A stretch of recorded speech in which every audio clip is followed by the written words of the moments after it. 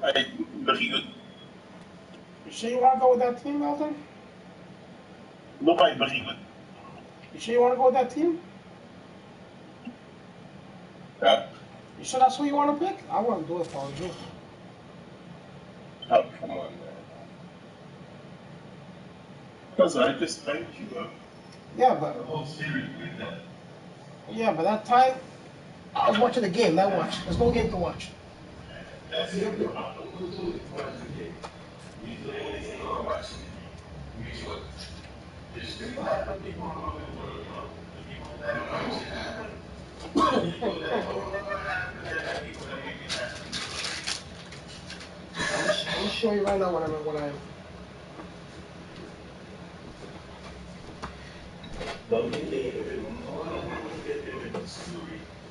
You don't get to be in my level by accident. We told you to put in hard work.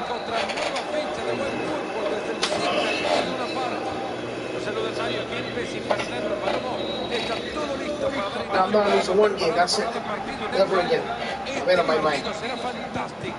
Bueno, y visto lo que pasó en la última temporada, uno tiene que esperar la mejor de todas ellas en el día de hoy, porque realmente no estuvieron bien, no salieron bien las cosas. Hoy empieza una nueva etapa y las esperanzas están intactas. Marco Royce. Por la banda, Marco Royce. No sirvió para nada, el centro lo dominaron fácil en el área de los rivales. Le han prohibido pasar nomás. Valen con una buena oportunidad. ¡Y ahí está! Hola. ¡Ese fue el primero! ¡Qué manera de arrancar! Oh, relax, cousin. That's the one. Full. Así estamos. Yeah, all right. I don't fall for that trick. Marten de Ron. Está transitando el perímetro del área, buscando un espacio. Tapa bien la pelota. Sacan bien la pelota, ojo que puede haber peligro.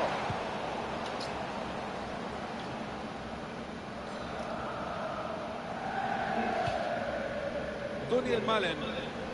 Está reclamando compañía. Posesión de pelota de Menier. El arquero lo pone a prueba y actúa en consecuencia. Y ahí se viene el tiro de esquina, la Caldera. Push pass here. Push pass here, boy. You're right. You're right.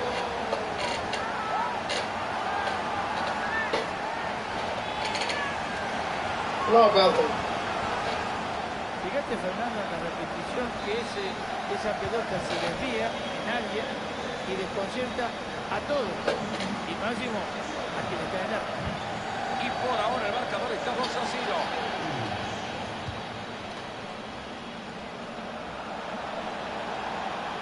Buen balón en el segundo palo. Lo que ha salvado.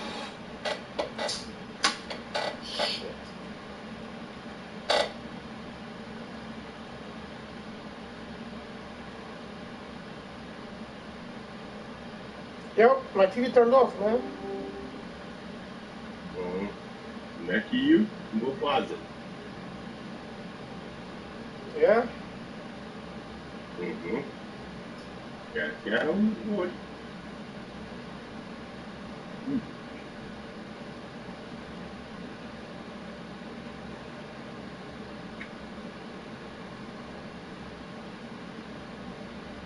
Nah, baka na magkakumputi ko na siya ito.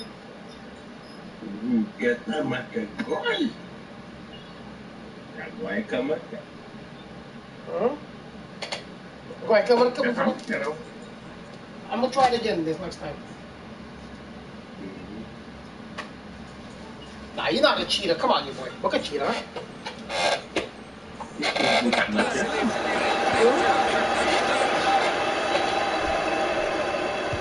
Llueve el córner al centro del área. También esa pelota. Se acercará al rival. ¡Qué pecado! Offside here, boy.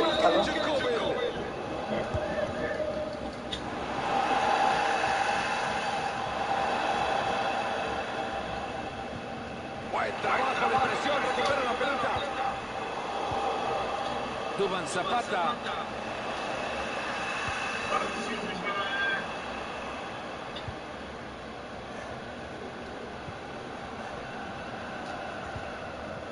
Schüller.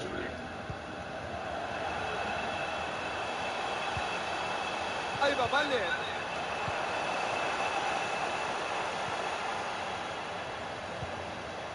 Ahora Bellingham. Rafael Guerreiro. A la pelota al área. Ahí está de nuevo, tiene la pelota. Quiere descoser la pelota. Por eso es el guardameta de este equipo. ¿Le han dicho al arquero quiénes son sus compañeros? Apenas afuera.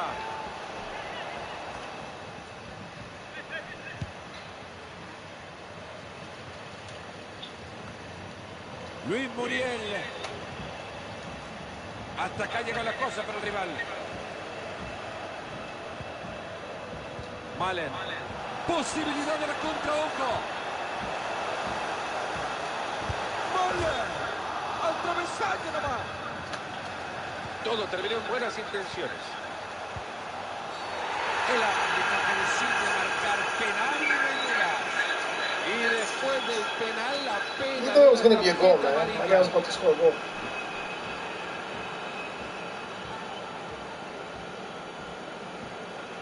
Arranca Royce. ¡Enorme, gigantesco el arquero! Qué bien que adivinó. El Guerreiro que mete la pelota desde el córner. Muy poco le faltó ese cabezazo para terminar en gol. Cuando ya el equipo estaba preparado para festejar, esa pelota dijo que no. Se plantan bien en el campo, pueden abrirlo. Pero ha sido verdaderamente magistral la recuperación de la pelota. El Borussia Dortmund. Señores, no hay quien le quite la pelota. La verdad que la posesión de la pelota a veces te da un poco más de seguridad. Y bueno, a veces te permite decidir mejor y dominar el partido. Bellingham. Adentro le pegó con la punta de la uña. Espantoso. Y el arquero que respira, porque eso era peligro de gol, pero le pegó tan mal que la pelota, bueno, no voy a decir dónde salió. Sorprendente esta victoria de gran ventaja del equipo local. Ahora Podría darse neta, Fernando. ahí se precipita y queda atascado en el fuera de juego.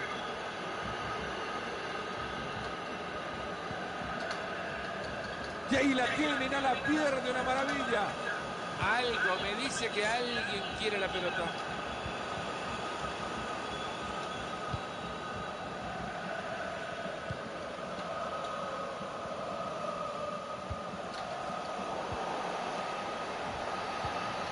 Le regalaron la bocha.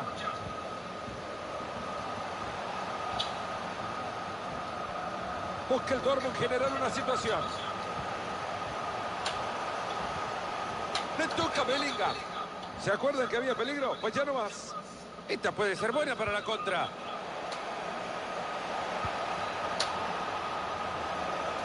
Ahí va y le pega. Ha llegado muy bien a cortar.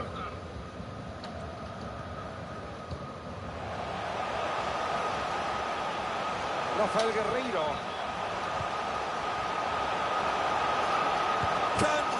La tapa, pero queda ahí.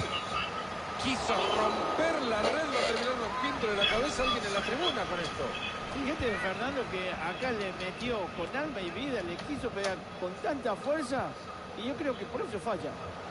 Controla la pelota Marco Royce y ya desafía al rival.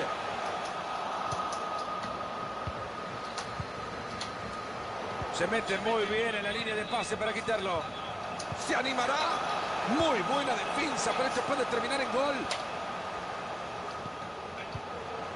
Ahí va Malen. Ahí la tiene de nuevo, están en su propia área. Ven que pasa rápido esta historia y dicen que el fútbol es largo. Se ha ido ya la primera mitad.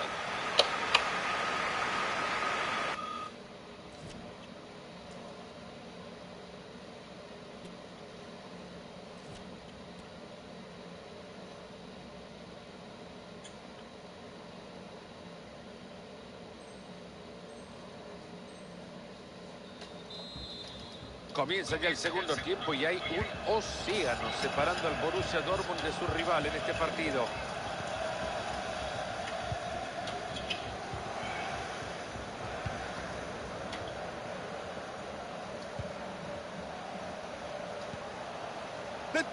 Bellingham.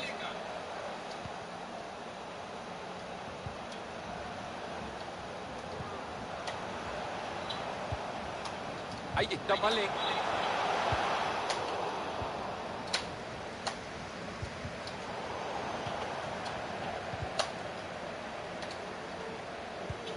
Ahí está, la pelota es suya.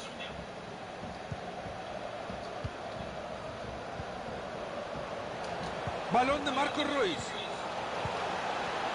Acá dando lecciones de quién manda. Nadie le dijo que tenía tarjeta. Ya vaya falta más boba. Tiro libre y con fortuna no le han sacado la segunda amarilla, Mario. Sí, señor, lo perdonaron y está jugando minutos gratis.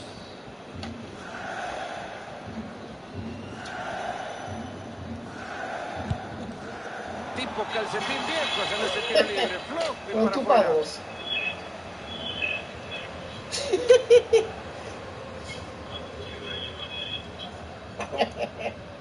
Daba un tiro. Anzatibur. Tiene Muriel. Duván Zapata. Ha interceptado bien este jugador.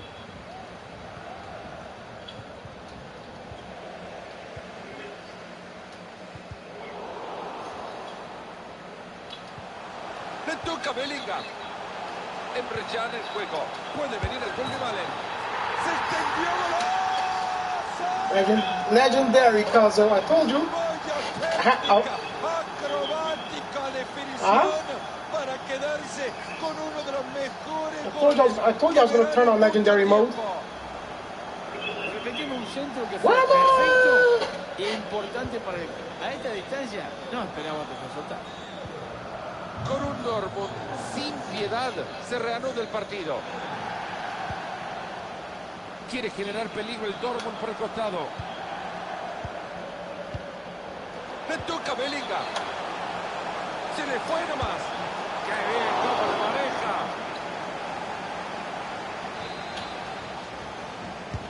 Guerreiro con el córner hacia el área chica.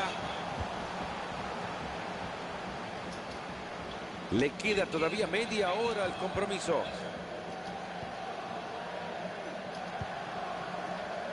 Rafael Guerreiro. Guerreiro. Dominan en la posesión con una tranquilidad brutal. Atento, que ahí tiene chance. Bien, ahí para repeler el disparo. Y Guerreiro que mete la pelota desde el córner. Lejos se va la pelota, qué buen trabajo defensivo.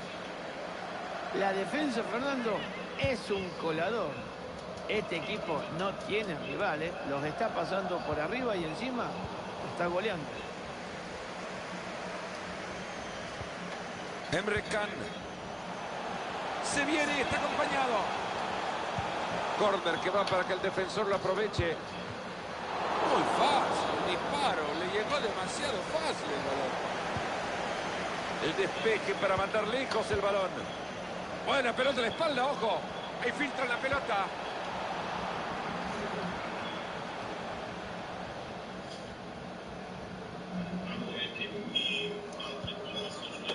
Marco Ruiz. That's just good defense, Marco Caso. Ruiz con el balón. Niklas Süle. Juega con ella Hummels.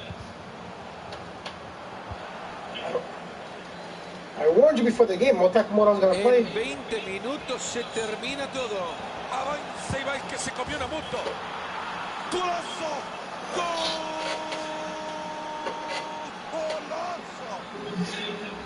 Vamos a ver de nuevo, por favor, señor director. Este contragolpe que dio un resultado esperado. Y depende de la distancia que esté, la podés colocar o pegarle fuerte. Este señor prefirió pegarle fuerte y terminó la pelota en un golazo. Había peligro y lo desarmaron ahí nomás.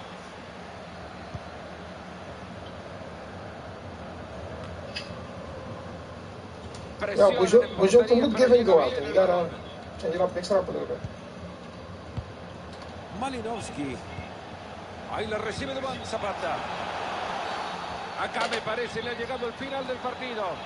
Una decisión arriesgada. Parece que esta vez se van a salvar, pero le han mostrado la tarjeta amarilla. Pero hay mucha gente molesta con la decisión. Y yo te digo, Fernando, que podía haber sido tranquilamente roja, ¿eh?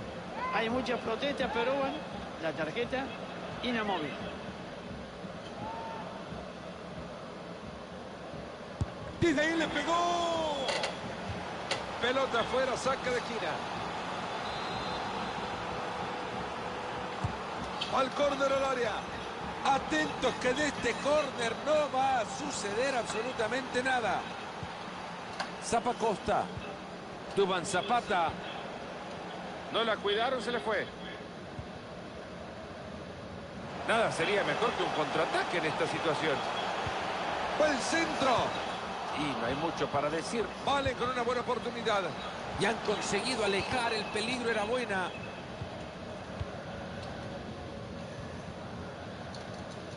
Ha recuperado de nuevo el balón.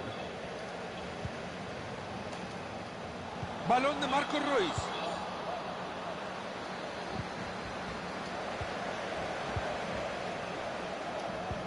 Hermosa asistencia y peligro.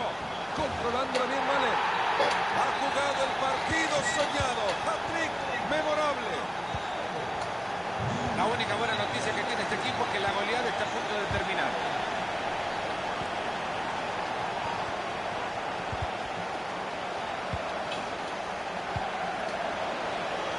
Le va a pegar, le va a pegar. Firme esas manos.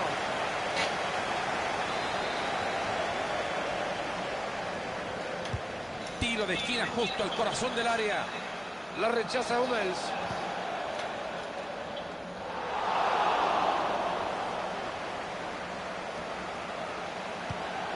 Emre Can. Guerreiro toma el balón.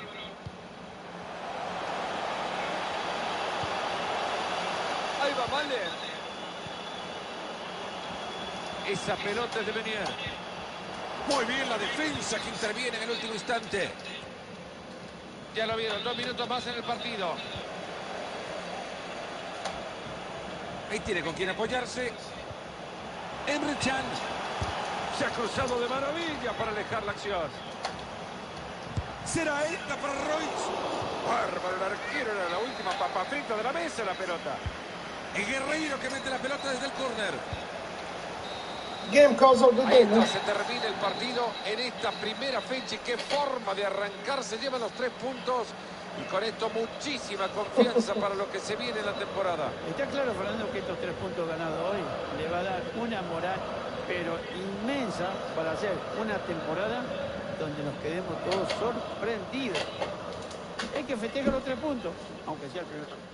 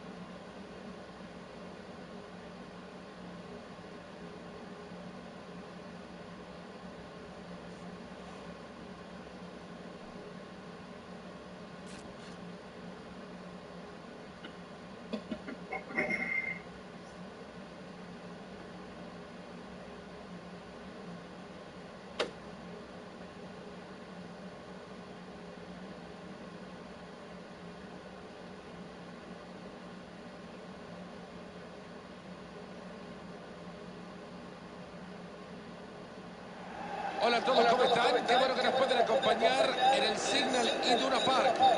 Les habla Fernando Palomo junto a Mario Alberto, el matador Kempes. Joe Breeze is watching the game. De verdad, de esos buenos, de esos como para grabar en VHS. There's 3 people watching the game, Malcolm. Genial, Mario. You better bring your A game. Que este equipo va a salir a la cancha para tratar de sumar 3 puntos y alejarse de la persecución. Ganando hoy se pondrían a ceras. Y teniendo en cuenta que estas temporadas son cortitas, ya se sentirían casi campeones. Rafael Guerreiro. Ahora Bellingham. Le ha pegado con la chancha en ese disparo. Metámonos a la formación del Borussia Dortmund. En la portería, Gregor Kobel. Mats Hummels es uno de los titulares y trabajará con Niklas Süle y en el fondo de la defensa. Al campo va Emre Can, saldrá con Marco Reus como extremos en el terreno de juego. Y arriba el potente Malen. Atento que desde ahí le puede pegar. Si lo clava, lo gana. ¡Qué buen bloqueo! El córner que llega al área. Ah, no, y lo vuelve a tapar esto. Meunier.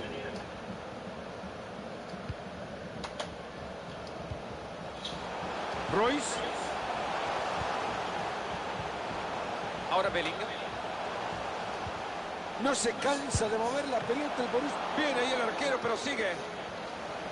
Se ha terminado la oportunidad. Ahí como se va a acordar el Dortmund de aquella atajada de hace un par de minutos atrás de este gran arquero.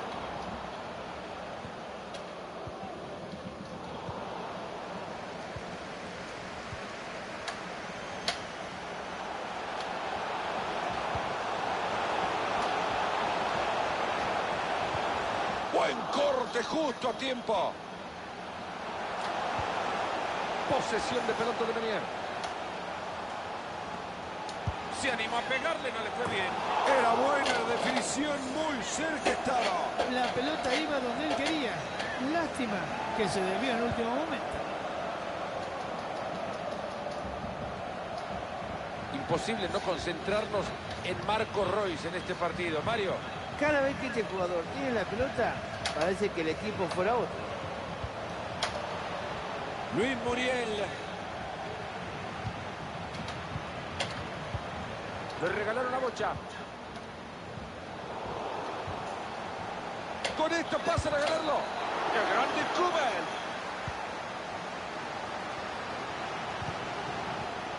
Esto sigue siendo empate y gracias al arquero.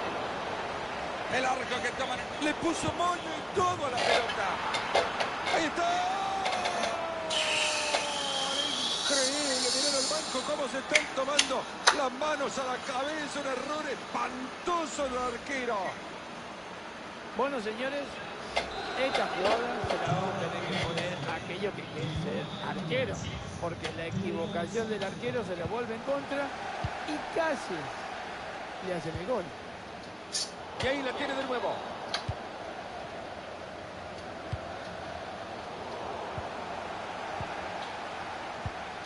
Luis Muriel.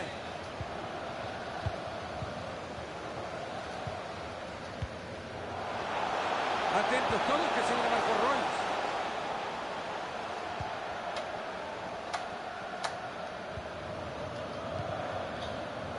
Pierde la pelota el Dortmund.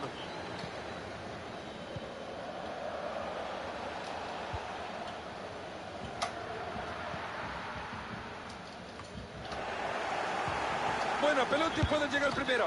¡Qué espectacular lo que ha hecho Kobel! Pelota que va al área con ganas. Lo otro es que quieren atravesar al jugador con el disparo. Y lo que consiguen es repetir el córner otra vez. Todos se quedaron mirando como diciendo, y tan mal le ha pegado a la pelota, se escapó y no pasó nada. Viene pero muy pobre el dominio de la pelota para los visitantes. Es increíble la efectividad que tiene este equipo a pesar de tener mucho menos la pelota en su poder. Y encima van arriba en el marcador. No hay sorpresas acá, la presión era constante. Ahí va, vale. Filtraron el balón. Esta es clara posición adelantada.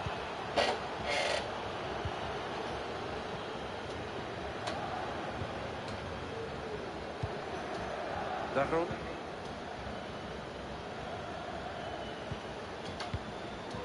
Tiene Muriel. Duban Zapata. Yo creo que están a unos 4 o 5 toques más de que esto se convierte en una vergüenza. Estuvo buena esa, Mario. Estuvo muy buena. Pudo ampliar la ventaja. Sí, pero falló. Falló y eso no es bueno ni para él ni para el equipo. Bárbaro el anticipo.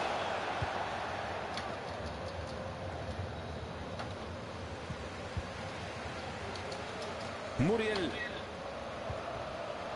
Malinowski. Se va la pelota lejos. A mí me daría vergüenza pegarle tan mal. Se viene el lateral.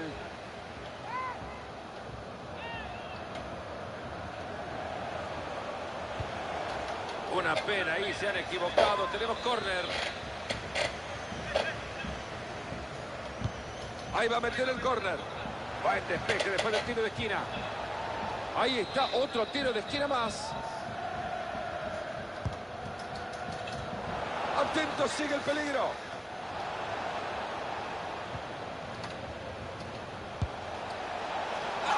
Este chico le pegó con el 40.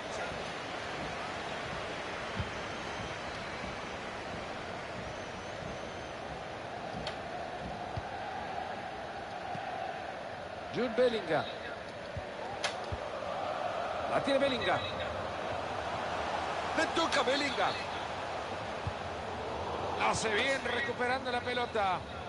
Se puede venir la contra, ojo. Gran jugada, que disposición impresionante. Todos pensábamos que era gol, vaya tajadón.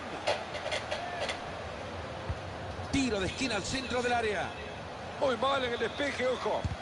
Buena defensa en el fondo. Se animó. El gigante, importantísimo este gol. Ahí está más cerca del triunfo. Señores, yo creo que nadie se lo esperaba, solamente él se tuvo confianza, le salió un tiro muy potente y a festejar. Entretiempo en este partido, se ha terminado el primer acto. Hoy nos está ofreciendo bastante poco, Mario. La verdad, Fernando, que si miramos las estadísticas, vamos...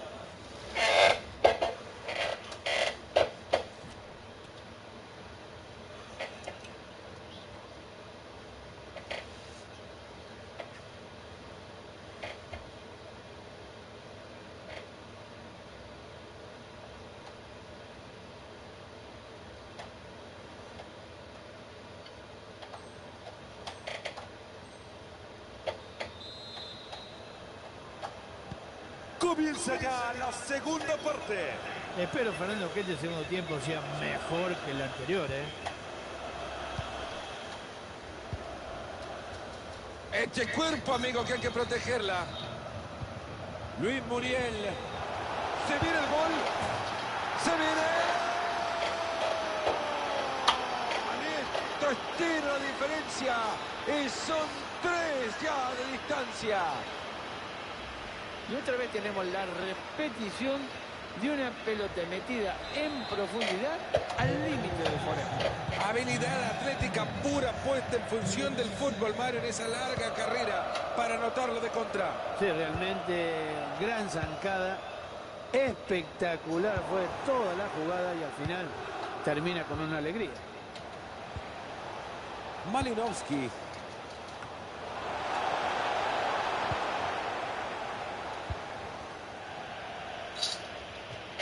Va a reponer la pelota desde el costado.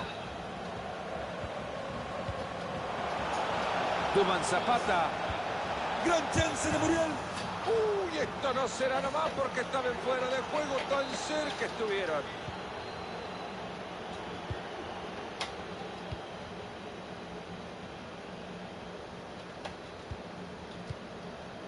Donel Malen. Munier.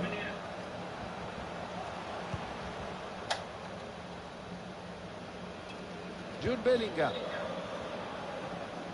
Se rehace de nuevo de la pelota en campo propio.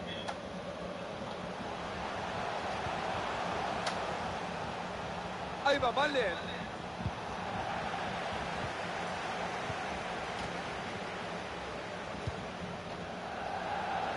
Luis Muriel.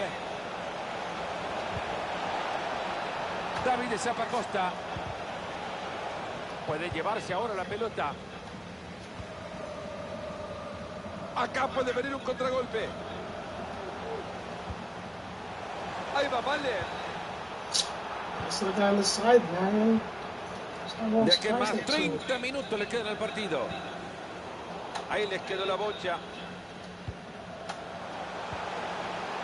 Balón de Marco Ruiz. Enorme opción que se le presenta. La va a aprovechar. Estaba esperando antes la pelota en posición adelantada.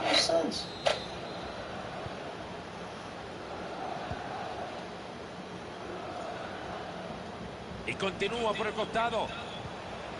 Duván Zapata. Cortando el juego Hummels. David Zappacosta. Duván Zapata. ¡Qué bien ha defendido!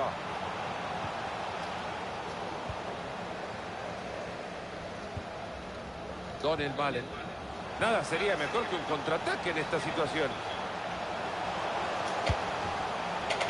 Un contragolpe que no logran concretar, una verdadera pena.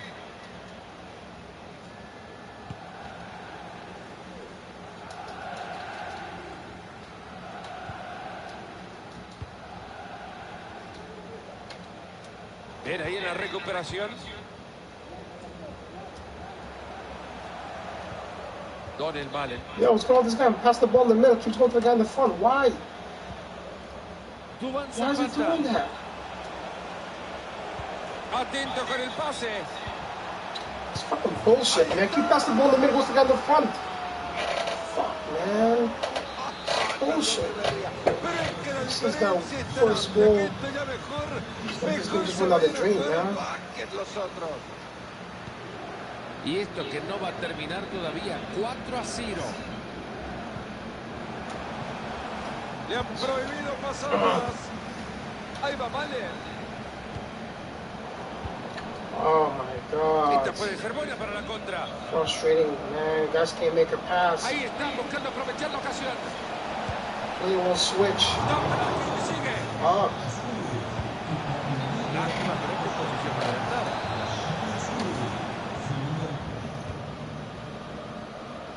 No hace falta ver las estadísticas, ¿eh? La verdad, lo están pasando por encima. La defensa, bien, gracias, pero no hace nada. Why would you make a soft pass, man? Pass the ball strong for that through pass. I don't know why this game does soft passes sometimes. Guarda que se viene una clara con este pase. Le han robado un balón.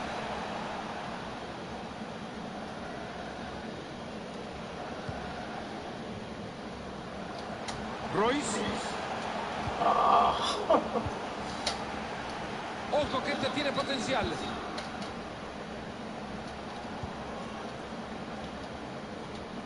Manejó bien el envío a portería.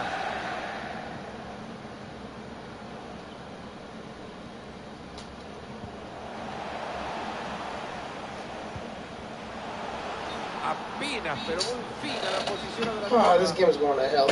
Let's finish this up and play the next one. Fucking nothing seems to go right. Guy by himself is offside. Ya vamos por los 37 del segundo tiempo. Marten de Ronnie. A ver si se ponen de acuerdo y le dice quiénes son sus compañeros, por favor.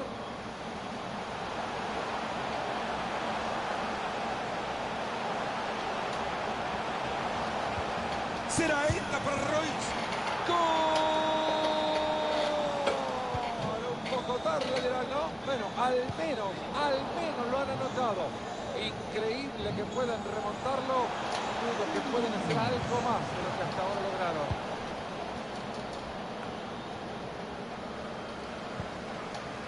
Se le escapó la tortuga Bellingham. Ahí están buscando el contraataque. Esta contra que no pudo ser, han recuperado el balón. Wow. Rafael Guerreiro. Ay. 2 minutos le están añadiendo el compromiso. ¡Hay bombazo! ¡Ahí se viene! That explains the whole game. 4 goles le están clavando de diferencia. Esto me parece como para que el otro equipo apague la luz y se vaya, ¿no? Vamos a ver de nuevo, por favor, señor director. Nice shot, nice shot. Golpe que dio un resultado esperado. Y bueno, señores, cuando se tiene confianza, hay que darle. La distancia era bastante larga, pero le dio con alma y A recepción de Malen.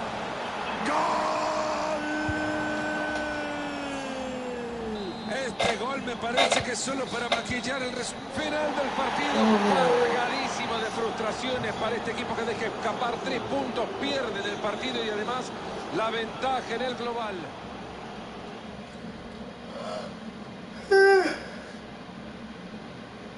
Let's go, Elton.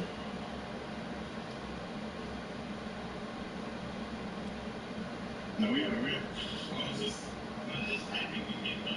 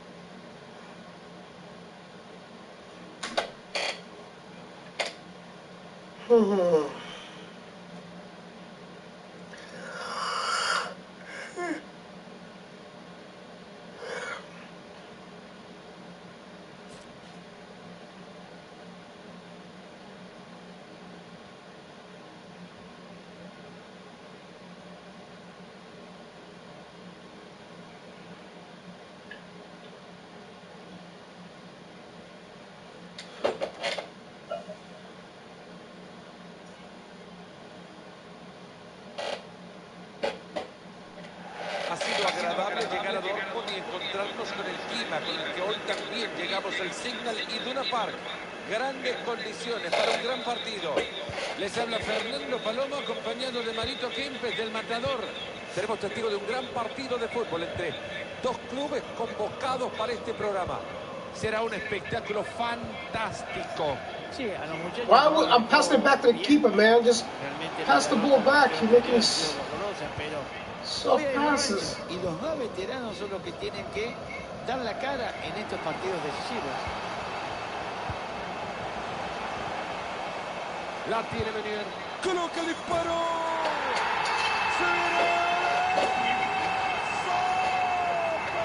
No. I'm blaming on the goalkeeper. That was just a good place shot because of... Y es que seguimos con el partido 1-0.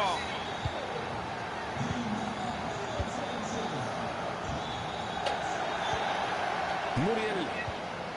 Malinowski. Berachin City. Luis Muriel.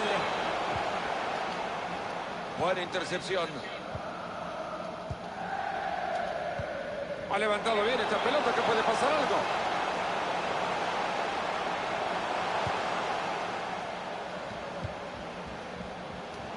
Rafael Guerreiro.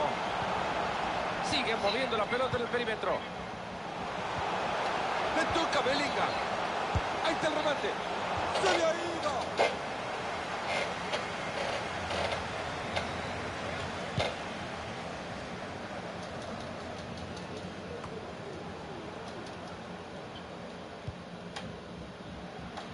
A ver si esta jugadita tiene ganas de grabarla, ¿no? ¡Qué feo se le fue! Malinowski. Bueno, gente, en cualquier momento que tiren otra pelota porque el otro equipo no la vea. Ahí mantiene la presión, surte efecto y ahora pueden atacar. Encuentran espacio para seguir jugando. ¡Ahora sí! Y esto comienza de nuevo. Y si lo vemos de vuelta, Fernando, hay que decir, esto lo habían practicado bastante y hoy le salió de maravilla. La presión muy arriba, roban la pelota y consiguen el gol. Esta puede ser buena. El disparo bloqueado. Hay un jugador tendido, no se mueve, parece lesión seria. Y ahí va avanzando nomás. Devuelve ese pase filtrado. ¡Uy, qué cerca! Qué hermosa jugada hicieron, pero le faltó muy poquito para definir.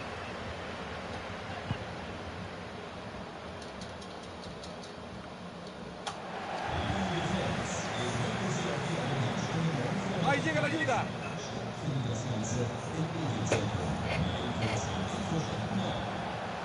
Le toca a Bellingham. Quiere descoser la pelota. Bien bloqueado ese disparo. Intercepta bien, consiguen el balón. Ojo que se escapa, no sé si va a tener otro mano a mano igual. Quiso buscar la fuerza. Yeah, y lo what's acaba going de on, fallar. man? Este optó por lo que siempre digo, pegale fuerte, pero esta vez le erró el arco.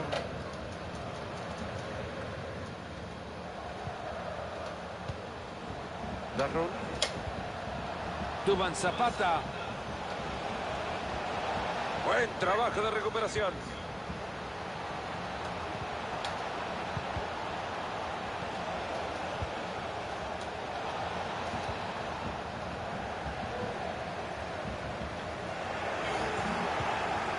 Recuperan el balón, algo pueden hacer. Ahí va y le pega. Gran reflejo del arquero, pero ahí sigue la pelota. Ahí está, lo puede poner adelante. Se le escapó la tortuga Bellingham. Malinowski. Han presionado y recuperado la pelota. Se animó y le pegó. ¡Qué espectacular lo que ha hecho el Cobel! Corner cruzado que llega justo al cráter de ese volcán. Rápido a modificar la idea, presionar para recuperar. Pueden ir a volar en el contraataque acá.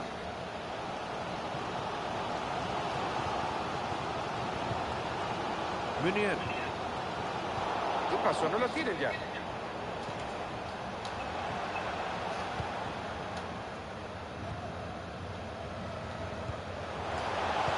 Cuánta imaginación en ese pase. Tapa bien el centro. ¡Qué maravilla, Marito! ¡Una tajada formidable! A este chico le sobra talento en el arco. El guerrero que mete la pelota desde el córner. Ahí va, vale. El arquero lo ponen a prueba y actúa en consecuencia. El público siente que sus jugadores pueden llegar al gol. Le pegó horrible con el cabezazo. Bien pasado este balón, acá hay peligro.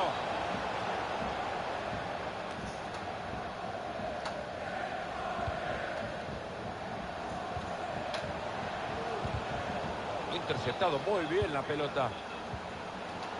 Ese jugador estaba adelantadísimo.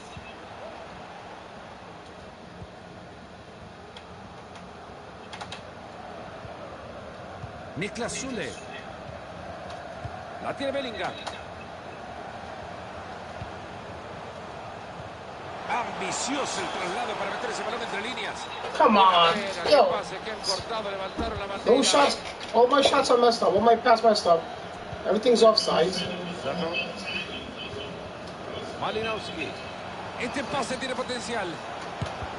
Gran bloqueo y termina el peligro. The player wasn't offside. That's what's going on. That's why they got rid of the replay in this Se game. termina el So you can't peligro, go back and Marito. watch all the refs' mistakes.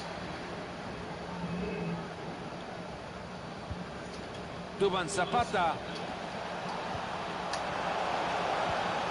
Han llegado bien esa pelota. Hacen un gran trabajo para sumarse todos atacando. Ahí va, vale. Ahora Bellingham.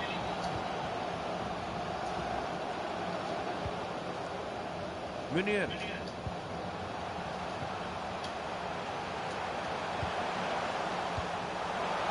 Y se metió por ahí. ¡Ahí le pega! ¡Gol! ¡Gol de manera de recuperarse! ¡Otra vez están arriba en el marcador!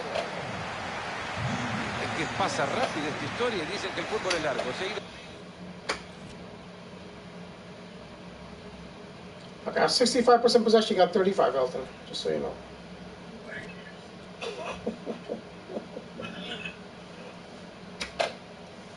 Alright, so people only care about the game, the goals, the game score, right?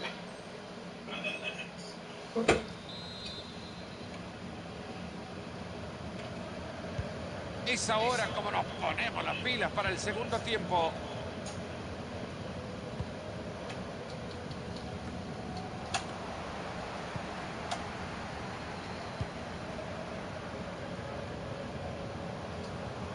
Jude Bellingham.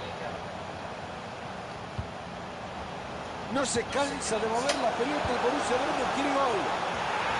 Gran acción para recuperar la pelota en su área. Luis Muriel. Alcanzar esa pelota, esta jugada puede tener That's el some gol. bullshit, man. My guy's right there. 2 guys in the keeper. Yo, I'm telling you, man, I'm not meant to win this right now.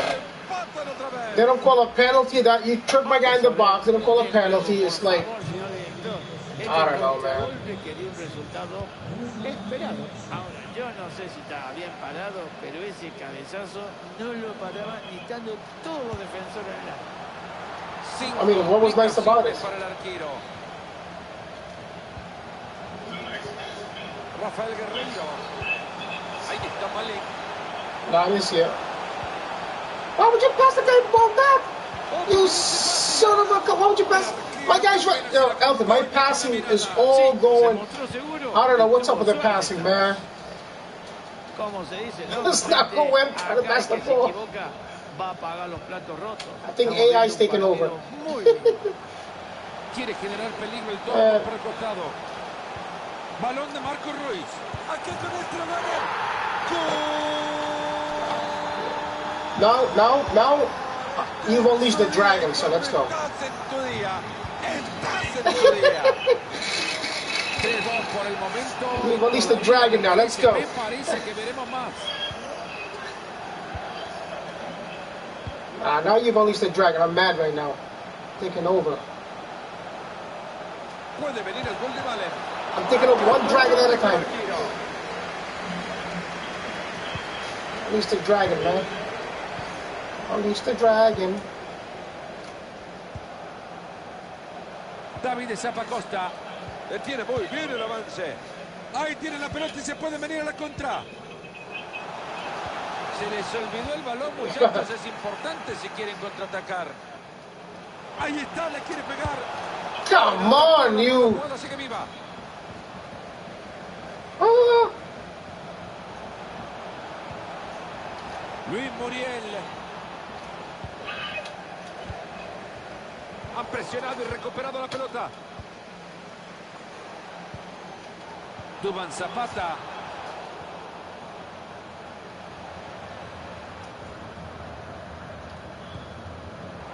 Ahí va, vale. Mano a mano con el arquero. Esta es. Bien, ahí. Wow, that keeper's good, man. You should put him on the bench. El córner que llega al área. Ha perdido la pelota, no lo pueden permitir en ese lugar.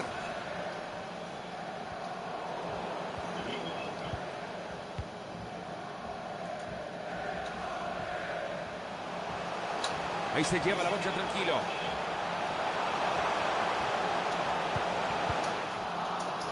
Intenta no perder posesión en esa. Duván Zapata. Le quedan 20 minutos al partido. ¡Maneroque! Espectacular lo que acaba de hacer este muchacho. Buena pelota y puede llegar primero. Told you, you've unleashed the dragon, man. Ah, damn. Un corte defensivo y ha recuperado. I was about to shoot that ball, man. Ahí va, vale. Viene la requisa.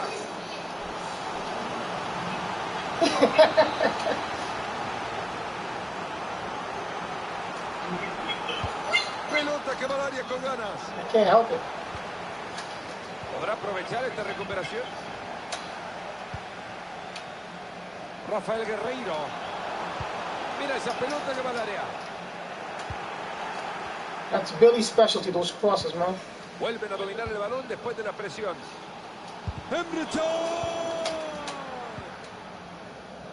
Oh, no. Please, please, please, please, no offside. ¡Qué Let's go. espectacular lo que ha hecho Kobel! That was offsides, though. I don't know why they didn't call it. Córner al corazón del área. Vaya peligro que llevaba ese cabezazo y lo ha atrapado como si nada. Vamos a hacerlo de nuevo entonces. Otro tiro de esquina. All right, let's go. Ha sacado bien el peligro. David Zapacosta. ¡Qué buena Ooh, tajada! good save, keeper. Hasta la esquina nos vamos otra vez. Yeah, you and Billy always get. I think you guys find teams based on keepers, you know what? Salve esa pelota, pero sigue el peligro.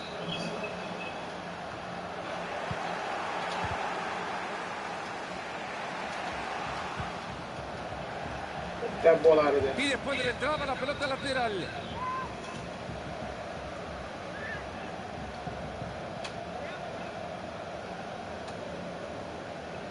Uy, bueno, termine esto para tener que hacer plata. Tengo que controlar la pelota. Fantástica recuperación. Quedan 8 minutos por jugarse. No se cansa de mover la pelota. ¡Bravo, bravísimo por el that arquero! keeper's- Saben en su equipo que tienen el arco bien I don't know who has the colocado. best keeper, you or Billy, to Desde el be honest. córner la juega en corto para su compañero. No se le puede Not cuestionar even nada close. Cuando intentó lo más difícil. Lo Shot. quiso meter en un sitio que era imposible. Así salió el tiro también. Estamos cerca del final del partido. Se acerca ya la victoria para los locales y logran aguantar esta mínima diferencia. Vamos a ver.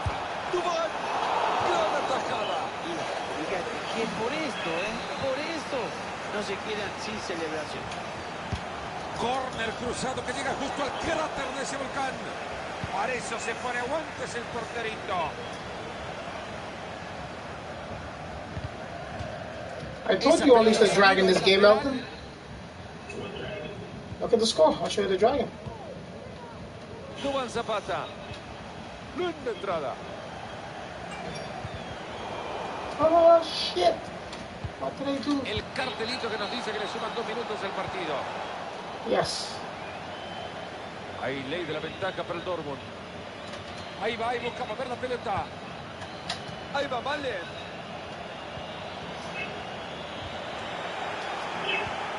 Ahora Bellingham. Se cruza bien ante el disparo. Increíble, no lo pueden superar. Muy poco tiempo en el reloj. ¿Qué tal un gol acá para tranquilizar todo?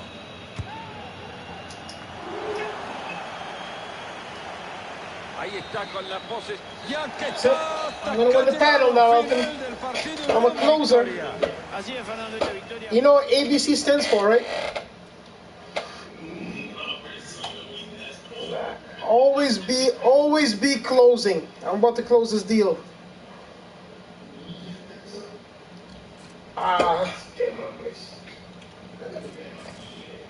Elton.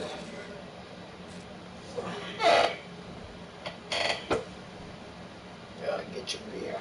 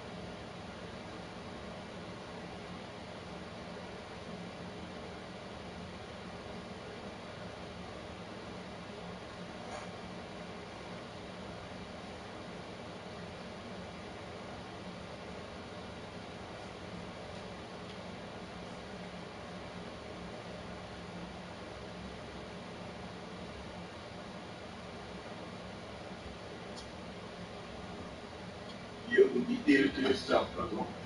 I had to turn I make my ships. Elvin, My wife was ships. I don't think I've ever lost. I don't think I've ever made it to a game 7. I always win on game 6. This is game 6. I'm like Jordan. Hell, you understand?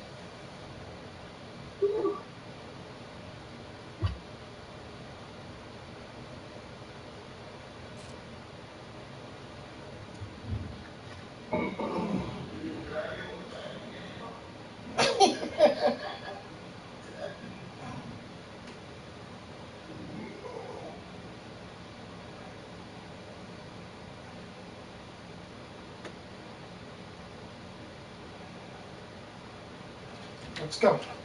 We come seal this deal. Hola a todos, ¿cómo están? Qué bueno que nos pueden acompañar en el Signal Iduna Park. Mario Alberto Kempes, goleador del Mundial de 78. Fernando Palomo, un placer darle la bienvenida. Partido especial el día de hoy. Hoy puede ser el día en el que el título conozca a su dueño. Partidos como este hay que verlos. Fíjate lo que te digo, Fernando, que este equipo lo ha hecho tan bien durante toda la temporada que no me imagino que vaya a jugar de manera diferente. Hoy, con la victoria, consiguen el título. Así que hay que buscar el partido. Marco Royce. Esta pelota es de ellos.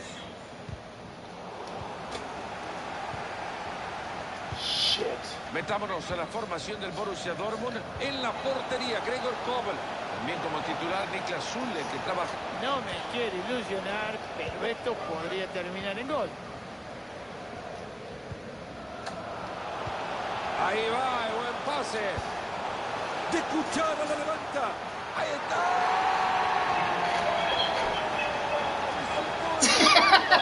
That's Billy's favorite player, Royce. Billy loves Royce. Ask him about Royce. He'll tell you how much he likes him. Entretenido hasta ahora, 1-0 estamos.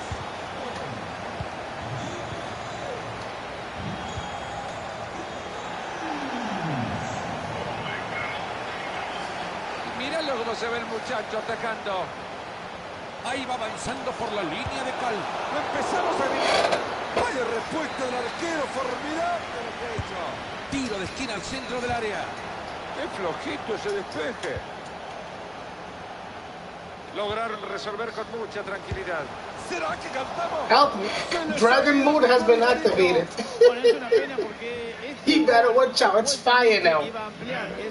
It's all fire from here. You're in trouble. That's why my jersey's yellow. It's fire. Luis Muriel. Buena pelota. Oh, shit. Come on.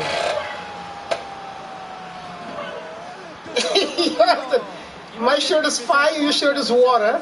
Blue. You trying to put water on my fire? You trying to put water on my fire? Metido en profundidad y que genera el peligro. La verdad que hay que tener sangre fría, porque la verdad que tuvieron una paciencia espectacular para romper ese aparato defensivo y conseguir el gol. Para esto hay que tener muchísima paciencia. ¿Para cuándo el gol? ¡Wow! Atento que se viene. ¡Wow! Calidad para sacar el balón. Malinovsky. La tiene Zapata. Chau, chau, mamá, y se le fue. Una pelota que llega sin problemas a las manos del guardameta. There's no need for that drop kick, that wrestling move over there. No need for that wrestling move. Just pass the ball. Donel Valen. Qué buen servicio. It's just called catch me if you can. Robándolo bien, Valen. Se le escapa la oportunidad que tenía servidita en bandeja nomás.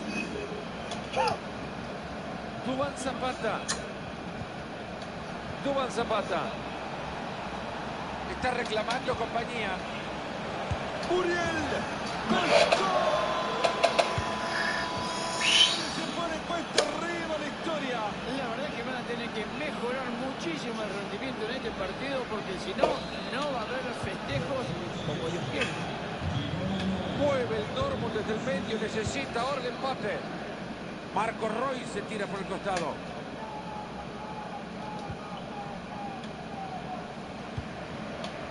No se cansa de mover la pelota. El Borussia Dortmund quiere gol.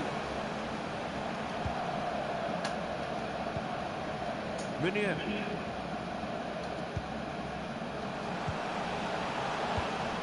Logra frenar el ataque.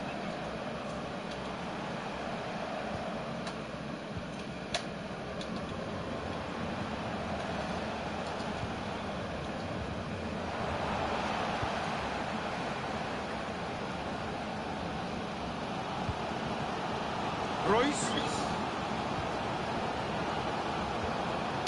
Embrechar el juego. Puede llegar el empate. Acá estoy yo, dijo el arquero. Al córner al área. Tiene ahí el arquero.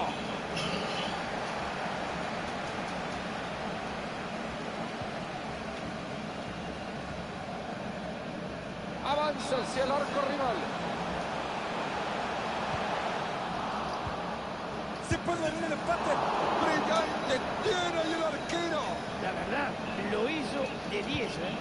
Mal pase que les está costando la posesión. El conjunto visitante vio poco y casi nada la pelota. Es increíble la efectividad que tiene este equipo a pesar de tener mucho menos la pelota en su poder. Encima van arriba en el marcador. Acá me parece están cocinando algo.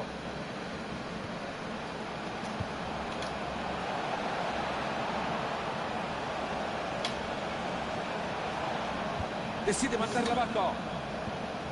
Recuperan, pero se arman bien para tener la pelota desde el fondo. Vuelven a dominar el balón después de la presión. Se le escapó la tortuga Bellingham.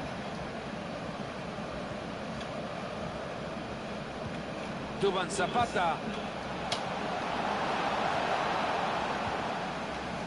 Clara intercepción.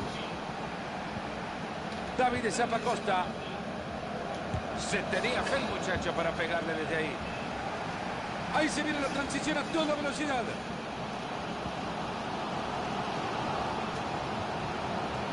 Mano a mano con el arquero. Enrique.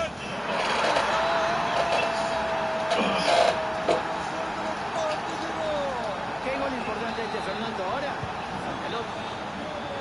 Para un partido como el que estamos viendo, un gol maravilloso como este. Verá Chelsea City. Mele con la bocha. Duván Zapata. Ahí está el remate. ¡Qué espectacular lo que ha hecho Kobel!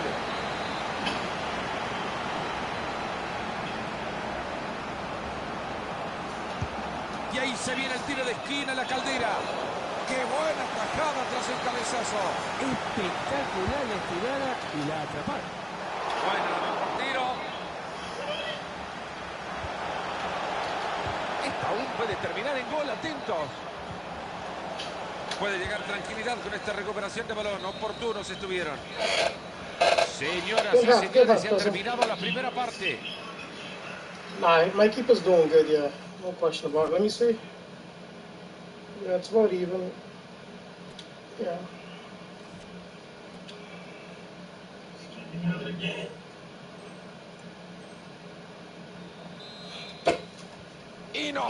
Yo, instead of keep her, they should call it keep him. Because keep her is a female, keep him is male. And he's a male keeper, right? Keep him. Instead of keep her.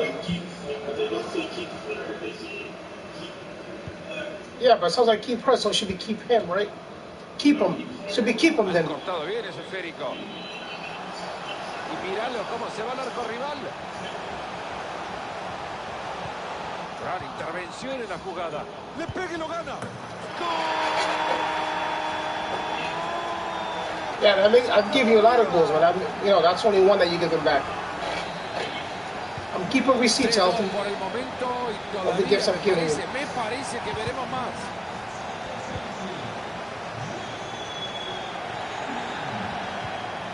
Después You probably need Billy to get your back, Elton, huh? Ahí va, vale. Rafael Guerreiro. Qué bien la hace, trae peligro. Y el arquero le gran oportunidad desperdiciada. Pueden abrir más la brecha si logran convertir este tiro de esquina. Ojo que se puede venir la contra. Y ahí está el árbitro que decide cobrar la falta en contra del Dortmund.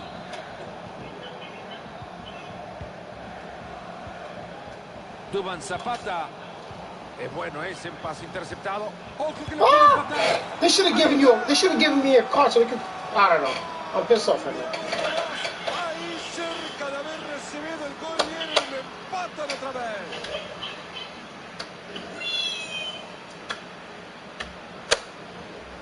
Ay, estas declaraciones, Fernando, son de risa, aunque el que la comete tenga que llorar, porque no se puede dormir, le robaron la pelota y le convirtieron el gol. Esta película es de terror para los arqueros. El árbitro que dice que hay un tiro libre para el Borussia Dortmund. Gran presión, no lo dejaron cabecear cómodo en absoluto.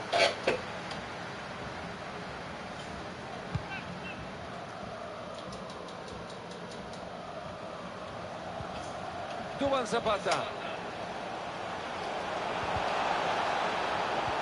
Terminó perdida la pelota.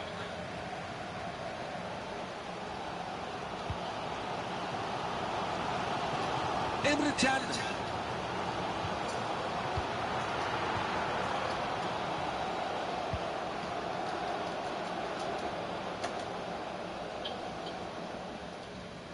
Ya se le fue ese balón, tendrá que hacerlo mejor.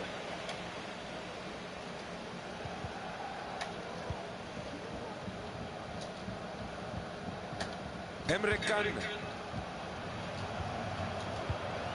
Ahí va, vale. Quieren abrir esa defensa. Qué buen juego de Tuque y Tuque. Vale con una buena oportunidad. Una de las grandes atajadas del partido. Atento que puede venir una transición rápida.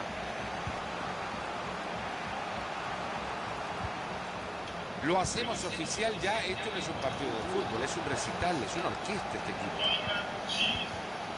Ahí está nomás el cambio de posesión.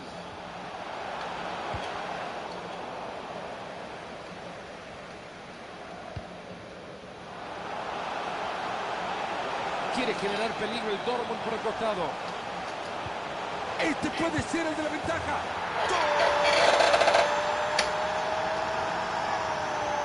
Yo, you think you should have got a penalty there helping?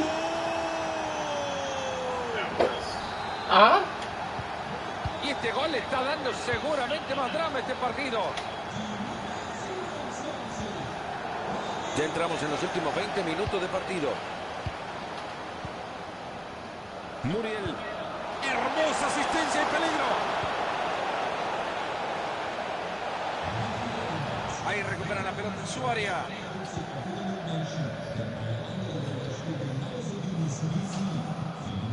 Ahí va, vale. La tiene Bellingham. Rafael Guerreiro. ¡Va el bombazo! Pasó cerca y no pudo ser. Es una pena, Fernando, porque era una oportunidad muy grande que tenía para ampliar, si cabe la palabra. What the heck was that? Ahí está con la posesión, ¿lo podrá aprovechar? Y nos estamos metiendo en los últimos 15 minutos de partido. Avanzan y con buen movimiento colectivo, atentos. Gigantesco lo de este portero.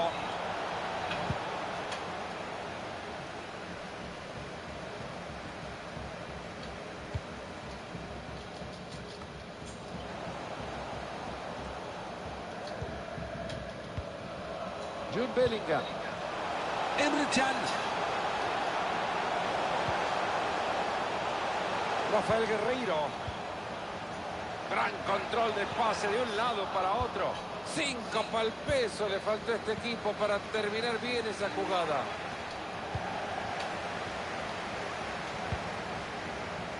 Ya no queda mucho tiempo para ella, seguro se está pasando muy lento, están conservando la ventaja, se lo están llevando todo. Y se nota, Fernando, en el aire, el nerviosismo. Se están jugando el todo por el todo. Si ganan este partido, se llevan el máximo galardón. Ojo que pueden pensar en la contra desde acá. Los están agarrando mal parados. En esto le van a castigar.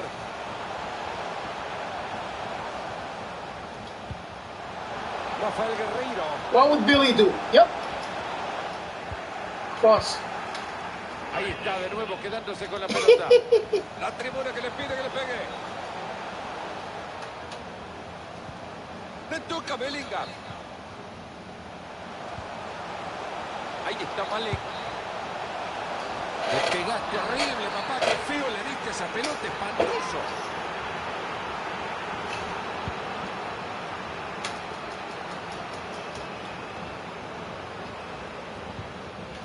Van abajo por uno en el marcador, construyen bien la jugada, puede pasar algo. ¿Está para el empate? Se metió bien Hummels. Viene el portero, prosigue.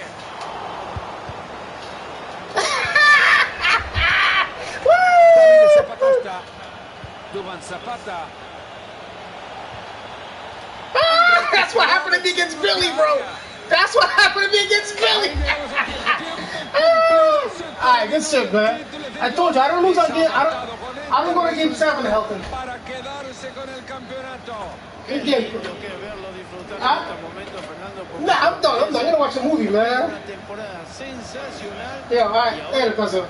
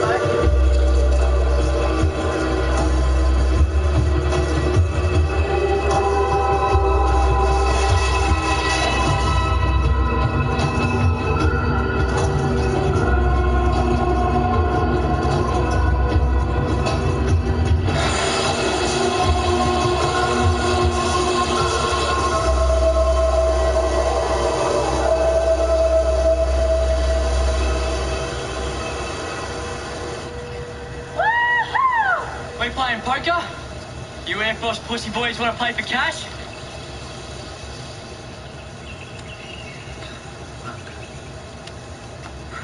Can't even deal myself a good hand.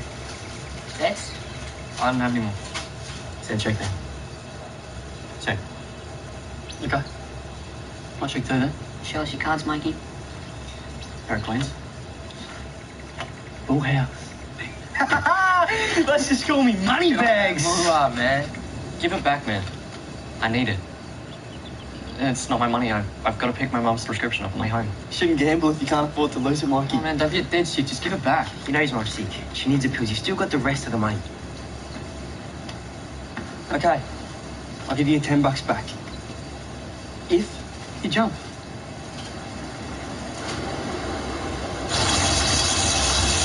I can't do that, man. I'm afraid of heights, and the rocks always move. You'll be fine, bro. 3 steps. We checked it out. Just give me the fucking money, man. What fucking money? Any money around here belongs to me. Cop it up. What are you playing? 52 pickup? Piss off, Victor. Hey, Paul, tell your brother Jake won that money, man. Fair and square. Shut your mouth, septic. I'll bash you just for fun. You got any money? We can play him.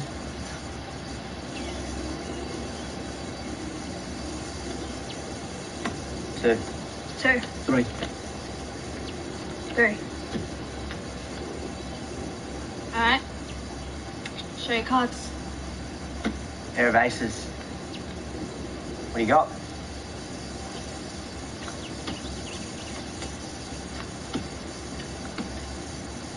Three nines. Let's go, boys!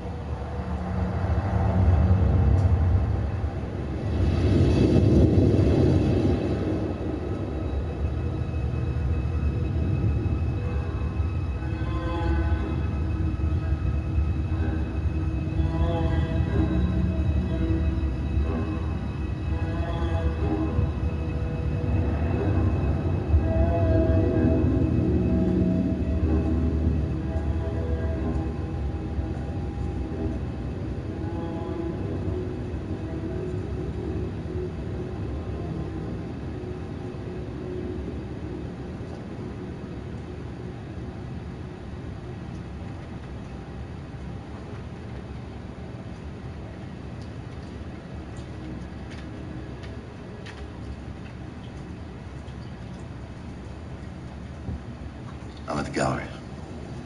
No, just drop something off for something happened, Trevor. Okay. Right. Yeah. Sorry? No, I'm sorry, this is going to sound really odd, but I want to paint you.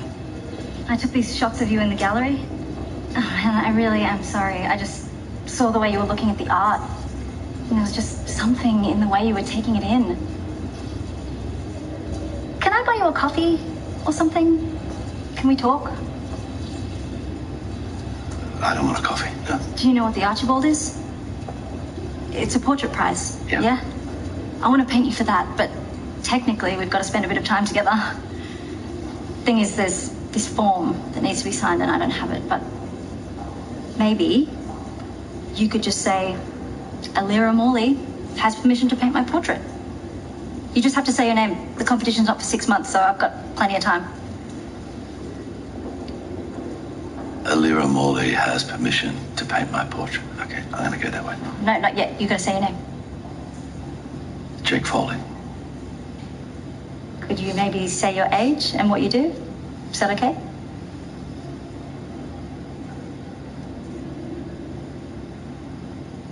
I'm 57. And I'm a gambler. Is that for real? You're a gambler? Yeah. Like on sports? Horses? Greyhounds? That kind of thing? No. I play poker. Right on. Well, thanks. Maybe if I make the shortlist, I'll see you at the exhibition? No, you won't.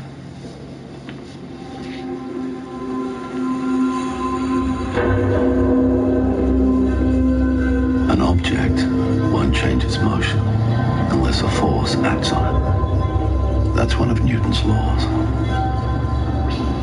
From the time we were teenagers, Mikey, Alex, Paul, Drew, and I were an inseparable band of pirates. But for quite a while now, life and circumstance have been pulling us apart. And time is running out to apply the force that would bring us back together.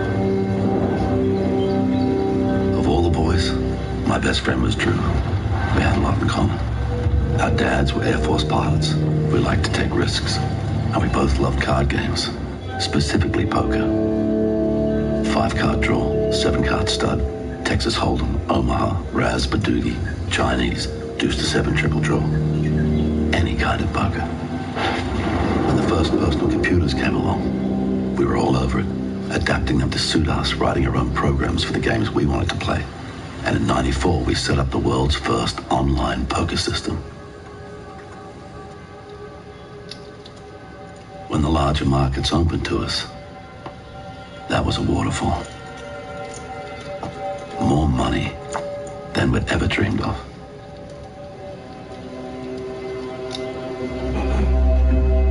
Then Drew hit on something else. By restructuring the code from cards to countries, he retooled the program into a saleable military-grade surveillance software. We called it Riffle. Shit name, I know. Our customers are governments. But life's just a game, right?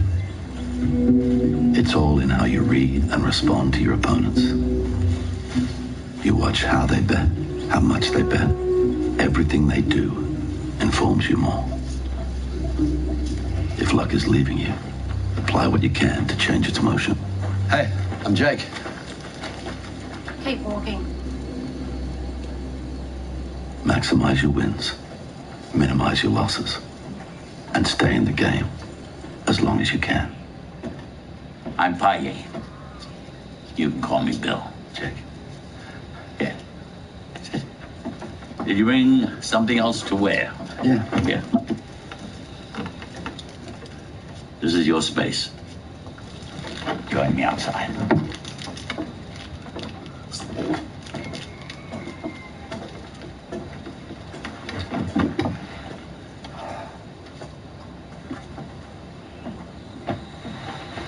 The medicine is telling me you're not ready yet, so we wait. We can talk if you want.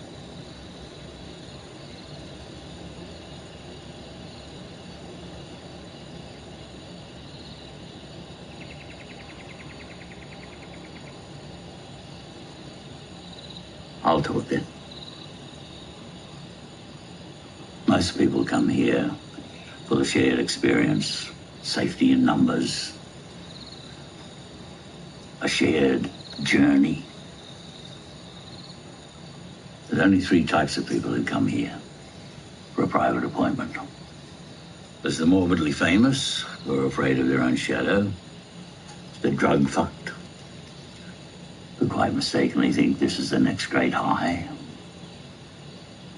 and the incurably curious. Now, I don't recognize your face. You don't appear to be in need. But there is a weight on you. And it's related to your mortality. How am I doing so far? 100%. Death is inevitable. All living things will die. You have to recognize that with relief. Embrace that knowledge. In my entire life, the time I've spent pondering my own mortality would add up to minutes. If that. Maybe when my wife, Alison, died, I did ask the universe a lot of questions then. I never got any satisfactory answers. The answers don't always have the structure we expect. Sometimes the insistence of the question can drown out the response. Let's go and untie some knots.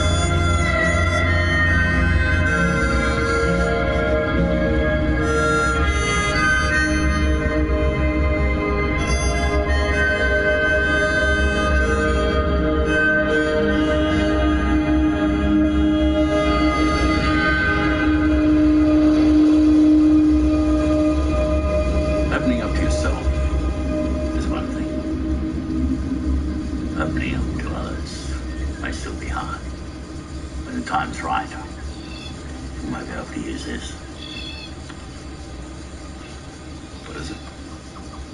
Let's just call it truce here. A couple of drops. And you'll say what's on your mind. Perfectly harmless in small doses.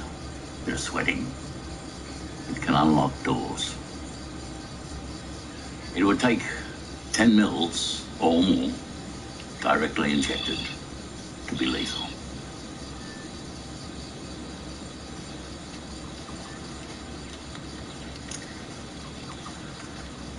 Some people take comfort in knowing that they have some means of control.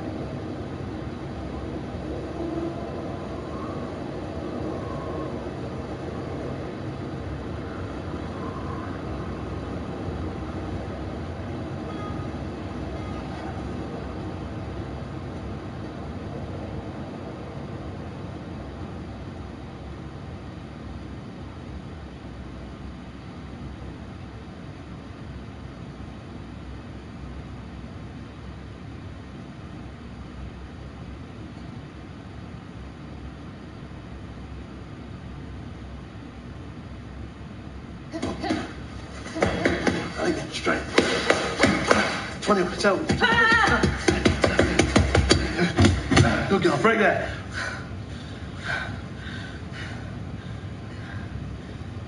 Ready?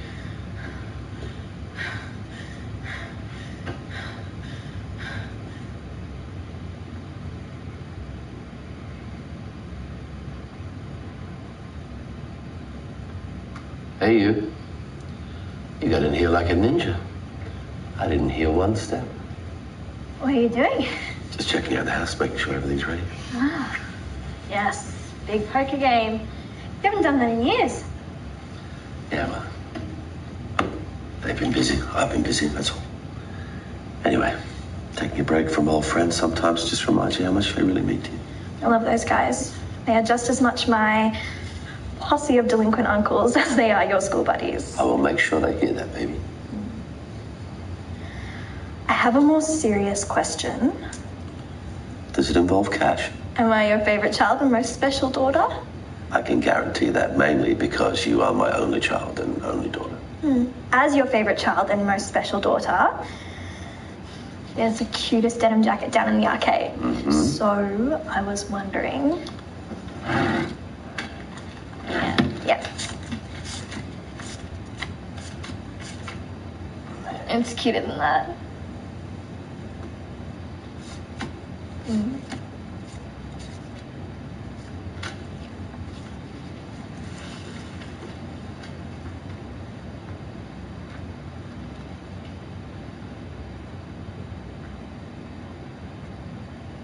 Look at what you built. Mom would have been so proud of you. Hey, come on. Don't get yourself upset. Your mom is with us every day. She sees everything. And you know what? She'd much rather see you laughing than crying. I just miss her. I didn't think I could live a day without her, let alone 10 years.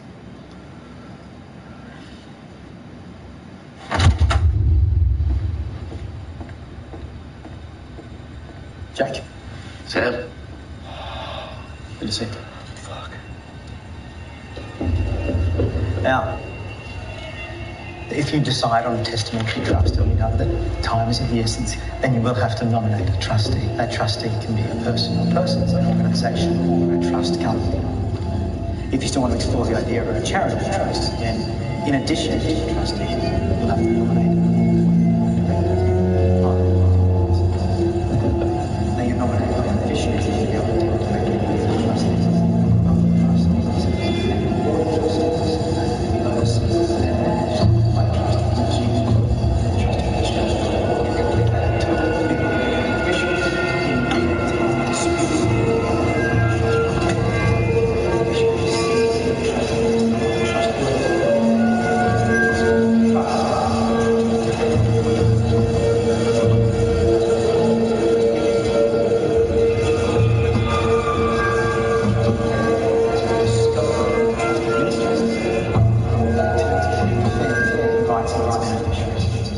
know this is. If you do the structure right, I guarantee you'll be tight as a drum. Now, in regards to tonight, everything's in place. Gonna meet the guys down in the garage in 10 minutes. Once I'm done there, I'll head up and meet you at the pad. The pilot's standing by. Good. Have you told Drew? Not all the details, no.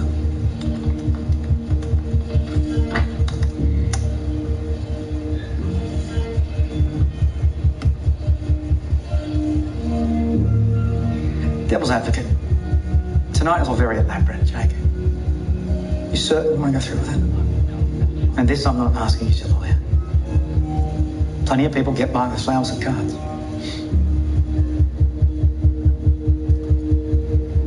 Well, they might not be the best decisions I've ever made, but at least I won't live to regret them. Sit down there.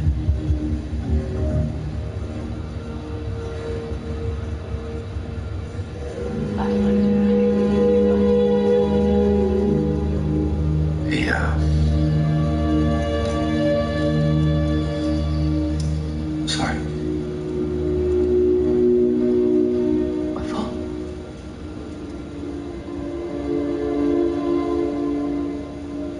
Lie when necessary.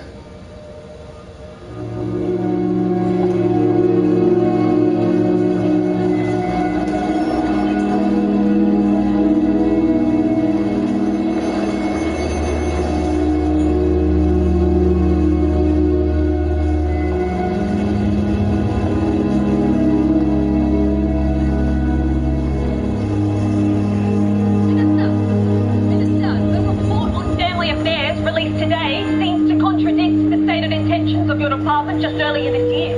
Well, Beverly, what you're really saying is that the general press contrivance to misunderstand the position we took last year. My department is aligned. We're putting the needs of lower income families first, and I know you personally support that, Beverly. No, Minister. Minister?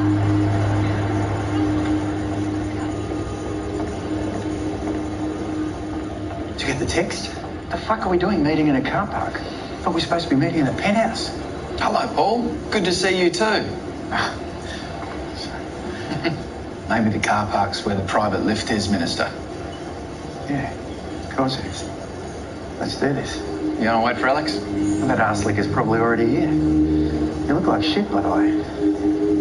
Tremendous.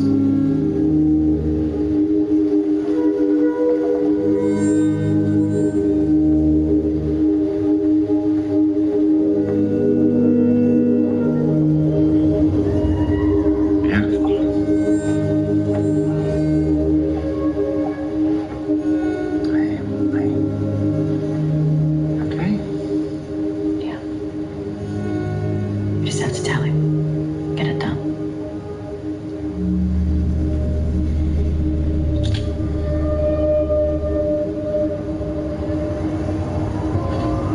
It's on tonight, right? Just don't forget the gear. You never know you're gonna pop me too, Billy. Small, mate, you look favour too. Look, I'm gonna have this bloke's decently. He's a little different. He's Polish or something. But we need him. He's connected and he knows what's what. So just don't use your prison charm, okay?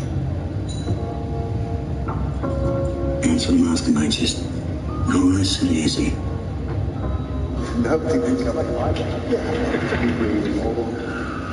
Gentlemen. Alex. How are you, mate? I'm good. You? You don't know, do you? Paul, I'm Sam. Sam, the annoying one that's been texting. Paul, nice to meet you. So, are we going upstairs, or? Actually, Jake thought you might like to meet him down at Pebble Cove. So he would like you guys to pick a car to drive.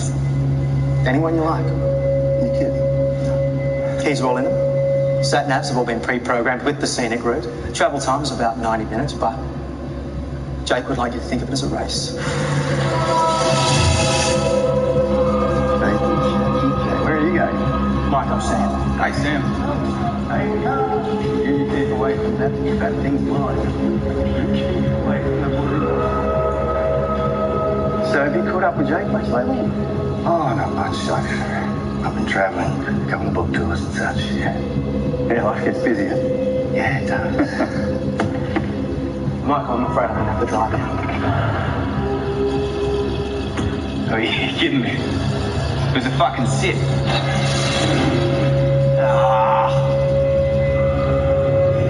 Taking that one. Nice choice. Is anyone going to say go?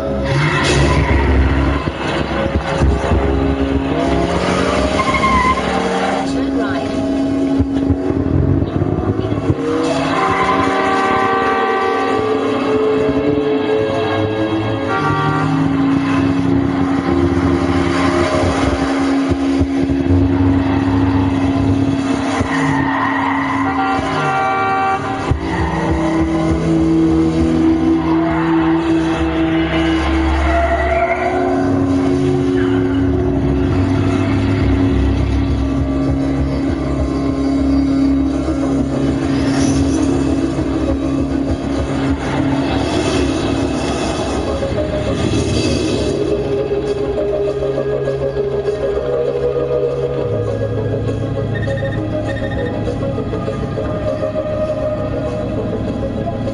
Hey, you good?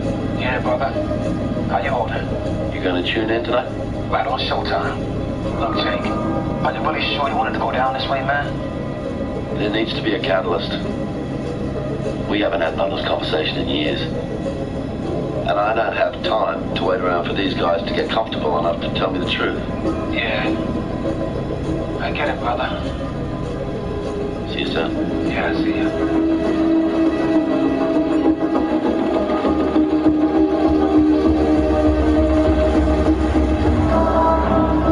Fuck me, mate. Everything okay?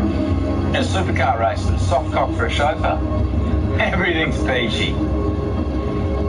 You know, all the specs say we have the fastest car. It's got a race engine. You're in a race. Maybe put your fucking foot down.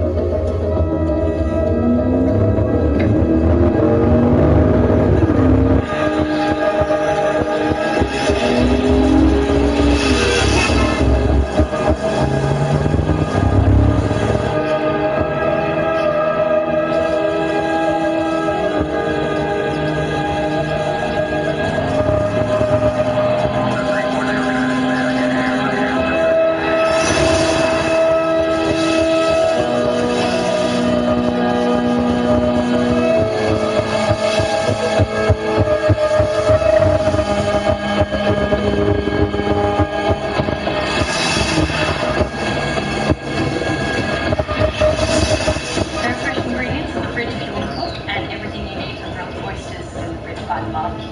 Great. Melody here? Yes, she is. Downstairs, sir. The guests are going to be arriving in 3 separate cars. So meet them in the garage, take them to their rooms, take them down backstairs to the wine cellar. No problem. After that, you guys can take the night off. Just put the gate on code only. Hello, Mr. J. Everything good? Everything in place, sir. Great. I think I might cook tonight. You sure you want to do that, Mr. J? I'll try not to make a mess.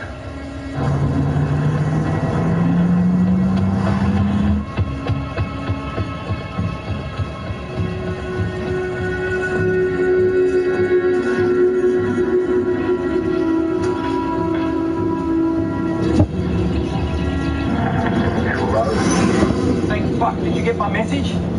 Don't go to the house tonight. The plan has changed. I'm not changing plans. Everything's been organised. No, you have to change the plan. I thought the house would be empty. You'll be there. It's going ahead. Time to clear your debt. No, it can't go ahead tonight. Do you hear me? He'll be there. I'll be there. It's too close. He'll know. Please, man, just back the fuck off.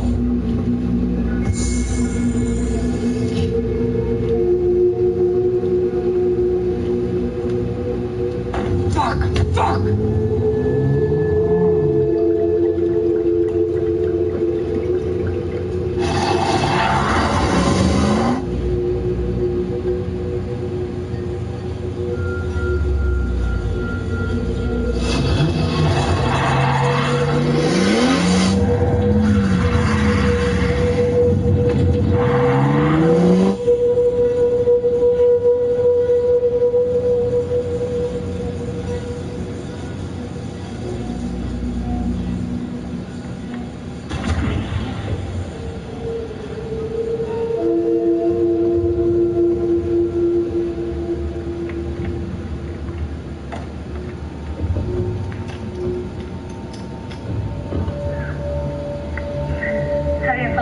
Mr. Foley?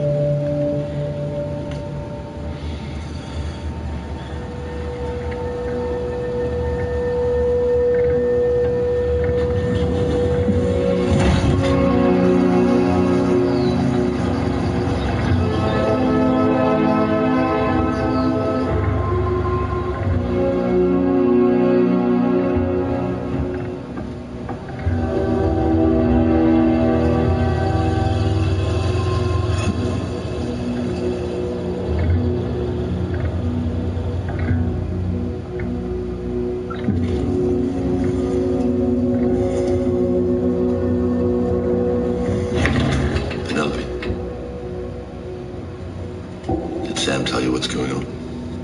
Only that it's big stakes and that I'll probably finish early. He didn't elaborate.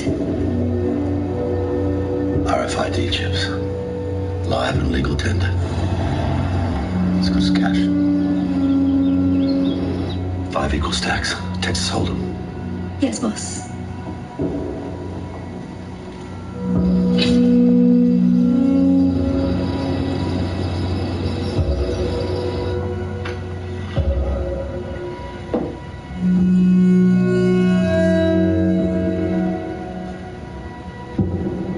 Yes, of course. Hey, look, where to go? I love you.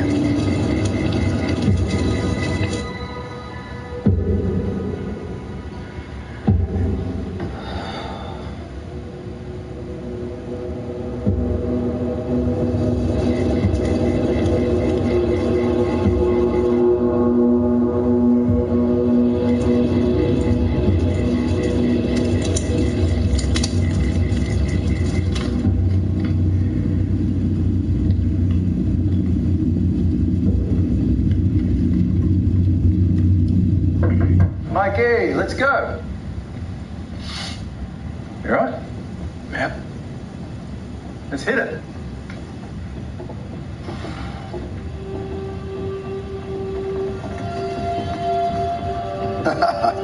There he is. That's good to see you, Jake. Oh, Jakey boy. Always a pleasure. Nice. Look at this. Okay.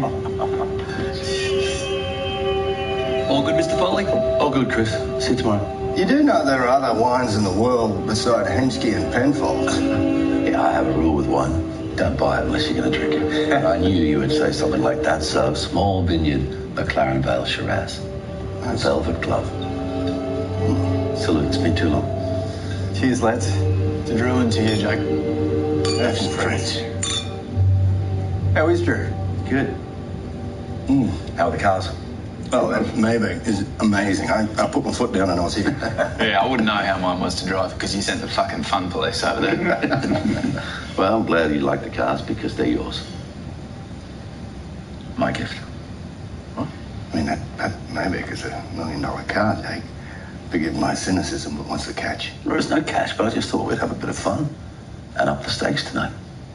The cars are yours, title signed over to you, or you can give up the dream car and exchange it for $5 million in chips each. Holy shit. $5 million. Texas Hold'em, winner take all. There's a couple of wrinkles. One, you have to play. You can't sit out. Two, if one of you wants to keep the car, then that's that. It's one in, all in. And we'll just play for our usual stakes. Fuck. Which car came first? The Maybach. That puts you on the button, Alex. Just got to make the decision. Do you want the car, or do you want the chips? I'll leave you to discuss it. Sam can answer your questions. Just remember, if you do play, you have to accept the outcome. If you don't play, you have to accept that outcome too.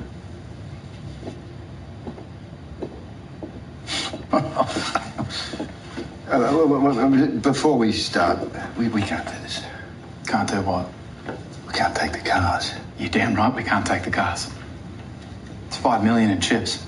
It's poker night. Let's fucking go. We can't take the cars or the chips. This is crazy. I mean, Let's just play for our normal stakes. I don't want to feel like I owe Jake anything. This is 5 million in chips each, right, Sam? Mm-hmm. So what's it going to be, gents? 25 million on the table. Who are these guys? The guys I grew up with. I'm giving them a couple of big experiences tonight. We're fucking with their heads just for old time's sake. They will probably say stupid shit when they drink, okay? And they'll flirt with a bedpost if they think they have half a chance. Mikey, wait. Just... This is too much. You know, I'm doing okay. I don't need this. I'm happy for you, Alex, that you're doing okay, that your books are selling. That's great. I'm not doing okay. And I want to play. Just say yes, Alex. What about you, Paul? I think we should just say yes, Alex. Mm-hmm.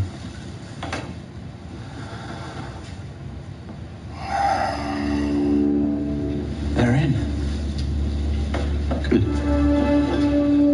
We're doing this. Well, yeah, we're doing this. You don't do things by halves, Jake. Cheers. Cheers. It's just a game, Alex. This is a beautiful drop. Sweet Jesus. Not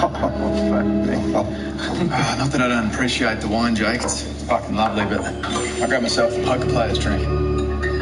Take the bottle. Cheers. Go, eh? There's a humidor over there if you like it. Don't mind if I do.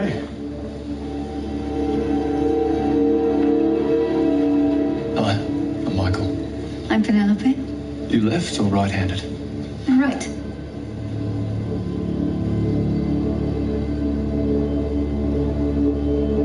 You'll be fine.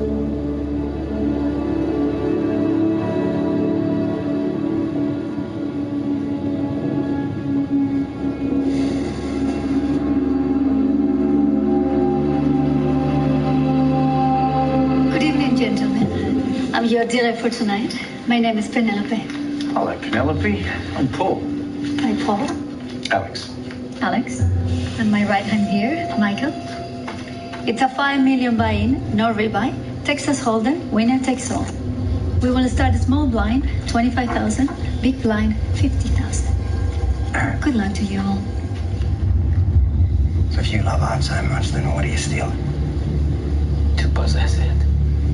Even just briefly, to be close enough to smell the canvas, to touch the brush strokes, to have possessed it. Maybe it's just a bit too obtuse and deep for you, Billy. Maybe you're just not smart enough to understand. Well, I'm smart enough to know which part of your face is going to bleed the most. So I can fear it. What counts the target?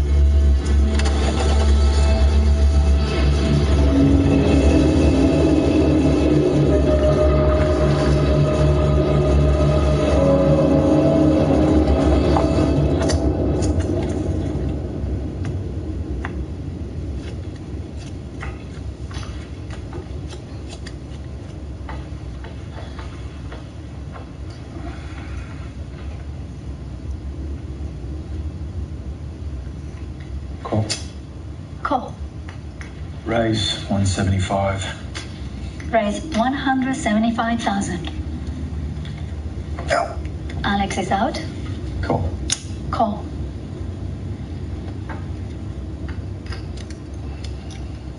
Call. Call. Call.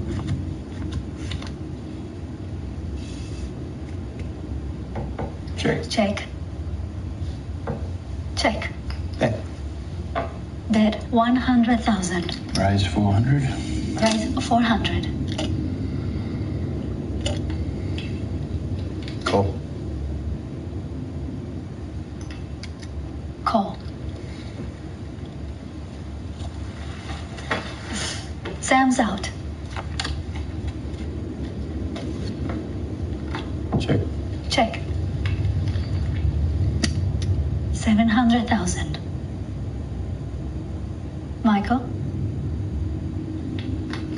Raise $2 million. Raise $2 million. Paul is out.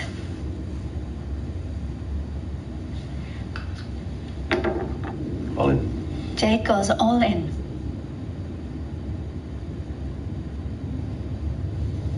Michael?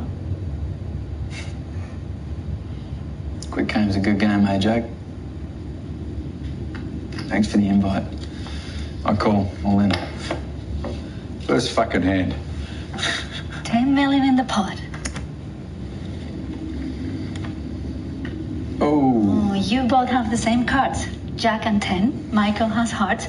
Jake has diamonds. We have a straight or a possible flush draw on both.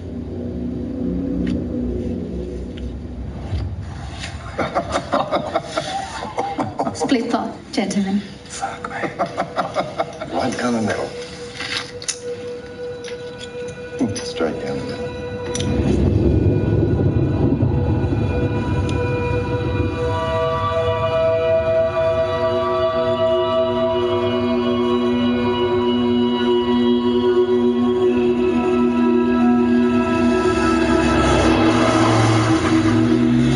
Talking about you walking from Melbourne to Sydney for about 25 fucking years. There's the bit of the story that I've never figured out. You didn't actually complete the journey. Oh, I did, yeah. I did. In a car.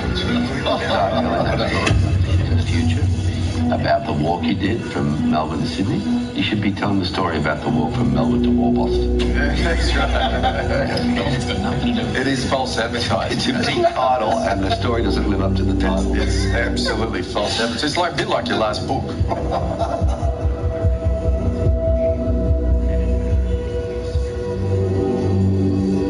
And then he proceeded to offer me this cigarette. Did you invite?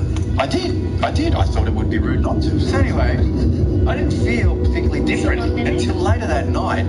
I went upstairs to the restaurant and I'm watching this band. And then I turn around and look out the window and I came back and there's the kitchen. The band's fucking disappeared.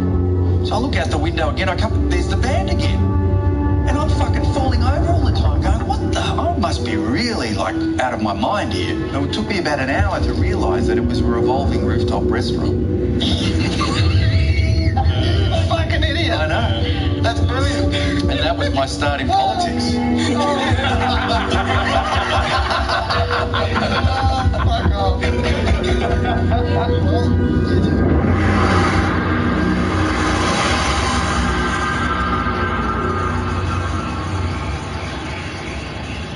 Mr. Foley left me a gift in my locker. No, I'm going to show you when I get home.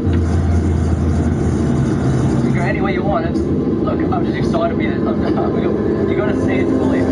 I'm on my way home now. I'll see you soon.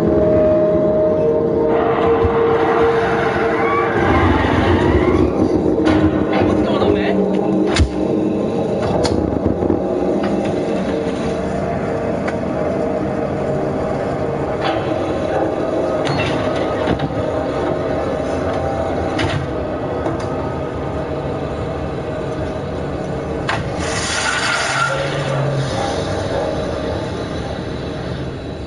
Vegas, we get to the hotel room, so I start Googling ass problems. Caution, my ass is in danger. Right? Every time you flinch your sphincter, it was like an electric shock through my body. We get to this specialist, right? And I lay down, and Alex is there with me. Thank you, Alex. And I lay down, and he has a look at it. He's like, oh, yep. He's like, yeah, you've got a perianal abscess. It's a terrific weekend in Vegas, wasn't it, Alex? Wasn't it? Hey, Beck. Are you going to tell me? Hey, I'm driving. This is some pretty big stuff. Just let me pull over and we can talk properly. I'm a kid. Is that it? I can't handle reality or something. What's the reason for keeping me in the dark? Listen, kiddo. About 5 months ago, this is really hard. Your dad had a vasectomy, okay? He just did it. He didn't discuss it with me. Now, I've always known that your dad, he loves you so much. And he didn't want to complicate your life with a half-sibling when you were younger. But I always thought that we would eventually get the chance to have a baby. So the vasectomy news, that was I've been in his office, looking at his medical records. He was diagnosed in September with pancreatic cancer. He's dying.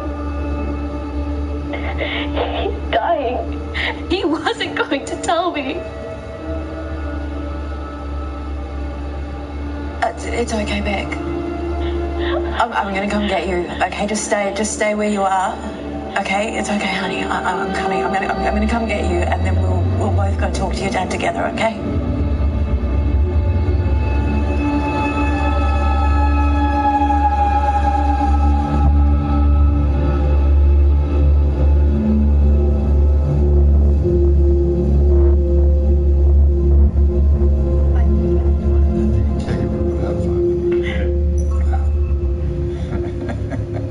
Hey, Sam, you want to check that out for me? Door might not be closed. It's activating the system. Yeah, no problem.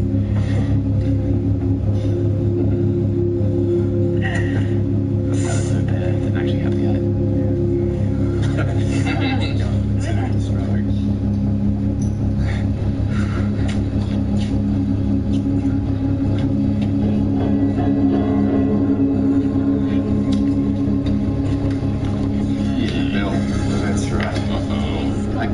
This guy. Littering? I hope he's a better lawyer than he is a card player. So what? Cool.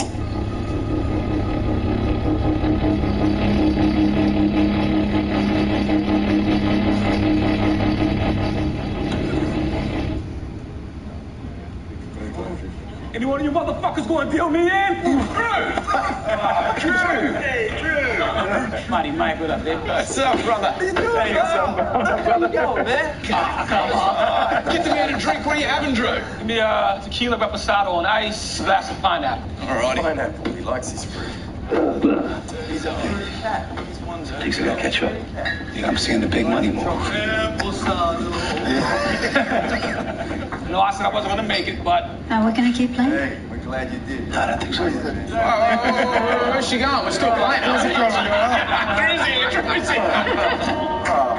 Oh, come on. No big deal, Casey.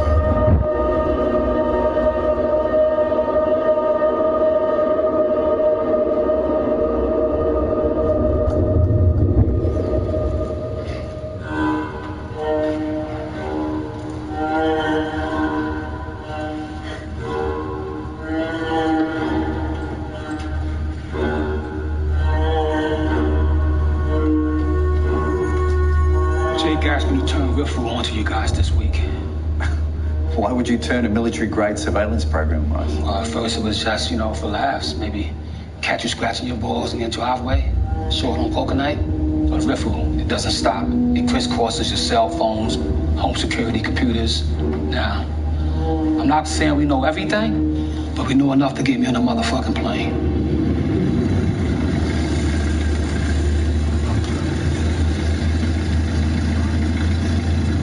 Sick. I'm not surprised, Alex. I poisoned you. On the base of your toasting glasses. But it got on your hands, your faces. And now it's in your bloodstream.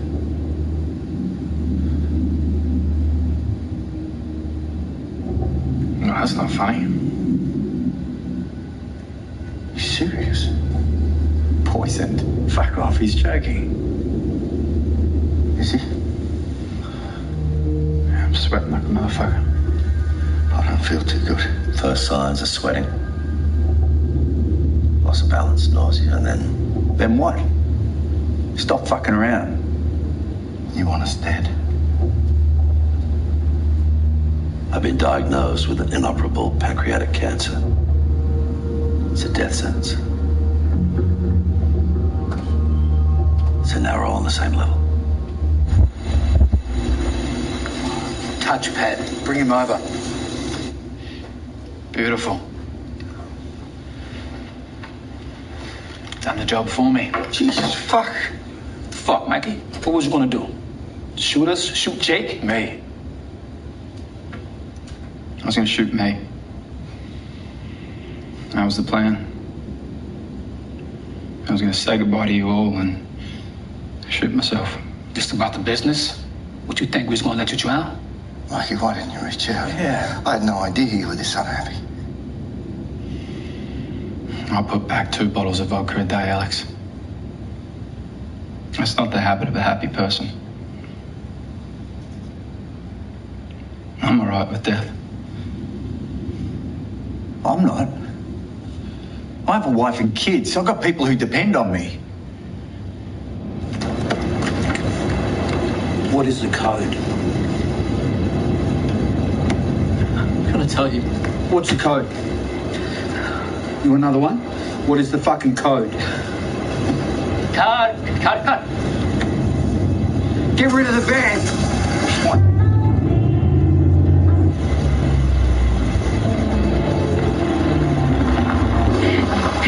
Get down. Hey, shh, no noise, you hear me? The car goes through, jump in front, the gate stops from closing. What? It doesn't work that way. It keeps going. The gate can crush the car. Is that right? Thanks, Mark.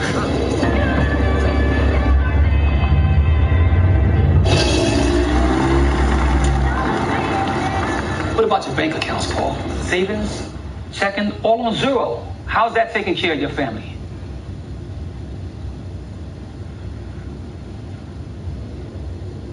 I'm being blackmailed. They've got video of me with a girl. If it comes out, I gave them all the money I had. They want more. They want more than I had. Tell me the code. Tell me the code or you're going to get crushed. Fucking hurry up, mate. It's coming. Tell me the code, you're going to get crushed. Wait. Code. You're going to turn into a fucking... Hang on a minute. Code. Tell it.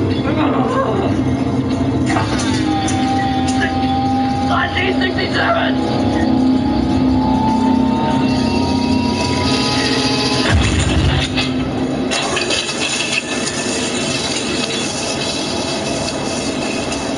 Thought we were just here to steal. We are murderers now. Why you letting me get manslaughter of mine? Yeah, and after you couldn't give them no more money, what did you do? What did you give them, Paul?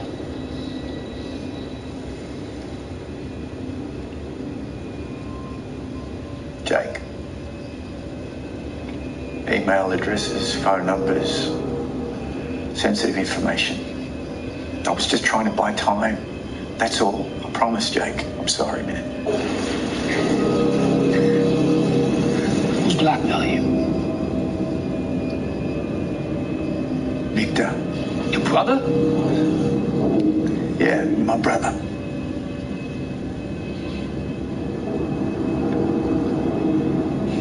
I'm just so fucking ashamed. Oh, fuck.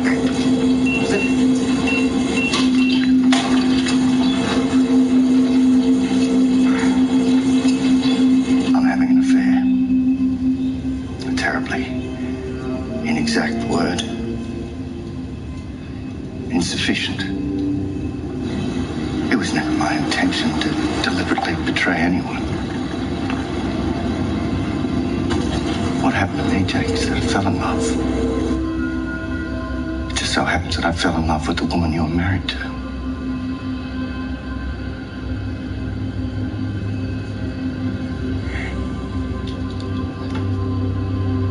I can't die. We're having a baby. I can't die. You're not gonna fucking die. Not tonight, anyway. I just used a couple of drops, nowhere near enough to kill you. Just enough to fuck you up and get you thinking. It'll wear off soon. just wanted you for a moment to feel where I am. See things through my eyes. My little girl is about to be hit by a train. And there's nothing I can do about it. Because I am the train.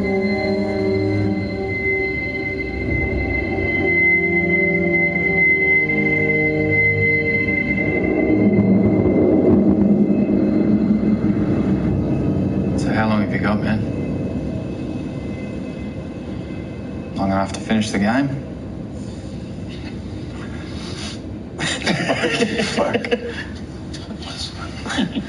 Lawyers recommend trust funds so they can keep charging annual fees. In fact, in most instances, simply transferring money is a tax-free gift to any normal bank account. That's the better option.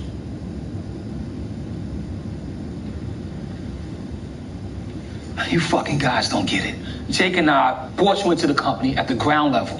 And Mikey, you sold your shares in a week. Alex traded his for a Rolex, and Paul goes to Vegas first class. Now, if it was up to me, I would have given you all we put aside for you, but... And I told him, chill the fuck out. Let's just start them with half, because we know y'all motherfuckers. Oh, what do you mean? We still got shares? Yeah. By how much? $25 million in poker chips. Get fucked.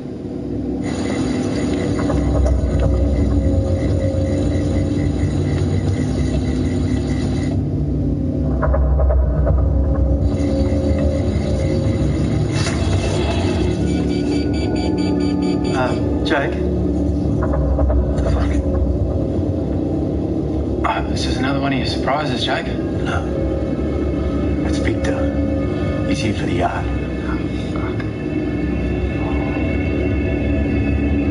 When you said the house was full of Australian art, did you mean pieces like this? They don't know where we are. Let's fuck off before they find the stairs.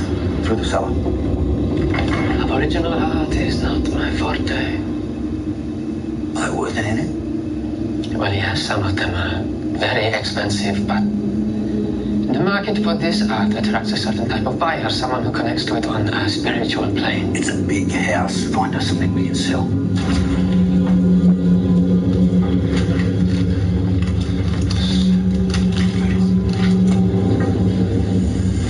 You think the place is empty? 3 cars came in, 4 came out, all different cars. Shush. Fucking shush, mate. No guns.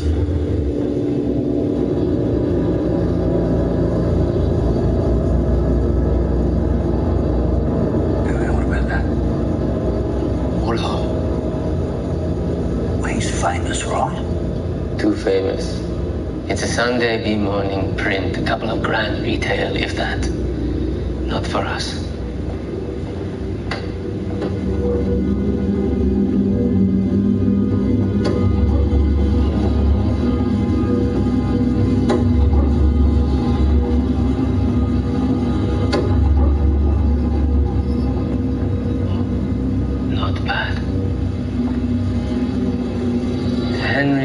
Johnston.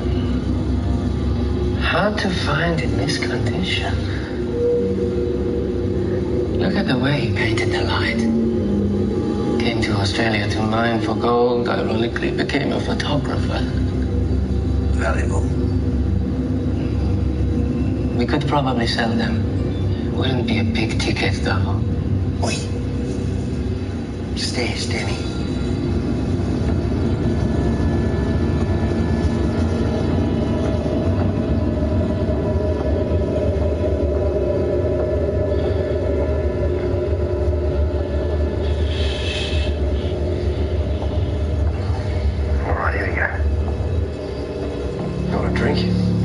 Somebody already has.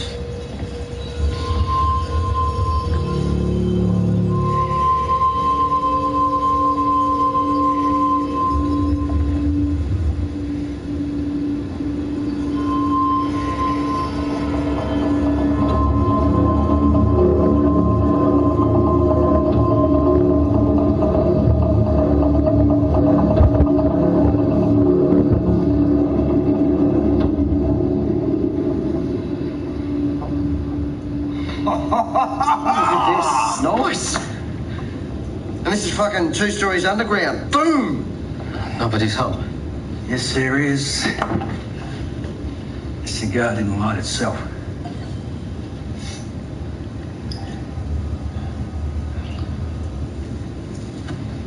There's a lot of eye candy in here. They are hiding somewhere. Billy, check around. Okay, break out the guns and let's stop these motherfuckers. I don't have any guns. You got a panic room with no firearms? I've got a panic room, so I don't need firearms. There's holes everywhere, Victor. They probably just fucked Look around! Victor, look at this room, man. It's like Alibaba's fucking cave, man. What am I looking at? 1889, Melbourne. 9x5 impression exhibition. 182 works, painted mainly on cigar box lids. They sold for $1 each, a couple of bucks. Tom Roberts, Arthur Streeton, Charles Condon. You've hit the trifecta. Now you're looking at $3 million at auction, easy. Grey market to us, high 6 figures. Happy days!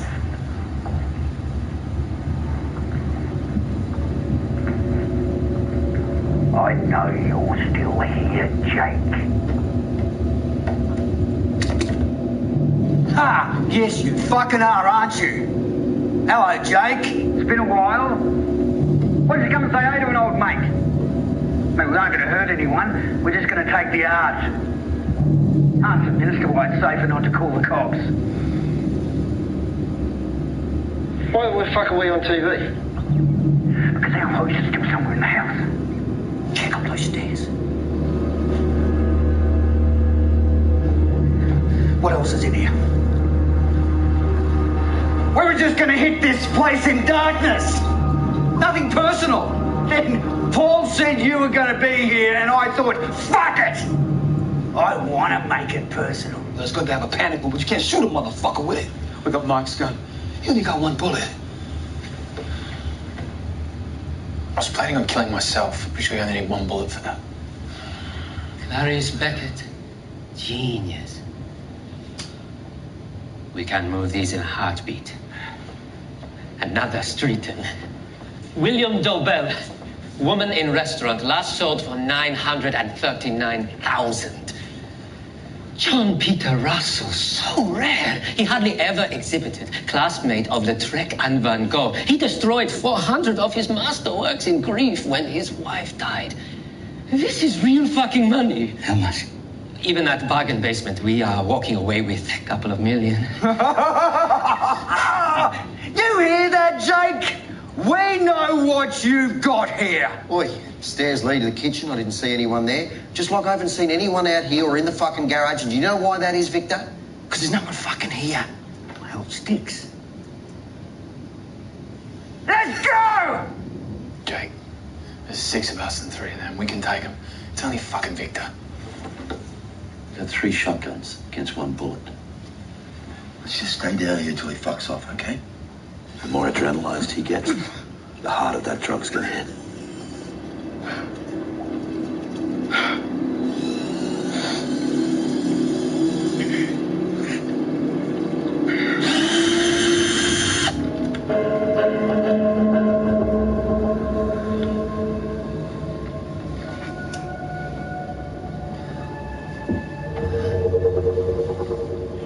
So what's his worth? Oh, a couple of $100K, maybe.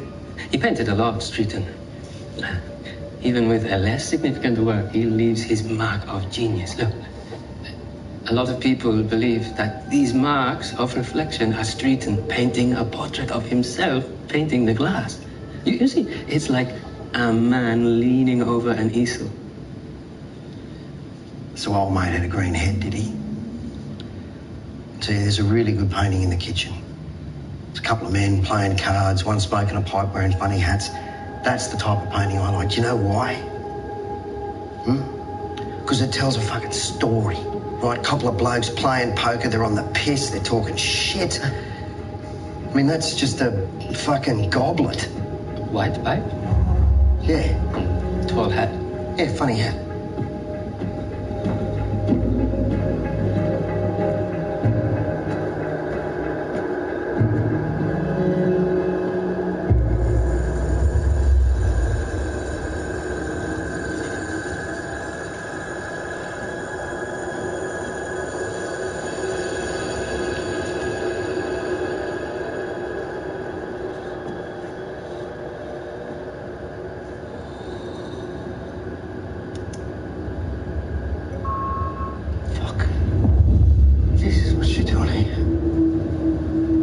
Billy? Visitors. Who's this Jake? Right plans, Terence. Give me the gun. So one bullet in it, man. I don't know that.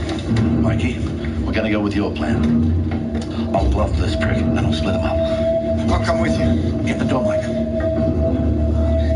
Dad? Dad? Hello, ladies. Oh, hello, lady. Come on, come in, come in.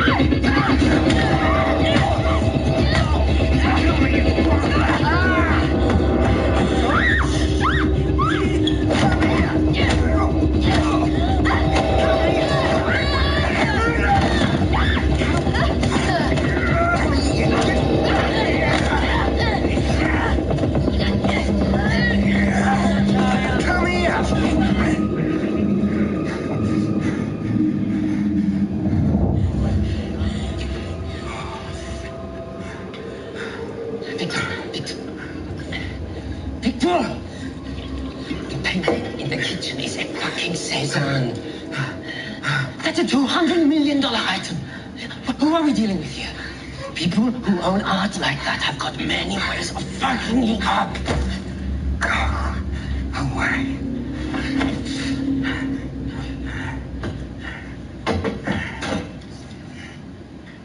My lucky day after all. You know, things were looking dull as shit till you turned up.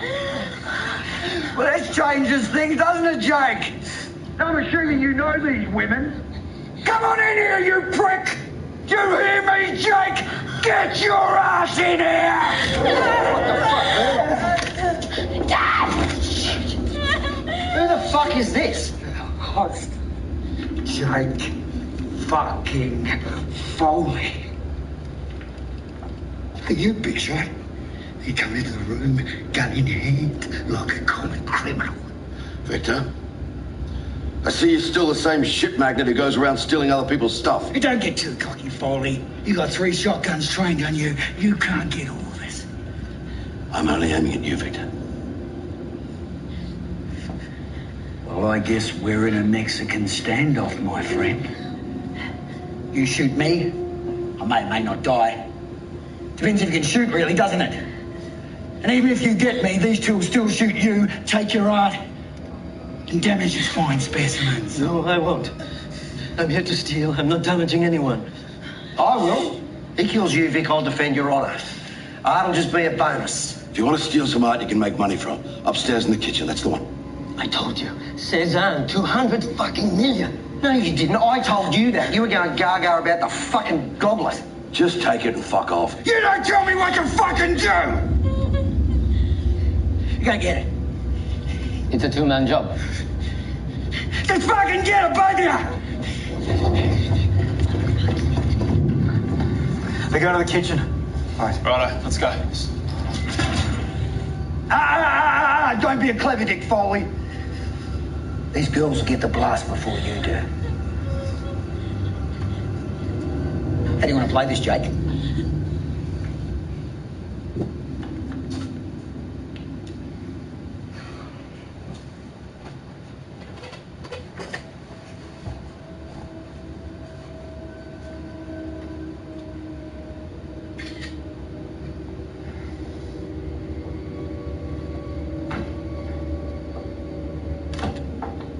Dad, I'm scared. It's okay, Beck. It's going to be okay. What's going on? Who is this guy? Where is everyone else? We're old friends. Aren't we, Jake? It's Paul's brother. The others are sick. Sick? Sick from what? Poison. Poison? Jake, what's going on? You ever tried to sell high-end stolen art, Victor? Whatever that kid's telling you, art collectors, they like to show off. Who you gonna sell it to? Connected up, fence anything. You feeling okay? You don't look so good. You touch that glass? Yeah, I'll touch the glass. What? So what? Well, you might have a problem then. That's where the poison was. On the glass. What kind of bullshit is trying to spin now, Foley? Why would there be poison on the glass? Why don't you ask my soon-to-be ex-wife, Nicole, again? She's been having an affair. I decided to poison her lover. What have you done? I don't believe you. Ask her. Nicole, have you or have you not been fucking one of my friends? Where's Alex? Where's Alex? You can feel the poison taking hold now, can't you? Right there. I got a safe. In it is a bunch of cash and what you're gonna need to stop the poison. I need it too. Okay. I'm gonna go and open the safe.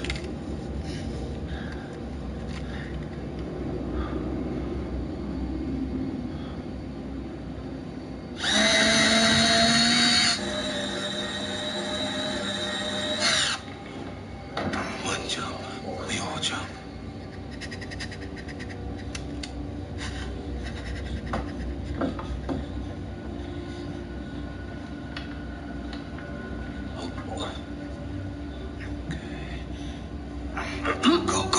Go, watch out!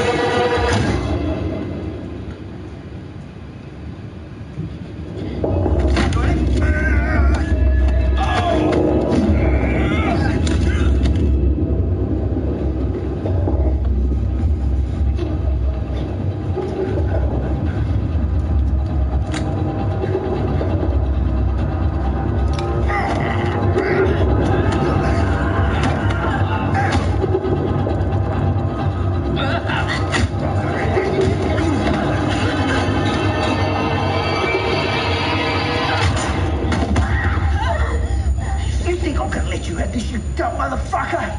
I don't give a shit if you die. Thanks for the money. I will enjoy your death from poison, you shit cunt!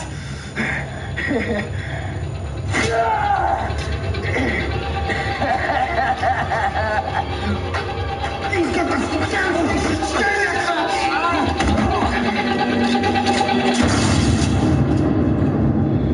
Don't fire up your own ass, aren't you, Foley? You always thought you were better than anyone else. I'll leave you here so these whores can watch you die. Dad!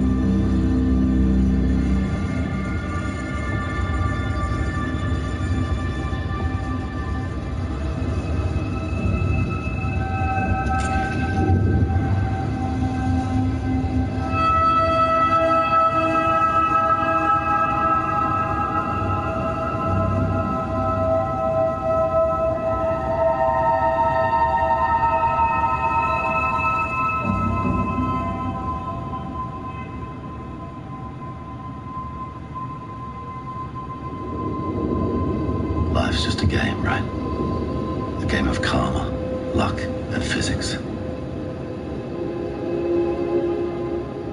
People don't always get to know when the game will finish. Are you ready? On reflection, it's been a gift.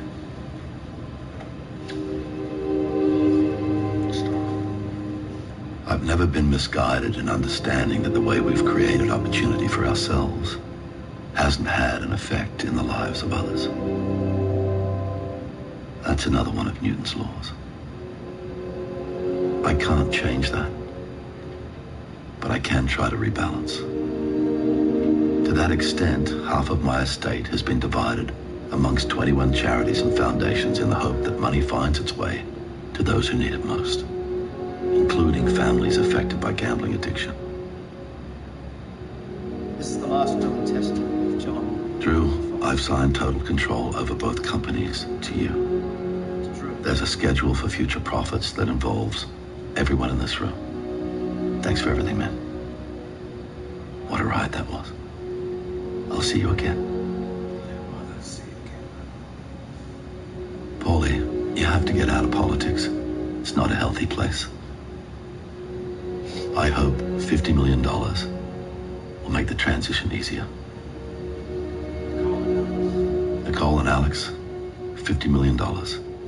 And a fund set up for all your children. You're gonna be great parents. Mikey. There's $50 million for you too. You're doing great, but you have to finish your 12 months in rehab first. There's no way around that. Mike, you can do anything you set your mind to. Rebecca, my beautiful daughter. I am so sorry about this. If I could change it, I would. The remainder of my estate is yours. It's a lot of money. Already in accounts in your name. You manage it. You'll be fine. I love you.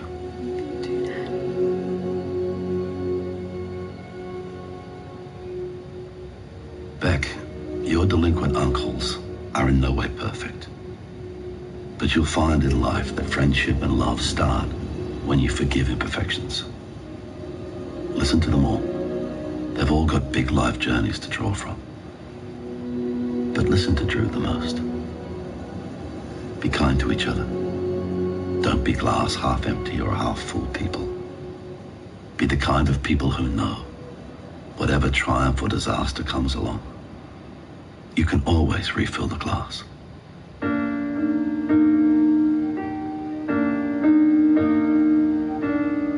Take a step outside, feel the sun with a little luck. That's what you will remember. When the cards are played and the hand's done and won, when the game is over. I'd trade anything for a knowing kiss, an embrace that lasts forever. I'll press tightly to your skin like this. We will always be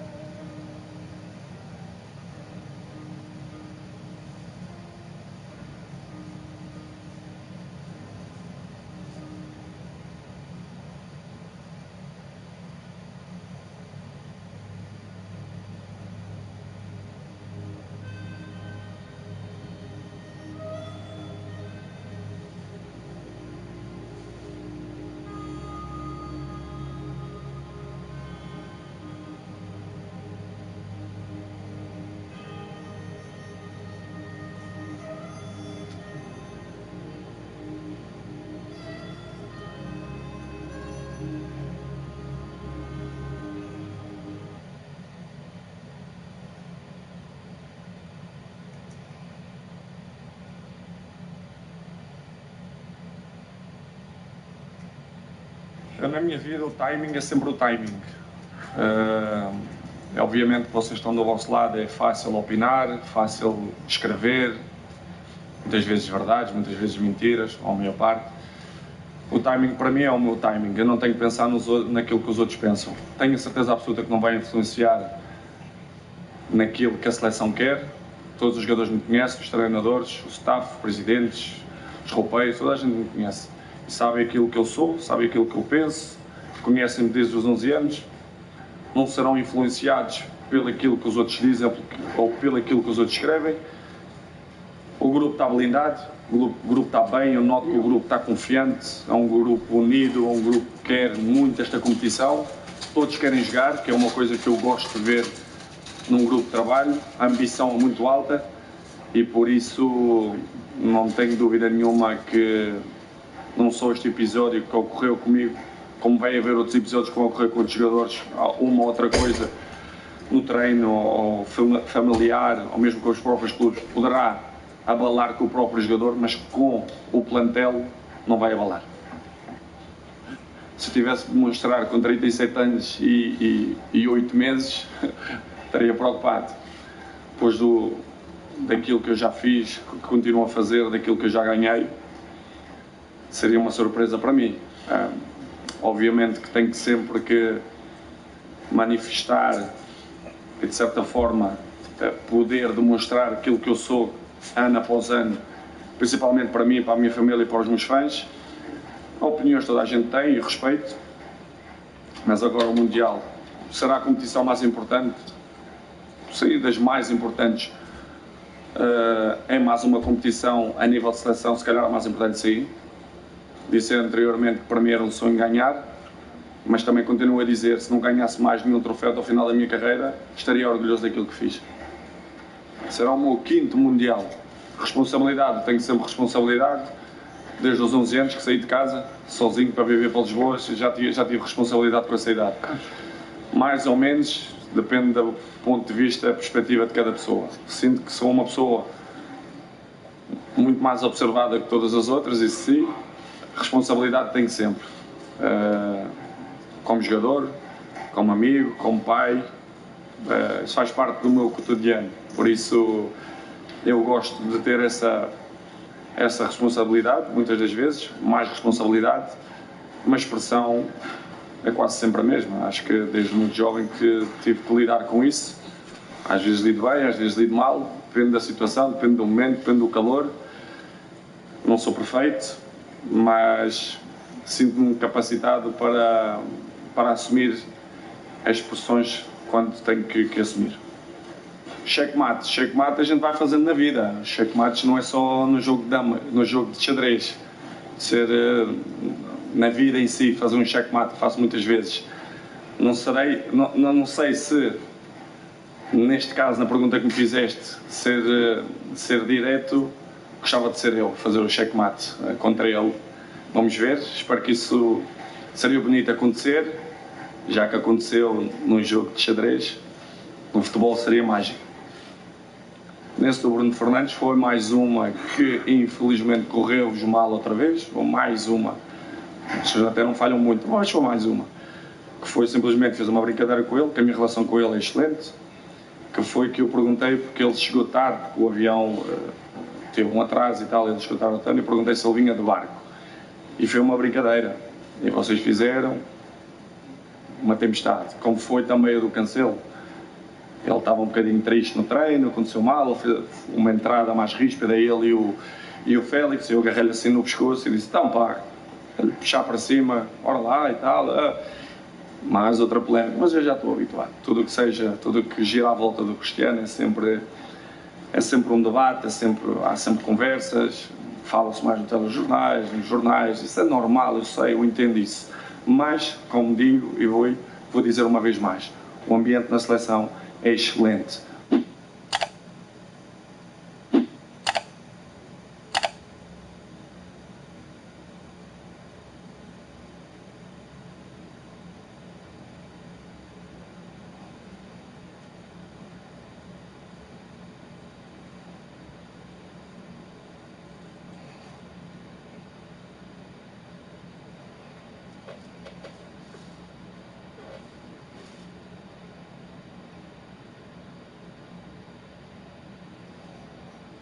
Cristiano, let me start just by asking you, why are you doing this interview?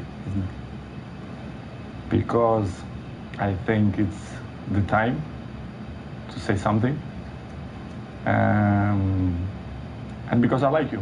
As simple as that. Well, don't say that in public. Well, I like you too, and I appreciate it, because I think that you've had to...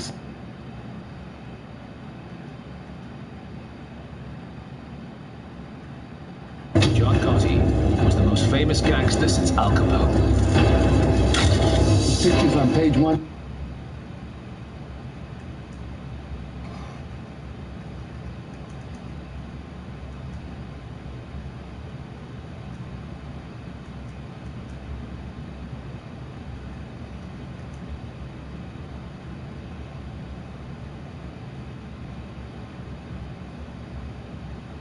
What's going on, boys? Noggads here. Welcome back to another video. And today's video we're going to go over a shooting or finishing tutorial. New feature, the new low driven. Low driven no longer is L1, R1, the shoot button. That has now been changed. There's now low drivens, a different command which depends on the power of your shot. You have semi shooting that puts the power in your hands to manually aim your shots. You have an option to also request an outside the foot shot. We're going to go through all of this in today's video, but before I do start, I just want to say, as usual, this video contains footage from a product in development. It's not reflective of the final product, so things like gameplay, content, tuning, assets, and play ratings may differ in FIFA 23. But let's go straight into the first one, the main one, and that is low drivens. Okay, so low drivens, what has changed? Now, low drivens still exist in FIFA 23, but it just doesn't work how it did in FIFA 22. If you recall in FIFA 22, to do a low driven, you'll do the L1, R1, and the shoot button.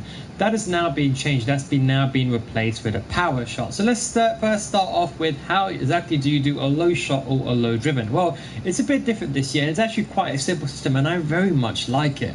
Basically, when you're taking a shot towards goal, I'm going to slow down this footage and pause at key points. Have a look at this. You can see I take a shot, and basically, if I just draw a line here, if the power bar is below 40%, your shot would be a low shot. So think of it like a low driven shot can be achieved by hitting a shot below 40% power. And this works with not just a normal shot when you press the circle or the B button. This works with finesse shots or power shots. So basically, as a rule of thumb, remember, under 40% of power, think of it like a low driven shot. And this is now changed in FIFA 23. And to be honest, you can't go back to the old system. So when you go into a game and you're having a 1v1 situation, you can use these low drivens. And to be honest, they are very, very effective. They work very, very well in 1v1 situations, especially when you're inside the box, and they are quite rewarding in FIFA 23. Now, the thing is, the L1, R1, and circle, what's happened to that? Well, the L1, R1 circle has now been changed to the power shot. As a quick reminder, the power shot is a new skill-based shot type that adds accuracy and power to the shot.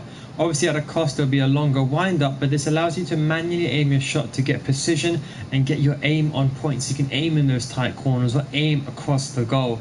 To do a power shot, it's L1, R1, and the shoot button, and you press you move your left analog stick, should I say, to aim your shot manually. For example, like here, you can see you move your left analog stick and you can aim your shot manually.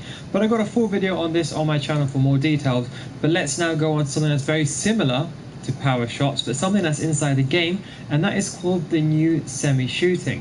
Now, what is this new reworked semi-shooting or semi-sister shooting that you may have heard of? Well, basically, what it is a new shooting mechanic that allows you to manually aim your shots inside the game. So it's not like a power shot where there's a wind-up and there's an animation. It's just like when you're taking a shot towards goal, the only difference is you have to with your left hand, so you have to actually aim it towards the goal. Now, aiming it closer and inside the goal is rewarded with greater improved accuracy, while aiming far away will result in missing the net completely. You can see in some of these examples where it's semi-shooting and have it on, and although I'm aiming somewhat towards the goal, I'm actually getting it off target. I actually missed the shot completely. Now, accuracy is based on how well you aim and can be high as double the accuracy of an assisted shot in the same position.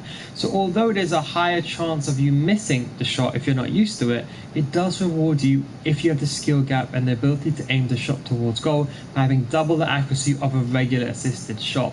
The aim of this basically is to enable high skilled players to play successfully with semi-assisted shooting and take more controls of their shot and have the accuracy boost and finish more of their chances. And that is why it's a good mechanic. It's very skill based. I would say a lot of you guys just try to use it in the beginning. Even if you don't like it, just force yourself to use it, because it can help you to practice your aim with the power shot. But have a look at some of these situations. Some of these situations I'm using semi-shooting, you can have a look that I'm aiming towards the goal, and if I pause it here, you can see your left analog stick has to be facing towards the goalkeeper. So that's my best advice to you.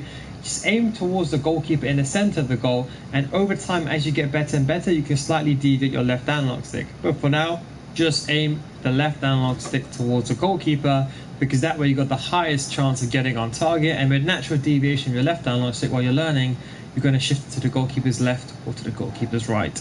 If you do want to get better at FIFA 23, I do have a FIFA score series, but just before you skip ahead, what if I told you if you don't get better after 1 month, I'll refund your money? I can say that because I've been running my paid advanced in-depth FIFA score series successfully for many years, and thousands of others have joined already and still stay on. This is for all levels of those that want to improve on FIFA, and you won't find these videos on my YouTube channel. These videos are a progressive systematic learning system that teaches you everything from the core mechanics of FIFA to the meta, so you can get better at FIFA as a whole, not just this game, with examples and explanations that go beyond the scope of YouTube videos. With new videos coming out every single week, these videos also adjust to recent updates and patches so you can stay up to date. So come join thousands of others in a mature audience community for those looking to get better. Patreon.com/NeilGuides, link is down below in the description. Now when you join, we already have a library of hundreds of videos that are specifically made for both new gen and old gen, with new videos in FIFA 23 getting added every single week. We also have an additional group coaching as well that we started this year due to high demand and high request. And don't forget guys, it's the money back guarantee, so if you don't get better after 1 month, I'll refund your money. That is the Neil Guides guarantee. Anyway, link is down below in the description, patreon.com/NeilGuides. But anyway, back to the video. Just remember that you have to go into settings and you have to turn semi-shooting on. It does have its benefits. You do have double accuracy if you have the skill to do it, of course, but sometimes you might miss those complete easy chances, as you can see over here. So do bear in mind the risk and reward factor of semi-shooting. There's also a new feature called the outside of foot on demand. Now, outside of foot shots can be taken now with the L2 button. And by the way, in case you didn't know this, you can also do outside of foot passes with the L2 buttons. Have a look at this. I do an outside of foot pass by requesting it with the L2 button. So if you're inside the box, you can basically press the L2 button and then press the shoot button. But just bear in mind this also shares the same button as a flare shot. So the best advice is do a high-powered outside of foot shot to basically force the animation. But as I said, this can be also used with passes, lob passes, and all the different mechanics inside the game. So the L2 button now forces an outside of foot shot animation, perfect for those charisma type balls or Di Maria type balls inside the box or across the pitch. And of course, finally, long shots. Does long shots still exist? Of course they do, but we just have more tools at our disposal to basically get that guaranteed goal. So you can use power shots or regular shots, should I say, outside the box. You can use a regular finesse shot, just as you did normally, but now you have a new feature, the power shot, which is very, very effective outside the box because you have time to aim your shots and you have less defensive pressure on you. That's when power shot really appears to be the best. You have semi-shooting that allows you to take a normal shot outside the box or any type of shot, but just aim your left analog stick manually. But as usual, we still have the chip shots, the finesse shots. We have a different variety of shots also. There's also new refresh diving header animations. There's also different animations for volleying, outside of foot shot when jogging, and many aspects like that. Anyway guys, I hope you enjoyed this video. Thank you very, very much for watching. Don't forget, when the game does come out, you have to change your settings to turn on the most important thing, which is that semi-shooting. So do give that a try, and don't forget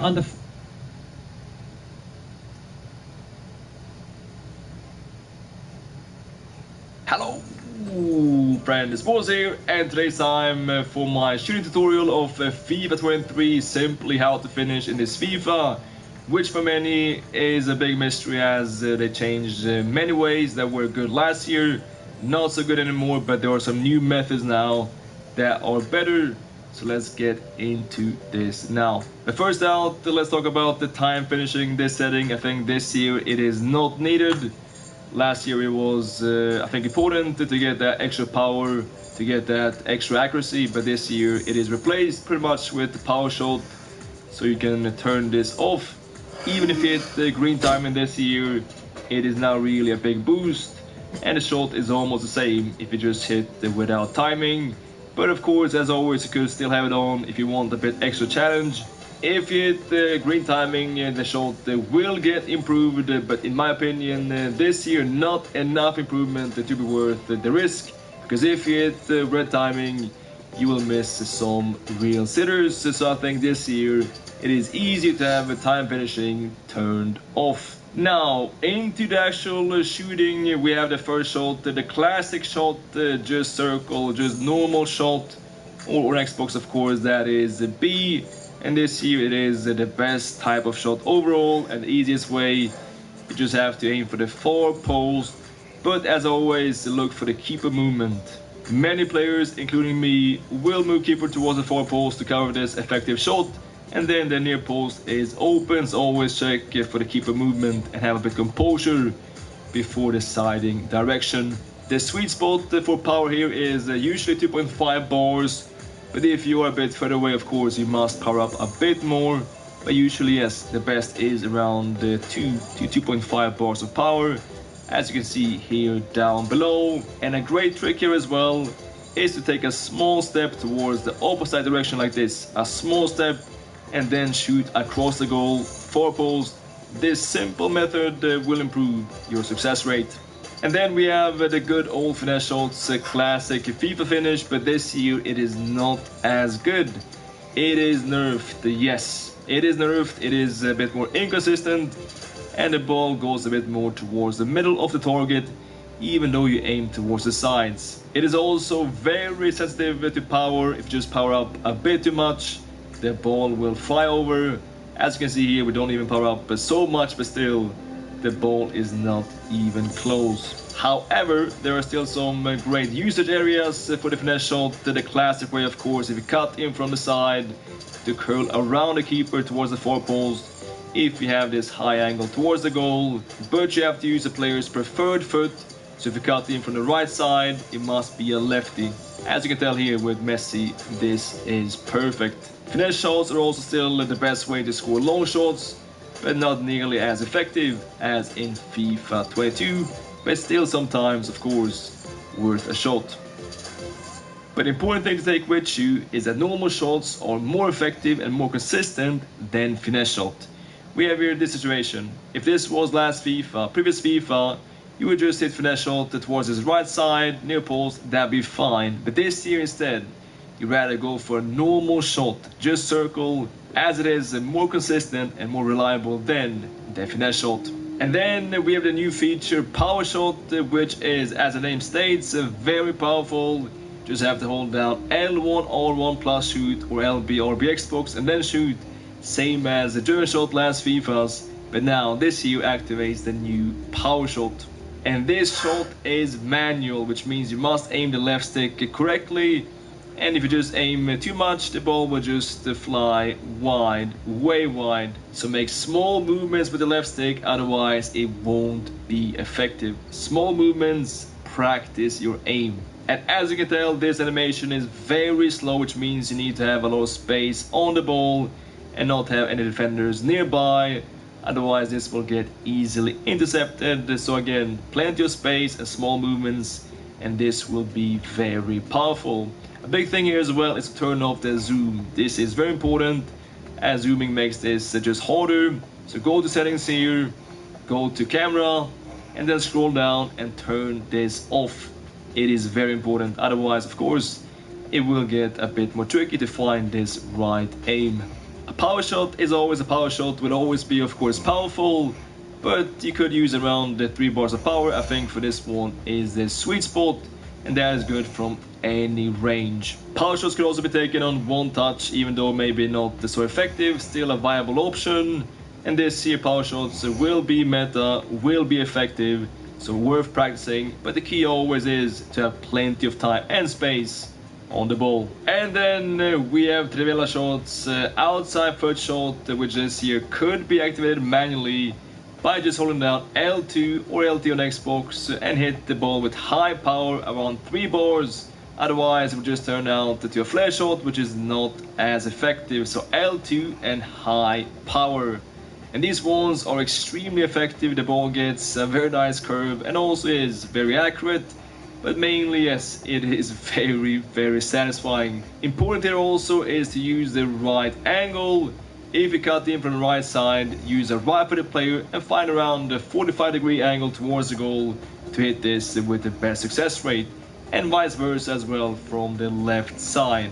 So left-footed for left side and right-footed for right side, and this should work out like a charm. What about then low driven shot? If L1R1 is power shot, how to activate low driven? Well, simple, just use normal shot but power up with less than 40% power, and this will activate the driven shots, low driven, but it is not so effective. The ball travels slow and it's also hard to activate with high ping, which is very normal. Even if it feels like you just tapped it, the ball gets more than 40% power. So yeah, this year they are quite pointless. Over to chip shots, chip life. It is great this year, very good, and same as normal shot.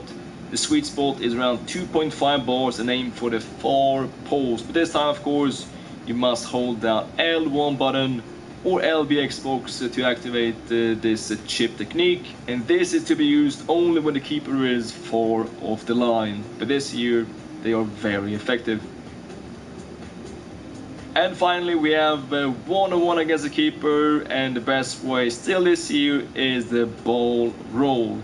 If you come too close and you cannot shoot and you have no other options, you cannot chip, then the best is to go around the keeper, and then of course the ball roll is the best option. This very simple skill move, but this year sometimes even if done perfectly with great timing, the keeper might get the ball still, but most times you will just enjoy an open net. That's it for today. Hope you enjoyed this tutorial. More to come tonight with the art.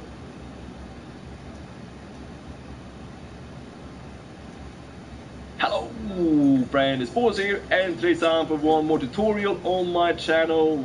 And this one is about attacking the 14 best attacking tricks in FIFA 23 to improve quickly. Let's get into it. First out, we have of course creating motion, which is so important in every FIFA. People ask me how I get so many nice runs in your gameplay.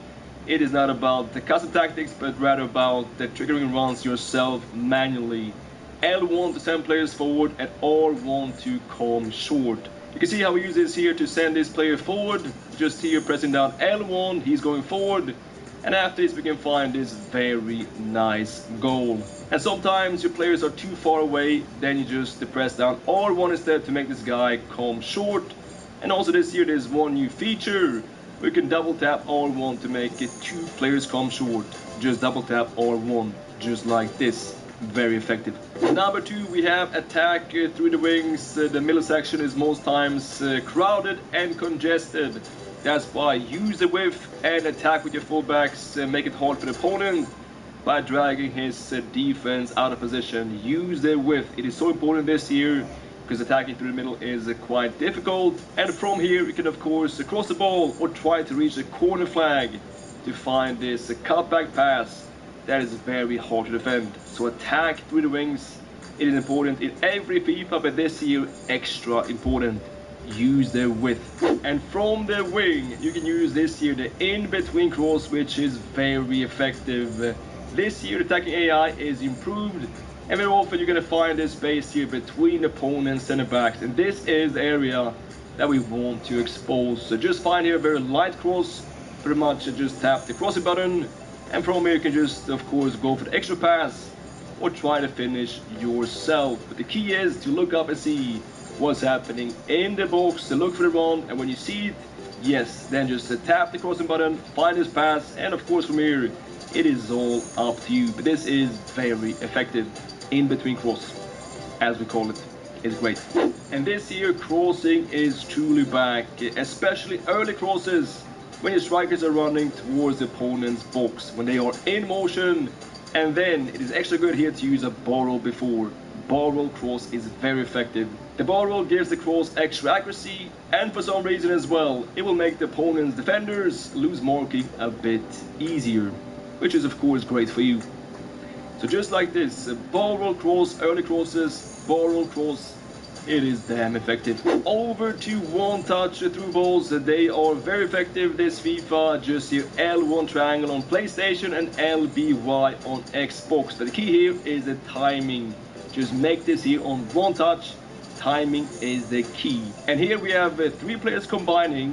One sent on a run with L1 that is running forward. he's going to be the one trying to go for the finish. And of course a ball holder and one third guy, which is going to be the taker of this pass. Simply here the executor. That sounds rough. So set one player on a run with L1 and then hold this pass until he is about to beat the offside line. Make the pass to the taker, the executor, and then just go here for this through ball L1 triangle with quite high power. It is so effective, but yes, it takes here amazing timing. And then we have one more through ball, which is very OP. That is the driven low pass. That is L1 R1 plus triangle, LB RB plus Y on Xbox. And this gives this through ball a bit more drive, a bit more swing, and a bit more power. This is great for a bit longer distance. L1 R1 triangle, just like this. Use high power, and the key is to find here this small angle. Alright, so this player that takes this pass, he must be slightly angled towards the quarter flag or towards the sideline to get here this better accuracy. Just like this, a small angle, L1 R1, high power, and of course as always timing is essential. And this here is perfect, and yes, a nice goal. Over to shooting, and of course we must here have on this list the Trivela shots. It is the shot this year. Just here hold down L2 and use around the 3 bars of power and enjoy the power of Quaresma's shot. The Trivela this year is so good. The key here is to find the right posture, look towards the quarter flag or towards the sideline, and then just power up and enjoy this crazy shot this year, which is quite frankly a bit OP. And for this to happen, you need a bit inverted lineup compared to the FIFA Classic, where you go for the finesse shot, the far post this year instead. You want the left footed play on the left side and a right footed play on the right side to get the most out of Trivelas, which is this year the shot. And then we have one more type of shot, and this is new for this year, the power shot, which is really good against passive players. So yes, the power shot, L1 R1 on PlayStation and LBRB on Xbox. And as I said, this is great against passive players who are just cutting past lanes and doing not so much more. But the key here is a first touch to win some time. Get the first touch looking towards the corner flag and then shoot across the goal towards the far post. The sweet spot for power is around 3 to 3.5 bars depending on distance.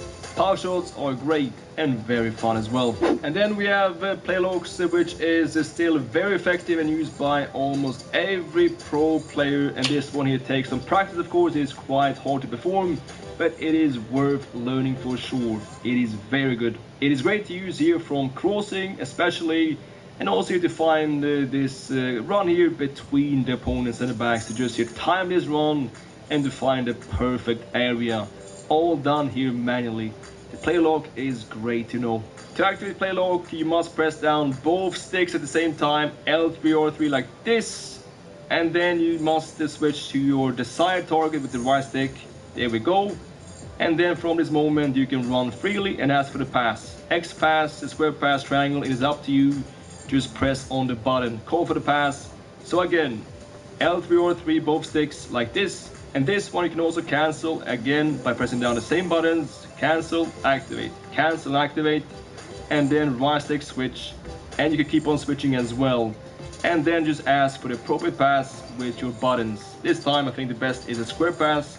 There we go. And then we have a very underrated trick, and that is just the shielding. Just protect the ball, holding down L2 or LT on Xbox. Just shield it, protect it. This one of course is extra good with some big and strong players, and I also use this a lot for high balls to get the ball here protected, and to simply here muscle off the defender, suck the ball in and win some time and find your teammates, or just go for the goal yourself. The shielding here is very effective and extremely underrated. Just L2. After this we have the pace boost. Just the right stick pace boost is very good and gives you a mad pace boost. Indeed, this one here is great to use when you have plenty of area in front of you that is open, that is not defended. So just like this, we just go forward, we use the right stick, and we get this big boost that gives us the chance here to outpace the defenders and get the chance to score the goal. by using simply the right stick speed boost. So just like this, you sprint and then go with the right stick forward just like this. And the longer you hold this forward, the longer touch as well. So if you just flick it, it'll be a small touch. If you hold it longer, it will be a longer touch as well. And how you aim right stick, of course, will determine your direction. Sprint, sprint, sprint, right stick. In FIFA 23, left stick dribbling is not the best, especially if you play on next gen. Then instead you can use here agile dribbling. And that is by holding down R1 plus moving here left stick. That is going to be on Xbox or B. But instead of holding down R1 this here, you can just tap it as well while moving left stick to get extra good control. So tap R1 and move left stick. So just like this, tap R1 quite quickly while moving your left stick. And the quicker you move left stick, the quicker motions. Just like this, the key this here is then to tap R1 to get extra good control. And it's going to be hard to stop. See this? It is very rapid. Well done. And then we have the Defender's Nightmare Reverse Elastica, which is so hard to predict and is also here ultra quick. But the key for this one to be effective is to find the right angle and to get the right exit, which will give you here a great chance to score. And for this one to happen, you must face the corner flag like this, look towards the corner flag, and then go for the move. 5-star skill move, reverse elastical, there we have it, and then perfect exit, and a very nice goal. And to learn the right angles here, go to practice arena. This one here, we select this one, and we take here gameplay camera. So not third person, but gameplay. This one here, and this one is a 5-star skill move. So we look towards the corner flag and we go like this. And if you think about the right stick as a clock, that's gonna start at the 10:30 like this. 10:30 is up here, ending 4:30. All right, we go like this then. 10:30 to 4:30. There we have it, and then shoot.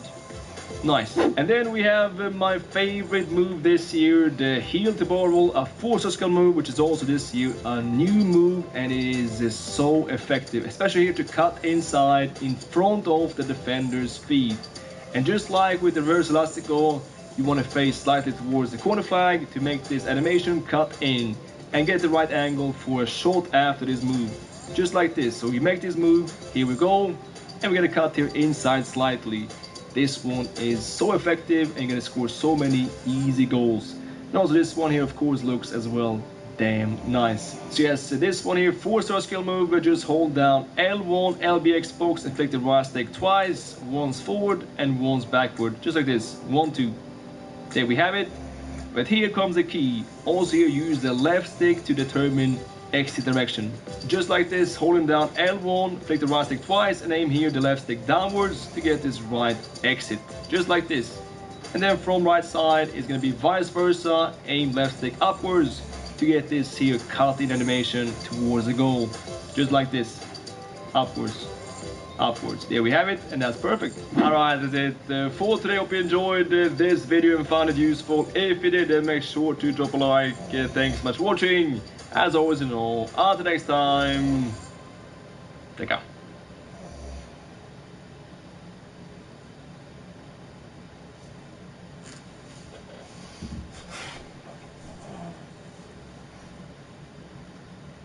FIFA 23 is finally here, and you know your boy is going to deliver the goods for you. And today we have a complete attacking tutorial for FIFA 23. If you can smash 500 likes in the first 24 hours, I'm going to drop a complete defending tutorial. Come on, lads, let's begin.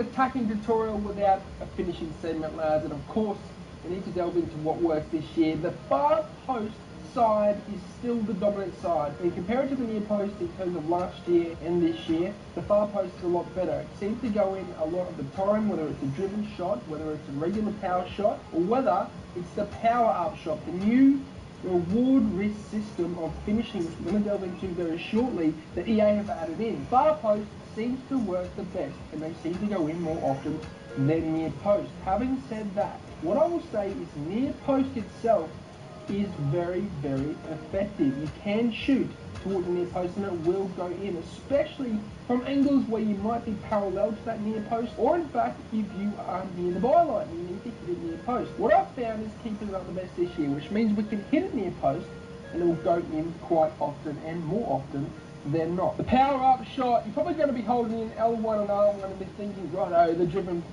shot is here, baby, let's hit it. And then you go, whoa, what, hang on, what's this animation? It's the power-up shot this year. Yeah, they've changed the controls, and essentially L1, R1 or RB, LD if you're on Xbox is the power-up shot, where basically it's a risk-reward system where when you shoot, it's a lot more powerful. The player basically sets himself up for a shot, they will go back and they will lace the ball, and it will be a lot more powerful than a standard shot. Even more powerful than a regular green time shot. This is the shot of all shot, if you want to call it that. It's super powerful and it will fly past the keeper if you can aim it right. But I did say aim it right, lads. This is very, very important for you guys to understand, recognize and implement. You need to aim with the left stick correctly. If you don't, will go wide, and that's why it's a risk-reward system. It's harder to aim, but it's more powerful. And I've found the best way to aim is you can point the left stick towards the goal, the center of the goal that is, and just before the player connects to the ball with his foot is when you want to turn it slightly to right or left, depending on which side you want to shoot, whether it's far or near post. It's similar to the heading mechanics, the heading aiming mechanics that I taught you last year. People had trouble aiming headers, and we'll get into that very shortly, where basically the competitive master switch setting last year made it a lot harder because we were made to play with manual headed aiming. Same this year with this power-up shot.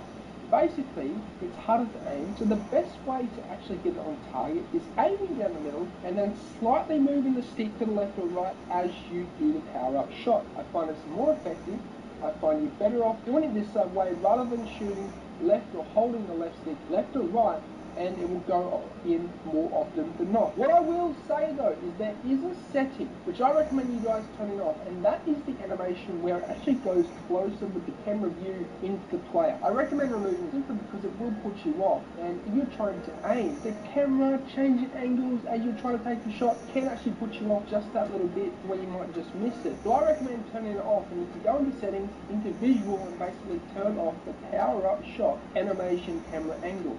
And this will stop that angle from happening as you perform this power-up shot. Low driven shot, step back, baby, but as I was saying, different controls, not L1, R1 or living for a root shot. We use that this year. This year, it's just having a shot with only 40% power or less. But are they effective? Absolutely. To the far post, in my opinion. The near post there, okay, but not as good as the far post. As I was saying at the start, the far post area is the more advanced, better option for you guys in terms of the direction that you want to shoot. First time shot, not as good as FIFA 19. You might be disappointed, or you might actually be pleased by that. Still useful, okay? If you want a first time shot, it can be done, of course, and they are actually quite useful in certain situations where it might be actually quite detrimental if you keep a touch. So taking a first time shot and get that shot away from the defender's block past the keeper. They do work. Do they work first time outside the box? They're okay, but not the greatest. You can still use first time shots in FIFA 23. What I will say though, finishing aside, is that if you want a higher chance of scoring a goal in FIFA, okay, the best thing for you to do is find the 100% chance. What do I mean by that? I mean by finding the extra pass all round in the keeper. This can be the best way of scoring in FIFA and in general FIFA. If you want to round the keeper, use something like a ball roll or even left stick dribbling. This will open up the goal and have a tap-in opportunity for you. You won't have to worry about finishing if you're in this situation. Again, finding the extra pass. This is super, super crucial, and you'll see every single pro player do this. They're looking for the higher percentage chance. FIFA is a percentage game, so we need to increase the percentages of us finishing that shot. How? Finding the extra pass in the box to a player who is free, away from the block, and who is in an open offer to slot a home in goal, where he'll have a higher chance of finishing. If we shoot when there is a defender in front of us and the keeper is in a good position, the chances of it going in are second to none. They're little, very low. We need to increase them, find the extra pass, get ourselves into better positions to shoot. We then have chip shots, and let's just say they are actually pretty useful this year. I know some years they're better than others, and Last year, there was an overpowered one that went to the top bins of the goal, but this year, they're not so much like that. They still are very usable, especially when the keeper comes out to you and you can think the keeper, and all the time he will dive and miss the save, and it will go in. But it's nothing like last year where there was a broken chip. I haven't really discovered anything like that, so it is still usable. And to perform a chip shot, you just hold in L1 or L3 if you're on Xbox, and then of course hold down the shoot button, and the player will dink the ball over the goal.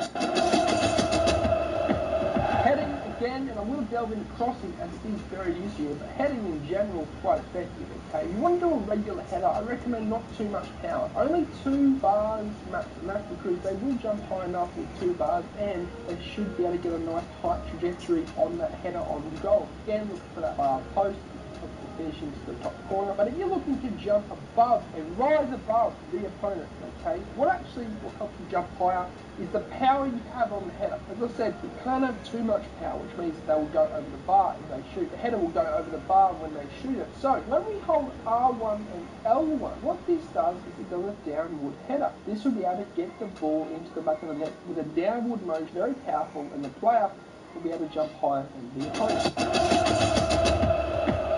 Moving in to finesses outside the box, it's a different segment because in my opinion long shots are a whole other ball game, lads. In terms of long shots, finesses are back, especially outside the box and especially when you green time them.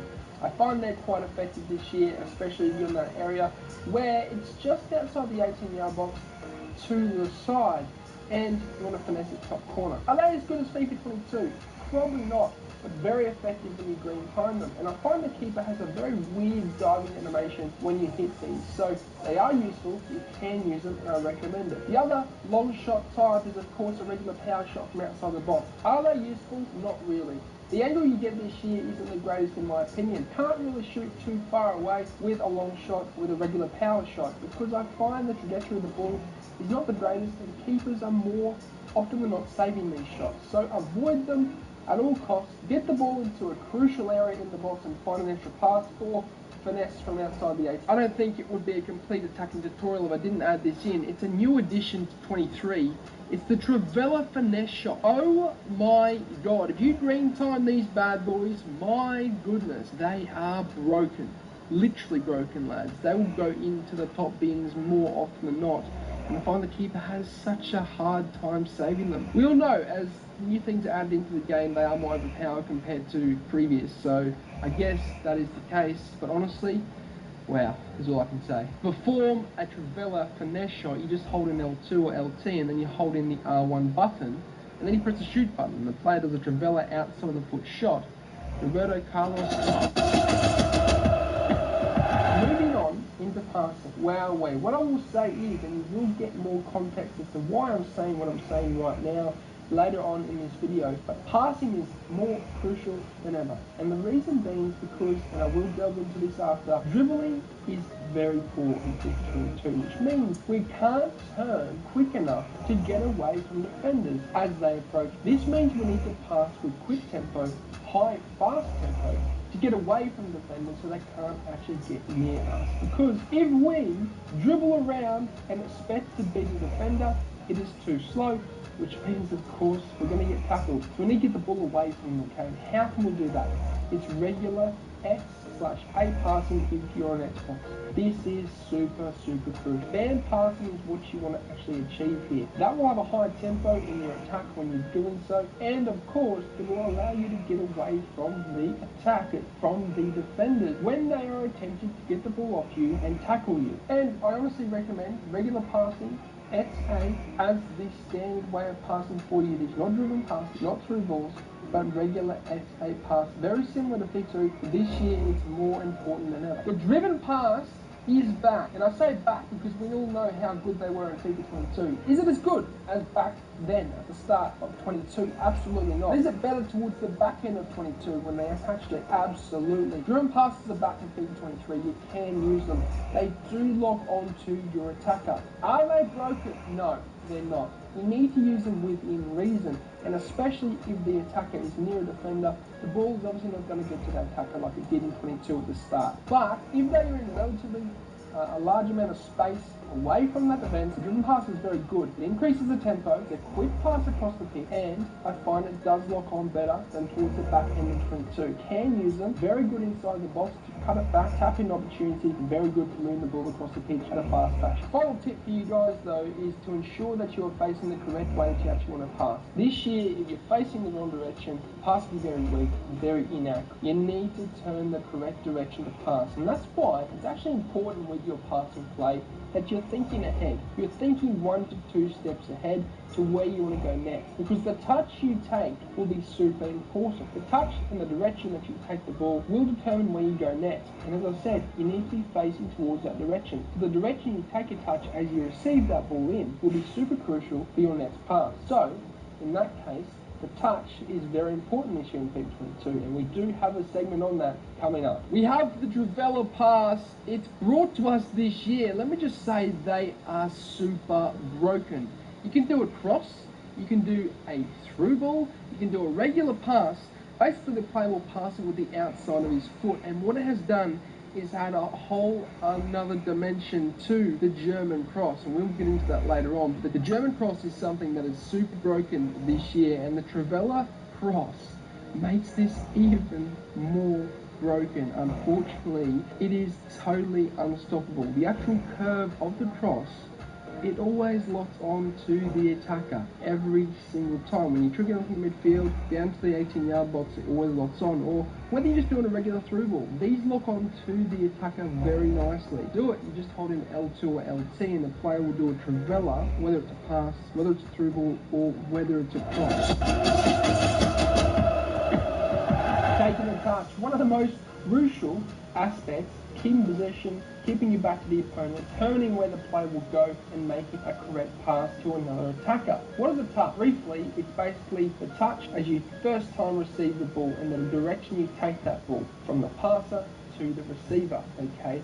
And you must take a touch to space this year. It is absolutely necessary. The reason being, I did mention it before, dribbling is gone. It really has. It's so hard to left to dribble this year, which means we need to find ways of getting away from defenders first time before they can make that tackle, because we can't turn quick enough, okay? And the touch direction is super important to this. Take it into the space, keep your back to the opponent, and take it into a direction more so to where it will actually determine where your next pass will be. And if I take a touch towards the direction where I want to pass next, he'll be in a better position to pass, and he'll be facing that direction. I did mention it, but take a touch with your back to the opponent. Keeping your back to the opponent is one of the most crucial aspects, one of the most basic aspects of FIFA. Taking the touch and keeping your back to the opponent is one of the most basic but crucial aspects in FIFA. It's simple as you think, but it actually is super important. Take it into the space and keep the back to the opponent, take that ball in.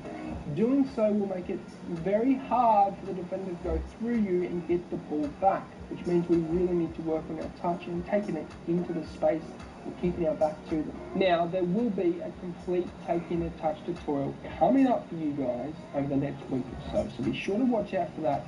It'll be jam-packed for you guys, so be sure to keep an eye out for it. Tempo. It is literally one of the most crucial aspects of passing and attacking in FIFA 23, simply because, as I said before, it's hard to turn, which means we need to have a high tempo to get away from defenders, because we can't spend too much time on the ball. So when we're passing, we need to keep a high tempo. First time passes when they're available. Not forced though. If the pass is not on first time, take your time, do a skill move into the space, and keep your back to the opponent. Go back if you need, but still have a high tempo. And people get this confused. When I say don't rush on the attack, they think, okay, well, he says don't rush, so I need to be slow on the ball. No, be fast on the ball. Have quick tick-attacker passing. First time from attacker to attacker, but don't rush the ball forward. As I said, go back if you need. And as I said, tempo is super important because we can't turn away from defenders. So keeping a high tempo is very important. Do it as you're going forward, and when the opportunity is there, first time passes are key. The one thing I want to mention also is that quick passes, first time passes, are unpredictable, and you want to add unpredictability into your attack. If you're just la-di-da-di, dribbling forwards, taking your time, you are super readable. And if you're versing a high caliber player, like a pro, okay, we're going to pick you apart. We're going to press you high up the pitch. You're going to have nowhere to go. You ever been in situations when you're attacking forwards, you're in the defence, you get the ball with your wing back, and you all of a sudden lose the ball in dangerous area. That's because you're probably playing an opponent very good at press and he knows what he's doing. How do we overcome this? It's from having quicker passes, because it's more unpredictable and our opponent doesn't know where we're going next.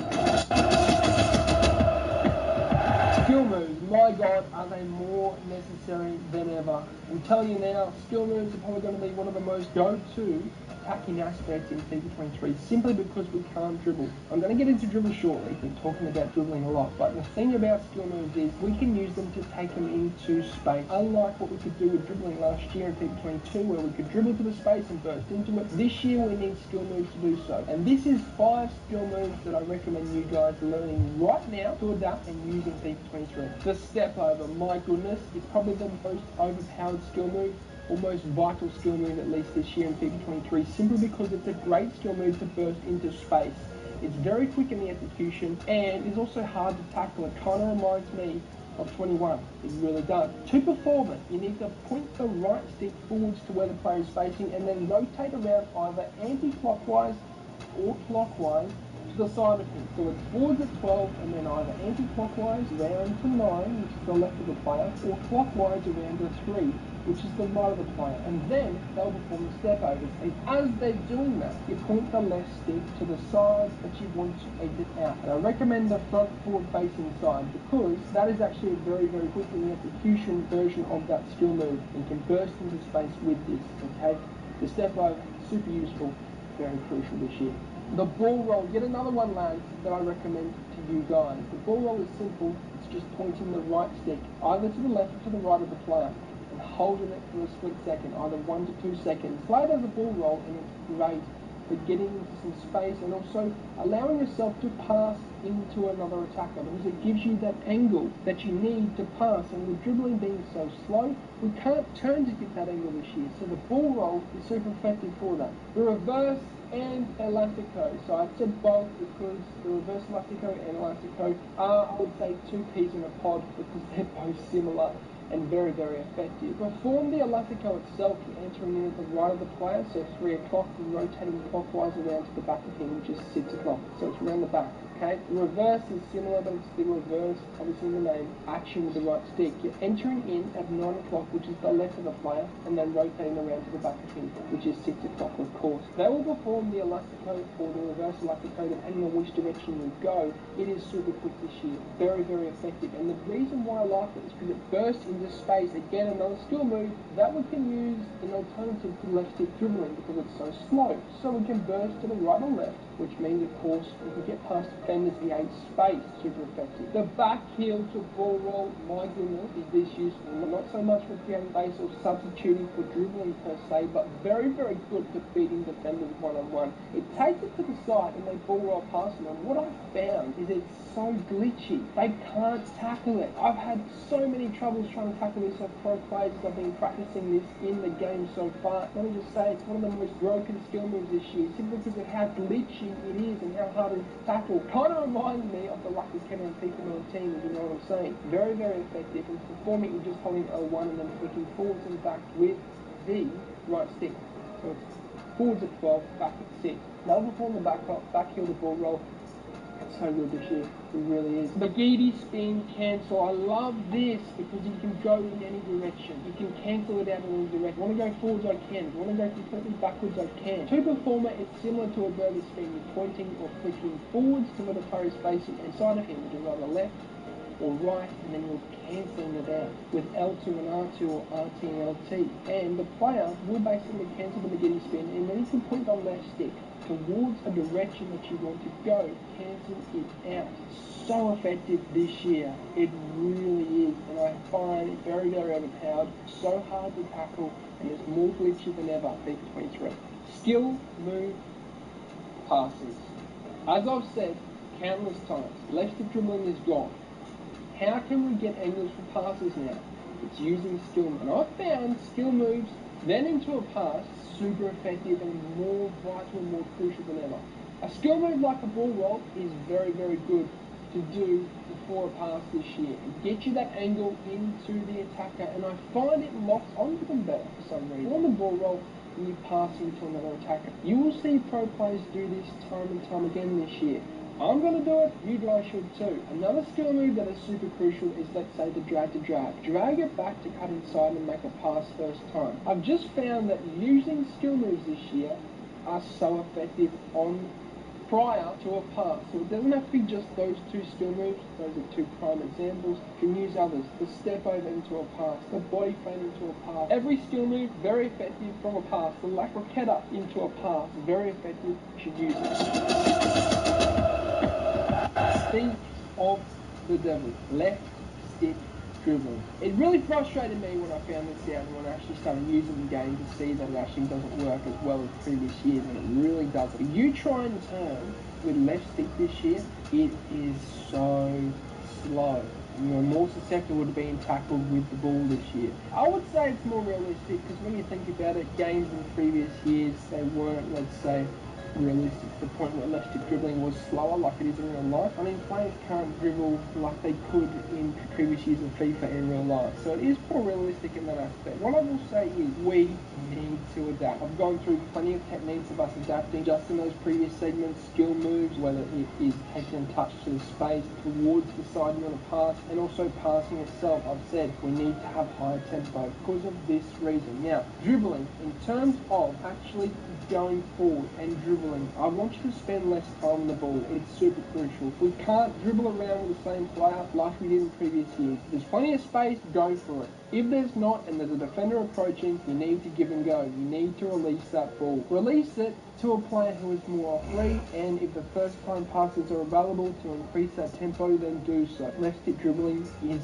gone. And I'll repeat that again, it is gone. However, what we can use to adapt is strap and agile dribbling. These two techniques are what we can use to actually get away from defenders if we need to dribble, okay? I found they're a lot more responsive, especially compared to left stick dribbling on its own. Strap dribbling, of course, just L1 or LB. That allows you to take the ball away from the defender as he approaches you, and what I have found is use strap dribbling to take it away from them when they approach you, and you can use agile dribbling, which is R1 or RB on Xbox, to take it to the side of them. So if you want to be agile and take it to the side of the player as he approaches you, then you can do that with agile. If you want to take it back, draw him in, use strap dribbling. That's a very good way of determining which technique you should use in each situation. Use these two techniques. They're very, very effective in FIFA 23, compared especially to left stick dribbling. Always, though, keep your back to the opponent. Similar to taking a touch, you always want to take it into the space and have your back to the defender as he approaches you. This is the same with left stick dribbling. If there is a defender up your ass, you need to keep your back to him. If you try and turn him with left stick dribbling, it will not work. Trust me on that. They will be able to react and they will make that tackle because it is so slow to turn this year. So the negatives of left stick dribbling in not being able to turn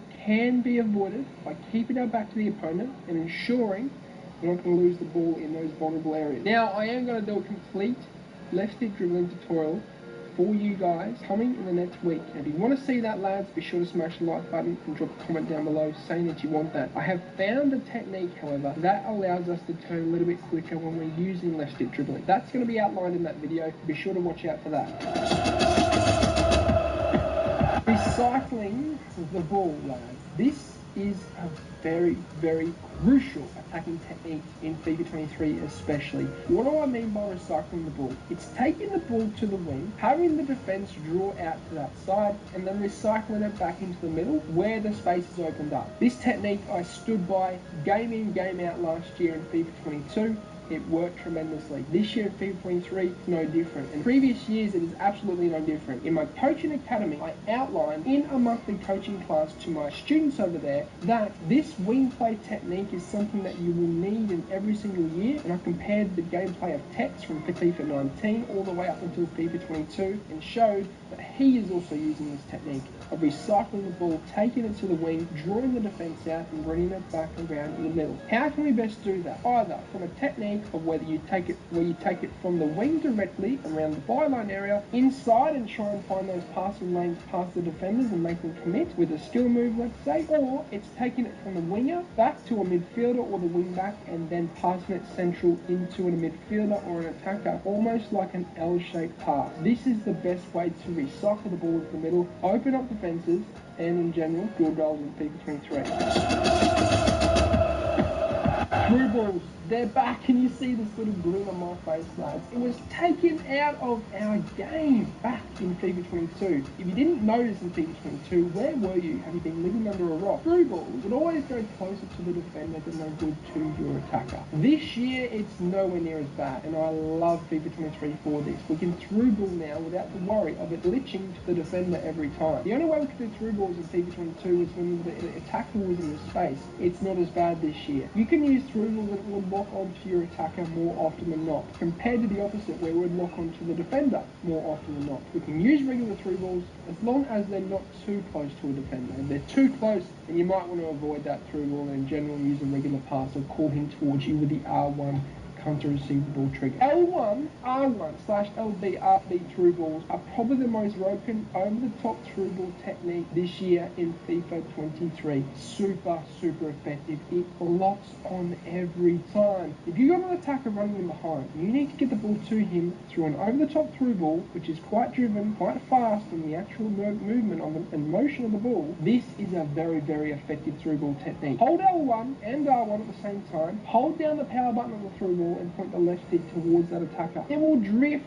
into his path more often than not, and it will drift in a way which falls straight to his feet. It is very effective and quite broken. We don't need the double tap technique this year like we did last year in FIFA 22. You don't need it. You just need to hold down the through button whilst holding L1 and R1 together at the same time, and it will perform this through ball, which is super broken and getting behind. And it brings me to lofted through balls. The L1 version or LB version with the through ball button triggered at the same time. That does the lofted version. Is it as useful as the driven version of L1R1? No, it's not. Is it still useful? Yes, it is. It's very useful, especially when the attacker on the ball is closer to the player making the run. The driven version is very useful, especially if you're quite far away from that player that's making the run, but the loft version is quite useful. When you want to do a little dink over the defense, chip over it for the attacker making the run to run in behind and get on the end of that ball. Very useful, okay. And you guys should definitely use this technique of through ball. The double tap through ball, however, is non-existent. Now, what do I actually mean by that? Well, there was an actual technique last year in FIFA 22 where you held L1 and you double tap the through ball button. And basically, that would do a very overpowered, over-the-top through ball, which would always lock on. I find you don't need that this year. It's just a regular hold down of the through ball button, and that's all you need. It will lock on and Bob's your own. The player lock, one of the most advanced attacking techniques, but if you can get it down pat, it's one of the most crucial. Reason being is it is so useful in many attacking scenarios, whether you're in the box, whether you're outside the 18-yard box, or whether you're on your halfway line. If you need an option to pass to, it's super effective for this. Now, to perform it, it's R3 and L3 at the same time. You're then flicking the right stick to the player that you want to control. Once you've done this, the AI will control the player who is on the ball, and you will have control of the player you've selected with the right stick.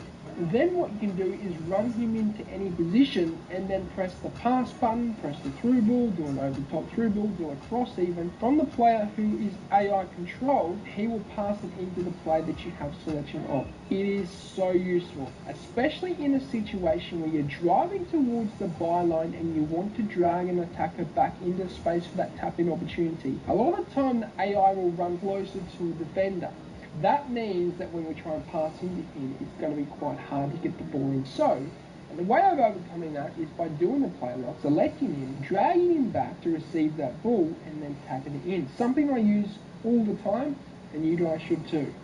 The player lock is also super useful for taking that player away from the defender. A similar concept in the box, but essentially if you're struggling to get an actual passing option in the midfield and you need an attacker into some space, select him, run him away from that defender, and then obviously receive the ball. Super effective for keeping possession, giving yourself an option in the attack, and in general, why wouldn't you use it? Very useful.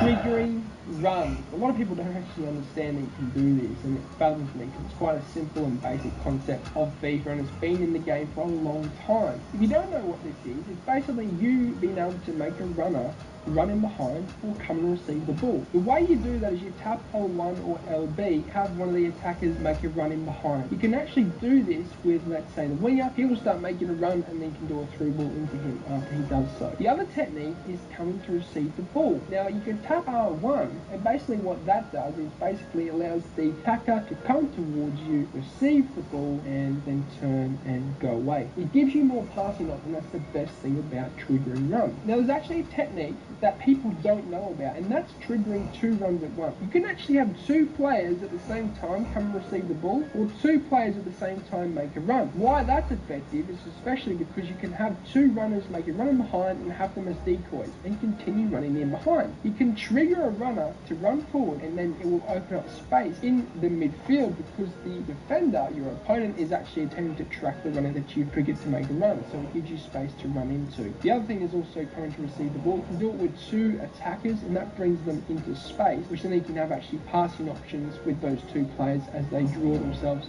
into those holes.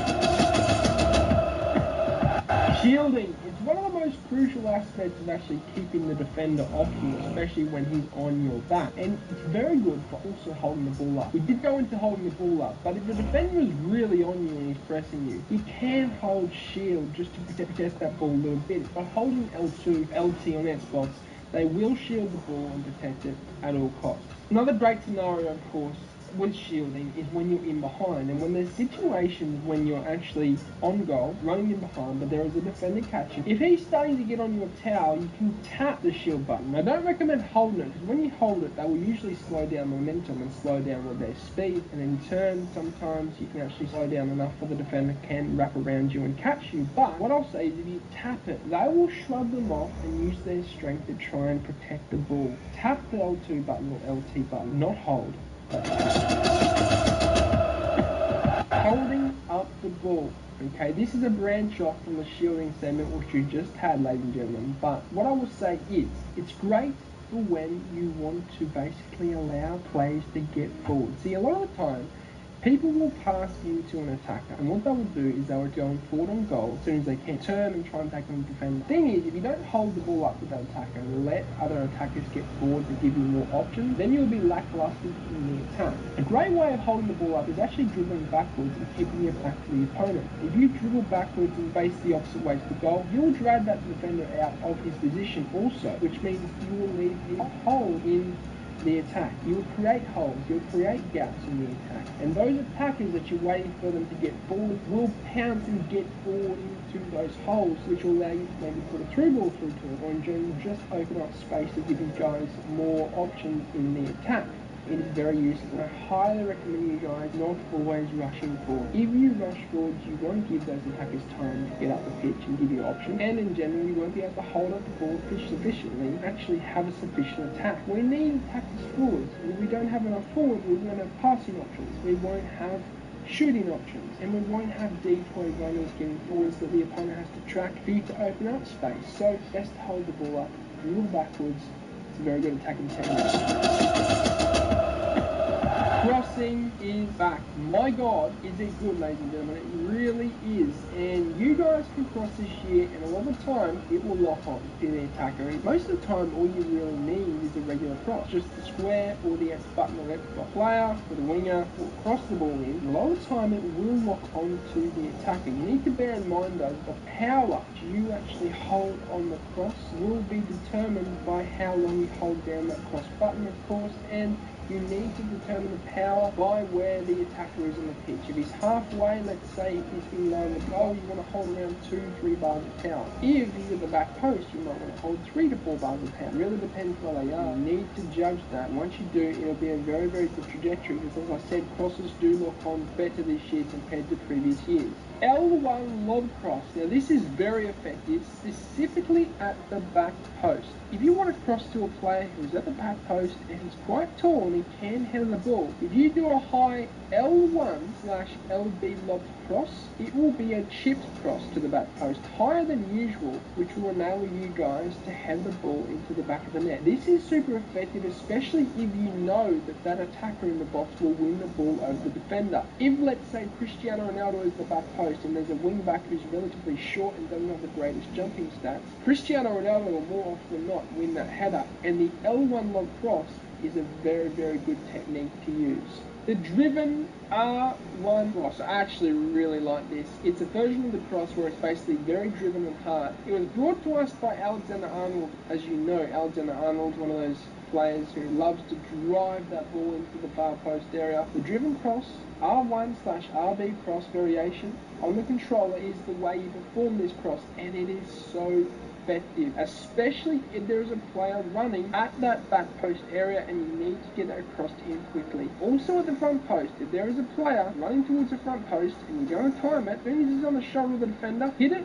with at least 1 bar of power. It won't go to the back post, it'll go to the front post, and you'll be able to obviously header or volley that ball in. The double tap low cross. There will be situations where a low and driven cross on the ground will be the best scenario for you. It might be, let's say you have the ball in the winger, the opponent hits an offside trap, you're in behind, and you want to get the ball across the pitch into the box as quick as you can, but at a trajectory that will allow the player to hit it first time with their feet. This double tap cross, where you double tap the cross button, is super effective for this. It's low and hard and quite hard to defend. The German cross. I mean, I'm sorry I'm saying this, but it's back in FIFA 23. It actually worked, and let me tell you, pros have been hitting me with this already. You guys can trigger a midfielder or a defender to run forwards, and if you're in that situation where you're parallel to the sideline or the byline, and you're relatively around halfway between the byline and the halfway line in that area of the pitch, you can hit a cross around 3 bars of power that will fly into the trajectory of the attacker making the run. And it's curved, and it locks on, and it's very, very hard to stop. You don't know what the German cross is. It was brought to us last year in FIFA 22, probably accidentally by EA, let's say, and it was found by a pro player in an FGS tournament. Then went viral, and everyone started using it, and it's back, lads. So if you want a way to score, if you're struggling to break down your opponent, this is a good way of doing it. The lofted pass. I love this pass, I really do, especially if there is a defender in between the receiver and the passer themselves. You want to get that ball to them and make it actually hard for the defender to make that tackle. What you can do is you can double tap the pass button, of course, X on PS5 or A on Xbox, and the ball will be a lifted version of the regular pass. Okay, and because it's lifted, it's hard to intercept, which means you can do it over the foot of the reach of the defender, and in general get the ball into the attacker. Now another variation of this, the lofted pass, is the lifted through ball. You can actually do this, and it's a little bit of a dink through ball past the defender's reach. Now it is different to a regular over-the-top through ball, of course. The over-the-top is really high and it goes above the defender's head. The dinked through ball is basically a little bit above their knee, so you can dink it over their reach, over their interception, past them, and into the path of the attacker who is making a run in behind it. Very effective, and it does work very well this year. Time finishing. Is it necessary? Absolutely. It is very, very effective this year, especially if you can get those green times down pat. And the reason why is that it will increase the accuracy and it will increase the power of the shot. Lads, if you can green time, you're doing well in finishing because it's very, very effective. Now, people always struggle to actually practice this and implement it into their game. They always come on and comment, can't green time. I always mistime it. It's always red. How do I get better? I got better personally just by going to kickoff and practicing different scenarios of green time finish. You want to green time it, and the way you green time it is by shooting the ball and then pressing the shoot button again as the player connects with the ball. So you're shooting, loading the power up, then pressing shoot again as the player's foot connects with the ball. And if you time it right, you need to time it, the second press of the shoot button as the player connects. If you time it, what will happen is the shot will be more powerful and it will be more accurate.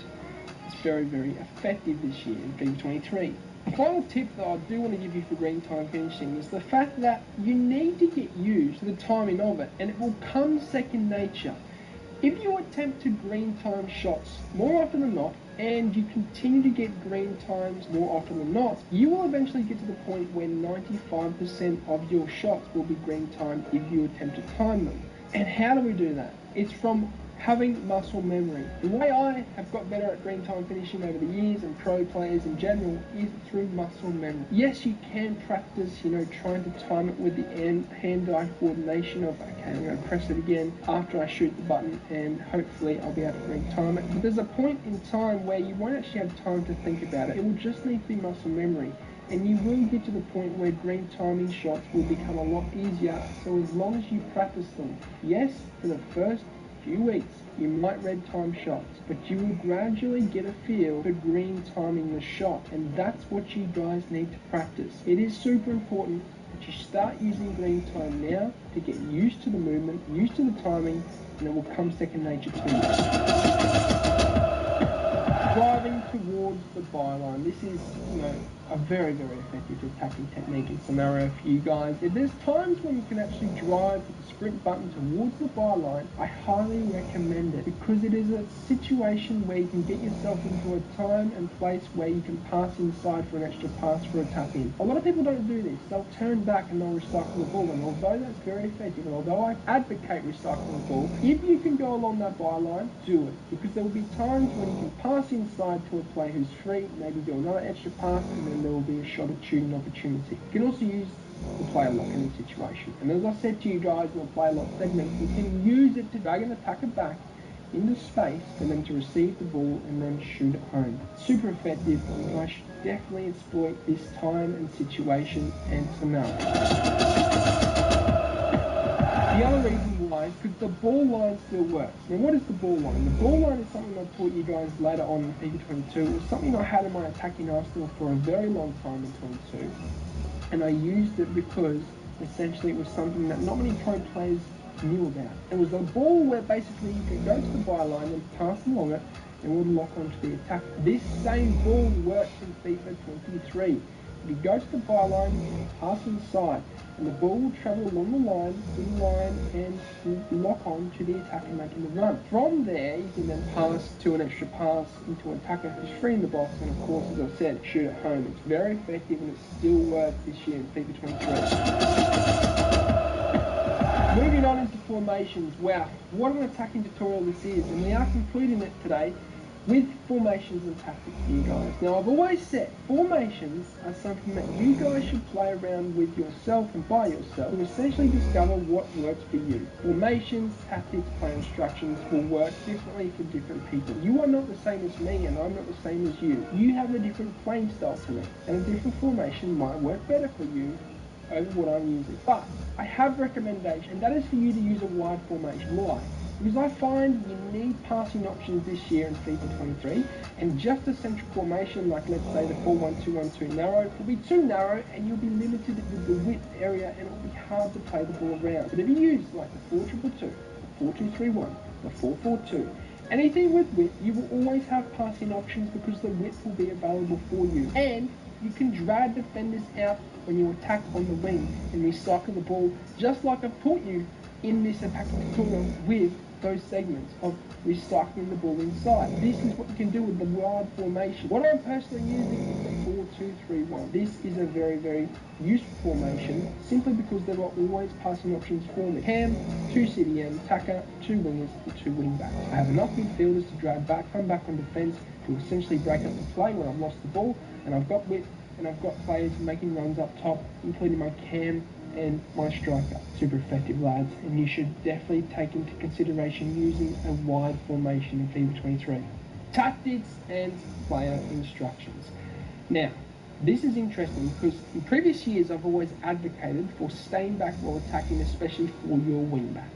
Okay, and the reason why is because I want to have players back to break up the play. But what I will say is, what I've done this year is use the 4-2-3-1, and I've had my wing backs on mixed attack. That's because, as I said, we can't dribble as much, and we always need passing options to increase the tempo because we can't turn quick enough to get away from defenders. How do we do that in the attack?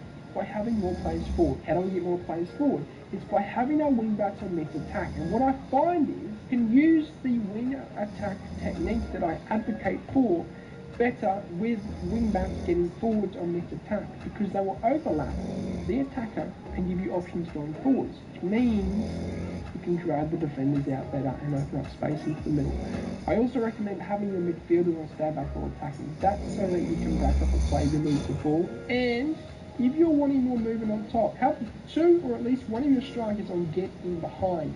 This will give you movement up top, and your players will essentially have a lot more go to them, and they will be making runs. Let's say you've got Mbappe up top. He will be making diagonal runs to the side that you're attacking up, which means you're attacking on the wing, Like I've advocated before, you can drag defenders out, but also have an attacker running in behind to do a decoy, or in general, give you a passing option for a through ball. But as I said, I'm not going to specify tactics and formations, although I'm going to do specific tactics formation updates for myself and recommendations for you. I'm not going to say specifically use this, simply because it's something you guys need to play around with and discover for yourself. Well, what an attacking tutorial that was, lads. Wowee. Over half an hour of content for you guys. If you did like this, smash the like button. If we can hit 5k likes in this video, that would be absolutely amazing. Your support is great. I'm coaching one-on-one on patreon.com, lads. If you want one-on-one coaching for FIFA 23, I'm taking people from Div 10 to Elite Division in months. It can be done, it will be done. If you want to be a part of that community and work one-on-one with me, I can help you improve, lads. Check it out, the link is down below. Okay, and also check out Instagram as well. You can keep in touch with the No Money Spent Road to an Event series and episodes that we are doing on this channel this year, and I can't wait, I really can't. As I said, 500 likes in the first 24 hours of this video being up. Complete defending tutorial is being released tomorrow. You can do that, lads. You know how to defend by tomorrow night. Okay? That's going to see on the end of it. I hope you have a good day. I'm out. Sayonara. Au revoir. Adios, mon cher. Goodbye. Thanks for watching. If you enjoyed the video, then I'd really appreciate it if you hit the subscribe button. And lastly, if you do want any pre-gaming fuel or supplement, then head over to atpscience.com, which is the first link in the description, and use the code AussieFIFA at checkout to get yourself a discount. Not only is it the cheapest way to get supplements, but it helps me out a ton, guys, so thank you.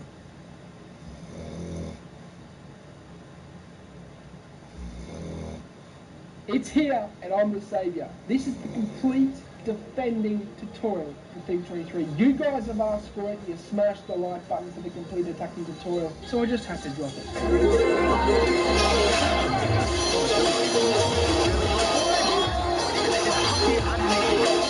The control display is absolutely ridiculous.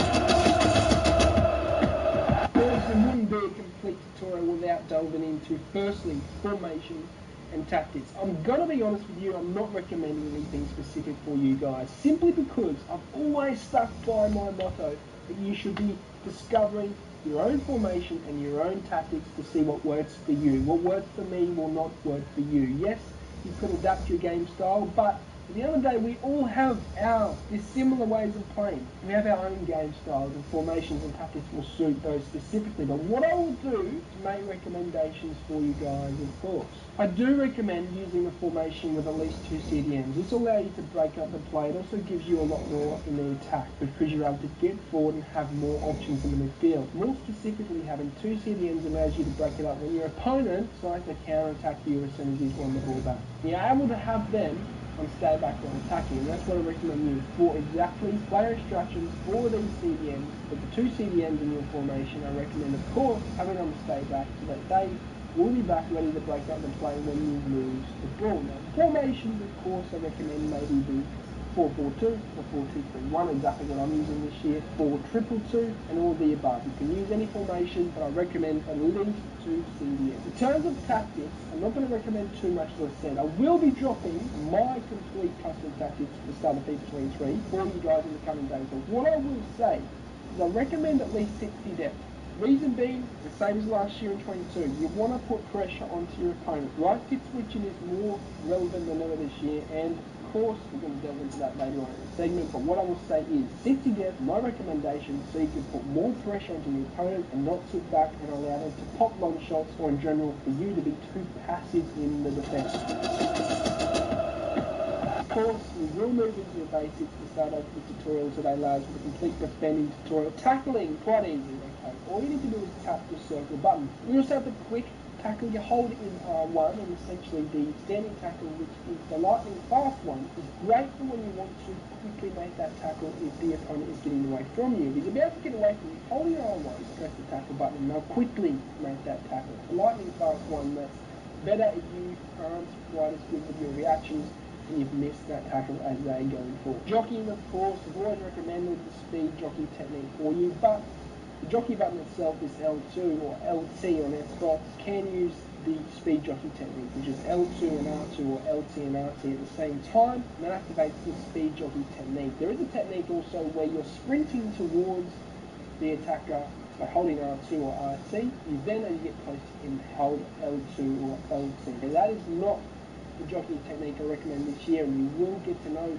what I'm recommending you guys later on in this tutorial. But those are the basics, that's how you go. The slide tackle, they're very strong this year, especially with how EA have added in the stronger, lungier slide tackle, the one that bursts into the attacker and you're able to quickly get the ball back. It's a quicker slide tackle this year, which makes it even more useful. Square on PS5, or of course if it's on the Xbox. The clear button, again, it's similar to the standing tackle. Okay, it's circle or B on Xbox. Okay, and you basically want to tap that. But that is different to actually how you, let's say, win a header, because winning headers is different. The amount of how you hold onto the actual button is how high they jump, but it's different for the clear button. Clear button you should tap it, because the animation will not be in your favour if you hold it down compared to if you're using the pass button or the cross button. You want to tap the clear button for your defender to essentially clear the ball more efficiently. Of course, we then move into player switching, a very vital aspect of your defence, and you can get it down pat, especially right stick. You will have a full segment on, will improve your defence tenfold. The way you can play switches with L1, that's the standard variation of it, where you basically tap L1 and the closest player to the ball will essentially be selected. You then have right stick switching, which is the right stick, and you're flicking towards the play that you want. Depending on what setting you have, if it's ball relative, it's from the ball. If it's play relative, which is what I recommend, because you can select any play you want, then it's from the play that you already have selected, and you select the other players with the right stick as you go along. Those are the basics though. We are going to delve into, of course, jockeying. The actual jockeying technique I highly recommend this year is still L2R2. In previous years, let's say FIFA 20, we could use L2 and that would all you would need. Yet, FIFA 22, for example, was the speed jockey technique, the most advanced and best way to jockey, simply because L2 by itself was way too slow to react to the opponent. FIFA 23, L2 by itself is not as bad as 22, but I still highly recommend L2R2. That's because it's the speed jockey technique. You can adjust and adapt to the opponent as he is attacking a lot quicker than just L2 by itself, and that's why I like it. You can adjust yourself very efficiently. What I will say though is L2 can be good to stabilise and prevent yourself from overcommitting. So if you are sprinting towards the attacker, what you can do is you can hold L2 as you approach them to stabilise and then activate the speed jockey technique. You might be sprinting towards them, then hold L2, then hold both at the same time, L2, R2, to use the speed jockey technique to approach them, make the tackle, and essentially prevent yourself from overcommitting. What I will say though is, with jockeying, the most common mistake is overcommitting. And we need to really prevent ourselves from doing that. And the best technique I can think of, and what I personally use, is I will approach the attacker with L2R2, speed jockey technique. I will then back off just a slight bit to see what my opponent will do and buy myself a little bit more time to line up a lot better, because a lot of the time overcommitting comes from not lining the defender up properly with the attacker. But if we can adjust ourselves, come back and line ourselves up to approach again, that's when we can line the defender up a lot better with the attacker to get the tackle in. What I will also say is overcommitting this year is more detrimental to your defence compared to any year in my opinion. There is a gap with how sprinting is this year in your attack. You will be in a lot of trouble, I can tell you now, because as soon as that gap opens, you can burst into it. It's very, very dangerous and it's very hard to defend. If we leave gaps, we'll suffer, and we need to avoid that with this technique that I've just taught you. But I also will say, with the speed jockey technique and the left stick, as you're maneuvering it and you're moving the play around, if you hold the left stick very aggressively to the side or wherever you want to actually jockey with the defender, if you hold it aggressively, and by aggressively I mean essentially holding it for a click, like this, and you hold it all the way, they will be more inclined to overcommit. If you hold it minutely, not all the way, you'll be able to line yourself up a lot better with the opponent, and this will allow you guys to essentially made to tackle and prevent you from overcommitting whilst using the speed jockey technique. A final technique that I do want to actually advise for you guys in terms of jockeying and not overcommitting is something I've created personally. I haven't seen any tutorials on it, nor have I seen any pro talk about it. I created it last year, and that's called the zigzag jockey technique. Basically what I'm doing is I'm minutely going back and forwards with the left stick as I'm approaching the attacker, and it's a zigzag technique. What that does is it manoeuvres the defender side to side just slightly, and it enables you to react to the opponent depending on which direction he goes. So if he goes to the left, I'm ready to pounce to the left with him. If he goes to the right, I'm ready to pounce to the right, simply because I'm continuing to exercise my thumb, and it's ready to go to the side as soon as he hits that skill move or as soon as he hits that dribble. That's the difference, and that will allow you guys to basically react, stop yourselves from going the wrong way and not committing, and jockey a lot better in situations.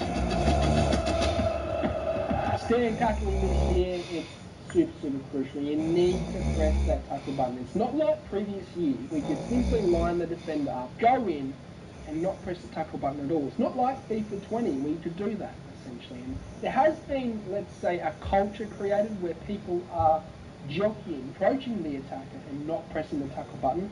It came from FIFA 20 when penalties were so easily given away in the box. So people adapted their defending style to essentially not press the tackle button. You need to press the tackle button when you are near the attacker. That is super crucial. So when we're close to them, when we jockey and approach them, press the tackle button to come out with the ball. And what I will say is, depending on which distance you are from the attacker will depend on what type of standing tackle you do. If you're close to them, but they're starting to get away from you, the actual lightning fast tackle, which is R1 and tackle, is better. Okay, it's a quick reaction tackle. Then you have the normal one, which is very good if you just line them up and you're actually in a good area to make that tackle. But then there's also the crunching tackle, where you can hold it down and essentially reach the attacker when you are a little bit further away. That's the better technique in my opinion, because if you want to come out with the ball a lot stronger, holding it down is a lot better. Although I do recommend just tapping it in most situations. Slide tackles. I did iterate in the basic segment that it is so crucial this year, and they are so effective because EA have advanced them. They're super quick to get down. When you're going to make that slide tackle, they're bang onto the attacker, and if you can time it right, that is when you come out with the ball. And it's great, essentially, when you're wanting to shut down the opponent as soon as you can. And if they take a large touch, you want to actually capitalise on that and use the slide tackle to do so. They're very effective this year. Can be relatively far away. That's what I've noticed with slide tackles. You can reach the opponent if you're relatively far away compared to previous years where they might flop down on the ground. There is a tip though I want to give you guys in terms of slide tackling, and that is not standing. A lot of the time people will just stand slide tackles, and that is not an effective way of defending. If you're versing a high caliber player, he will punish you day in, day out. You need to only use them proportionally and only in situations where you need to get the ball back after a large touch or essentially do a tactical foul, and that brings me into tactical fouls. You can use slide tackles for this. People might condemn me for promoting this, but lads, it's a real life tactic, and if you're wanting to break up the play and essentially prevent your opponent from counter-attacking you, slide tackles can be a great way of doing that. You can do a tactical foul, take them out and give them a free kick. Very good way of breaking up the play. Don't recommend spamming slide tackles, but they can be useful in that situation. The crunching tackle. That's right, the crunching slide tackle, brought to us this year in FIFA 23. You're holding R1 and you're pressing the tackle button, which is square or X on Xbox. And my God, is it very useful. It's very rewarding and let's say satisfying when you do this and it comes off. When you tackle this way with R1 and the tackle button, it's really crunching and the ball clears out a far distance. So if there's a situation where you don't really want to get the ball back because there might be 2 or 3 defenders in on goal, and you've got your one centre back and you need to tackle him, use the crunching tackle so it clears the ball. You don't want to risk the ball fumbling to the other attackers. So clear it. R1, tackle, and there you go. Tracking runs. I'll tell you what, if you don't do this, you will suffer in any year, not just 23, but specifically in this year. That's because, as I said, with sprinting and how it is, as soon as that player gets on the end of it, if they're in behind, you're not catching them. I'm telling you now. If you can track them, that's when it will become a very effective way of defending against these over-the-top through walls, etc., as well as the sprinting animation that EA have added in. Now, in terms of tracking runs, you need to do it first priority. As soon as you see that runner, track the runner. The way we can track the runner is by using right stick switching. We can get right stick switching down pat, able to select the defender closer to the attacker making the run. If you use just L1, which is what most people use in terms of switching players, and I am going to delve into player switching later on, it's super crucial, it's probably one of the most important aspects of your defense. But I highly recommend using right stick switching to select a defender to track the attacker, because L1 will select the closest player to the ball. You will not select the player closest to the player making the run. You need to do that with right stick switching. And you want to run alongside them. What I've found is, if defending the shear, if you lose momentum, you will lose out. So if you're tracking them whilst holding L2 and R2, it won't be good enough. They will not be quick enough to catch up and keep alongside the attacker. You need to hold R2 directly. You need to run directly backwards alongside of them. If you run zigzag, you will lose momentum. You will not catch them. You need to run directly backwards alongside the defender, alongside the attacker, and track that run efficiently. With through balls how they are this year, you will lose out. So tracking runs is super crucial. You need to do it every single time you see the run. Before second man press, all you need to do is hold R1 or RB on Xbox, and the player second closest to the ball will press the opponent, and there will be an arrow above their head with a timer. And as soon as that timer goes to red, they won't second man press any longer. But once it's green, as long as it's green, you can still second man press with them. Second man press. You might be thinking, what's Aussie's verdict on this year? Look, it's not as effective as 22. I'm telling you now, it's not. We cannot rely on it so much so. But what I will say is it's still in the game. If you're looking for something to actually team press with your opponent, you want to run up with the player that you've selected, but also press with a second player. Second man press is good still to use this year. What I will say is it's not as good as last year though, so you need to bear that in mind. We can't spam it like we did last year in 22. However, what I will say is, when you're second man pressing, player this year, the defender will get close enough for you to select them and make the tackle manually. They won't get close enough to make the tackle automatically with the AI. AI will not do it for you so much so this year. Like last year, you could just hold on to it and the AI would make the tackle for you. This year, you are more inclined to select the defender when they get close after you second man press with them to make the tackle manually. And the best way for you to do that is L1. You might be covering a passing lane or covering space inside. When you're using second man press, you want to have the player approach the attacker. When they get close, tap L1, allow you to select them, and essentially you can make the tackle manually with the circle button, or B, of course, on Xbox. A great way to use second man press is when you're tracking runners. We went into tracking runners in the previous segment. As I said, very, very important. And you might be thinking, well, how can we press the player on the ball when we're being so passive in tracking runners? Well, that's what second man press is good for, because you can track the run, select the defender closest to the player making the run with right stick. Whilst you're doing that, hold R1 or RB, have the player who is closest to the player on the ball, then second man press him as you're tracking the run. You're doing two things at once. You're tracking runs, pressing the player on the ball. As the player gets close to the ball, player who's second man pressing, that is, you tap L1 to able to make the tackle and do it manually. Another good tip I can give you for second man press is essentially using it as a tool for you to cover inside passes whilst pressing with the outside player. I don't recommend selecting the outside player and using second man press, which will activate the inside player to come out and press with you. Why? It's because it will leave a gap in the middle of the pitch. Let's say you have selection of the wing back and you're holding second man press. You're going to have the centre back second man press the player on the wing. What does that do? It leaves a big gap in the middle of the defence. If they can get past you and bypass you, they will easily have a through ball on. As I said, if you can't catch them this year, if you can't actually track that run, you're done for. And it's going to happen if you do drag the centre back out. So be sure, always, if you can, maintain second man press with the outside player and have manual selection of the inside. Of course, we have player switching as a total big segment. It is so crucial this year. Three key ways of selecting players this year. L1, we then have the auto select, has 4 options come up on the screen. You activate that by pressing down on R3 and then press up, side, back, or the other side to select the player that it has on there. But what I will say about that technique is it was brought to us in FIFA 22, not as effective, and that's because you have too much to think about. You don't have time to think, oh, well, I want to select him, what's that? That's right, okay, I've got that, I'm too slow. Okay, when you want to get up to that higher level of defending, you need to be quick It always needs to be a half a second selecting the right stick, and that moves me and leads me to the right stick switching technique. It is super crucial this year. You need to use right stick switching. I'll tell you now, when you get right stick switching down pat, your defense will increase by tenfold. And it won't just increase by tenfold in 23, but every year that's to come. What I will say though is right stick switching is one of the hardest techniques of defending to actually learn. It will take you years to master, and I'll just say now, it's taken me around 3 to 4 years to master this technique of defending. It is hard to learn though, but once you get it down pat, you will improve drastically in defense. Player switching may have just got a little bit more easier. There is actually a new animation in the game where it shows you the lines of where you can select a player. Now this is very good in my opinion for players that are starting out on getting to know right stick switching and are learning it. That's why it's at the start of this right stick switching technique, because it is going to help you guys a lot in terms of getting the angle. So this will help you in terms of stage 1 of the right stick switching technique.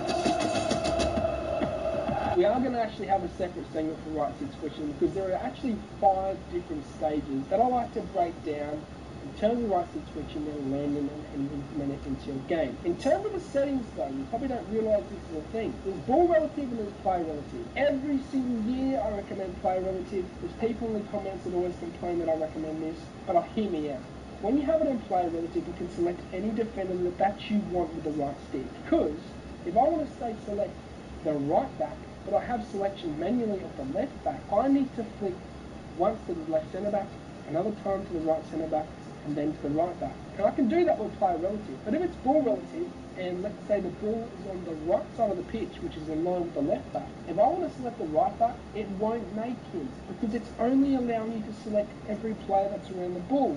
And that's only around maximum 4 or 5 players. That doesn't allow you to select any player that you want on the pitch. I might need to track the left wing on the opposite side of the pitch, and if the ball isn't on that side, I won't be able to select the right back. So it is super crucial that in the settings you have it set to player relative. Now the 5 stages of player switching, and right stick switching in particular, is actually, firstly, getting the angles correct. That's the first stage. And the way you can do this is by going to kickoff and just practicing moving and flicking the right stick to the players that you want.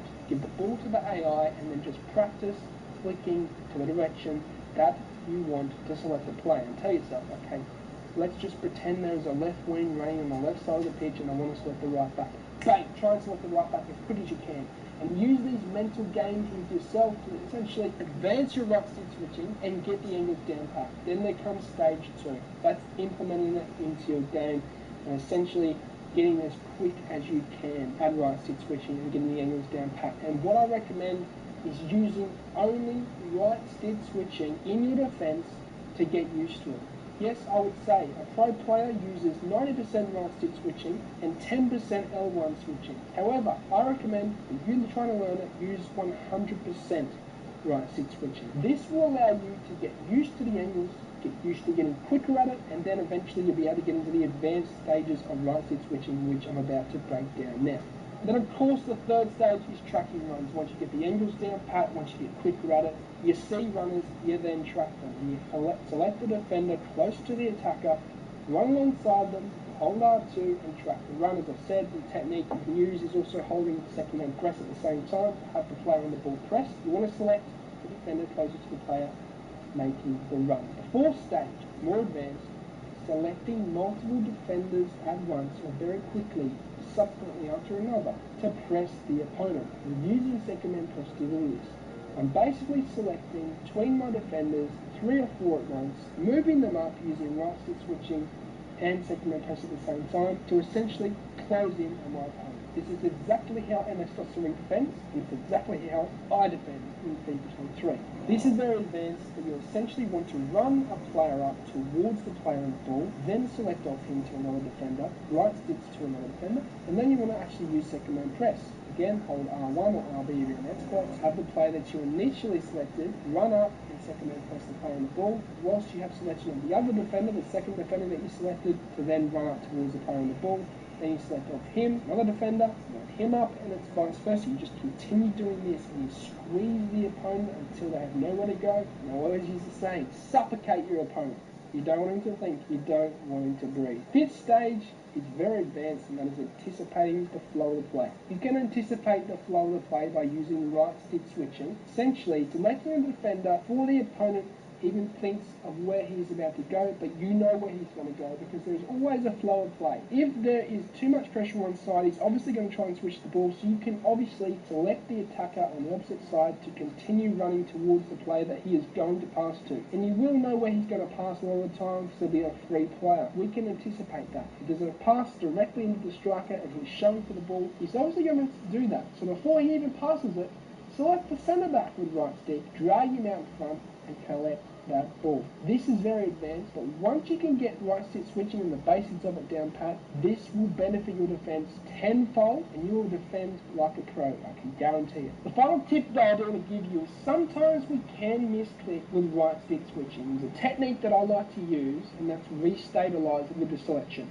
What is that? It's using L1 to regenerate where you are. Essentially, sometimes you might misclick a right stick into a player who's quite far away, and it would be too much for you to get back to the player that you actually want to select. So tap L1, have the player closest to the ball carrier selected, and go again. This will refresh the selection for you and allow you to start again with the right stick. Team press, tell you what, it is back. It's still in the game. As disappointing as I am, because I just don't find it to be skilled. I find right stick switching and selecting multiple defenders at once and manually defending and running them up at the same time whilst using second man press is skill. I don't think AI defending with team press is skill. What I will say though is you should use it with good reason, and you should use team press only at the right times. I'll tell you now, come up against a player who is far better than you, he will outplay you every time that you use team press. Even pros versus pros. You won't see pros use team press that much, simply because they know that if you're good at attack and bypass it with quick tick attacker passing, well as a keeper technique, which I will break down in another video for you guys later on this year. But what I will say is team press is still useful. You can activate it by pressing down and then to the right with your D-pad. That activates the in-game team press, and it's a brief team press for about 10 seconds. But then we have pressure after possession loss. That's a tactic that you can use. The stamina will lose itself though if you keep using this tactic, and you will notice stamina will be a bit lower half time compared to when you had it in balance. But what I will say is it is very useful when you lose the ball back. As soon as you lose the ball back, the defence presses up, presses the opponent all at once. Essentially, you can press the opponent and win the ball back. Then we have constant pressure. Don't recommend using this from the start. I recommend using this around 10 minutes to go if you're down. It's very good to use within reason and at a time when there's not much left. Because if you use it from the start, the stamina will be way too low by the end of the game. You need to focus on using it only in the final minutes of the game, within reason, as I said. Final tip though, in terms of a very, very good way to use team press, the in-game version, is when your opponent is put within his own half and he's, let's say, made a pass out from his goal kick. We can all the time press the opponent by activating team press. They'll all push up at once, and we can hopefully catch our opponent off within their own half. Similar to how Man City defend. Lose the ball, or the opponents will pass out from the back, and then they're bang up on them and attempting to get the ball from them. Similar technique, basically trying to catch the opponent off guard. Can also be used when you're, let's say, doing a throw-in. The opponent's doing a throw-in from their own half. Hit team press, they'll be on the back foot, and you'll be able to hopefully press the opponent to catch him off guard and win the ball back in a very good area. Keeper movement, I mean, it's last ditch, and I pray to God that you guys don't find yourselves in situations where you're always on one-on-one goalkeeper situation. Hopefully by this stage you've learned all of the above and you won't need it. But it is a very vital way of defending. It's a last-ditch way of defending. Keeper movements perform it, you press down on the right stick and you move the keeper. Okay, you can move the keeper by pressing down on R3. He will move to your movements of the right stick, but you need to keep it pressed down. Now, it is very good to use when you're in one-on-one situations, especially moving the keeper to the obvious side where he's going to shoot. Now, there's a tip for you guys with this. I recommend for the first time they get on goal, you move the keeper towards the obvious side, and usually it's the far post. A lot of people will shoot to the far post, so you can move the keeper towards the far post. After that, it's a field day. What I mean by that is you can actually double block them. You could move it to the far post again for the second time, or you could move it to the near post. which is the less obvious side to shoot. Why? Because your opponent will have seen that you moved the keeper the first time to the opposite side and he saved it. He'll be thinking, oh, he's going to do it again. Let's go near post. Then you move it near post and you caught him off guard again. So it is a matter of mind games. You can use it to your advantage to basically defend and, you know, cheer your opponent off guard when he's on goal. Clearing the ball. I iterated this in the basics segment, but it's so crucial. But what I will say is to jump as high as you can with headers in FIFA 23 and beyond, you need to hold down the power button. Whether it's shooting, whether it's clearing the ball with pass or cross, you need to hold it down and that will determine how high the player will jump. What I will say though is, if you tap the clear button, they will jump as high as they can because the animation is already programmed into the game for when you tap the shoot button or tap the clear button, circle on PS5, B on Xbox, player will do all they can to jump as high as they can and clear the ball. So I recommend tapping the clear button and not holding it, despite the mechanic being high as you jump, depends on how much power on the shot or the cross or the pass that you do. When you're clearing the ball, it's a different situation.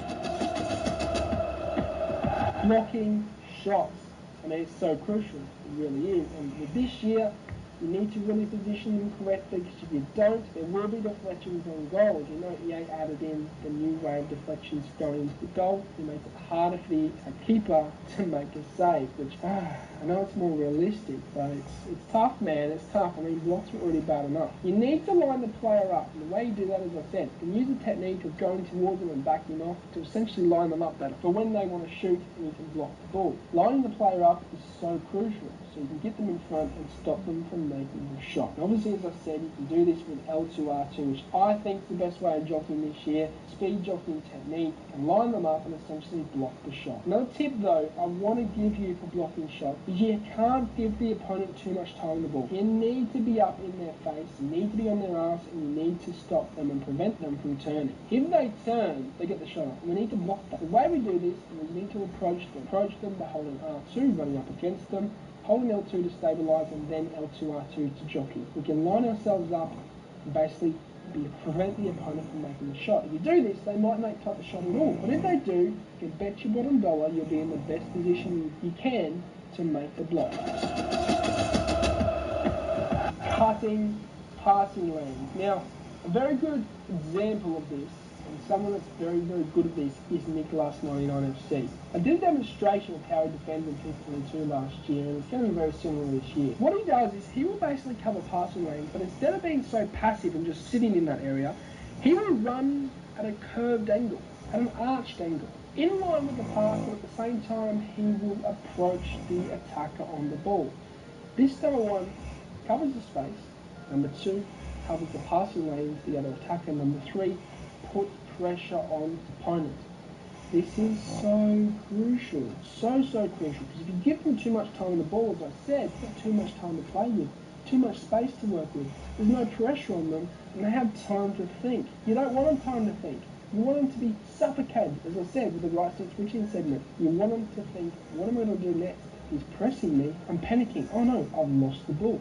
This is a good way, covering the pass and also approaching them at the same time.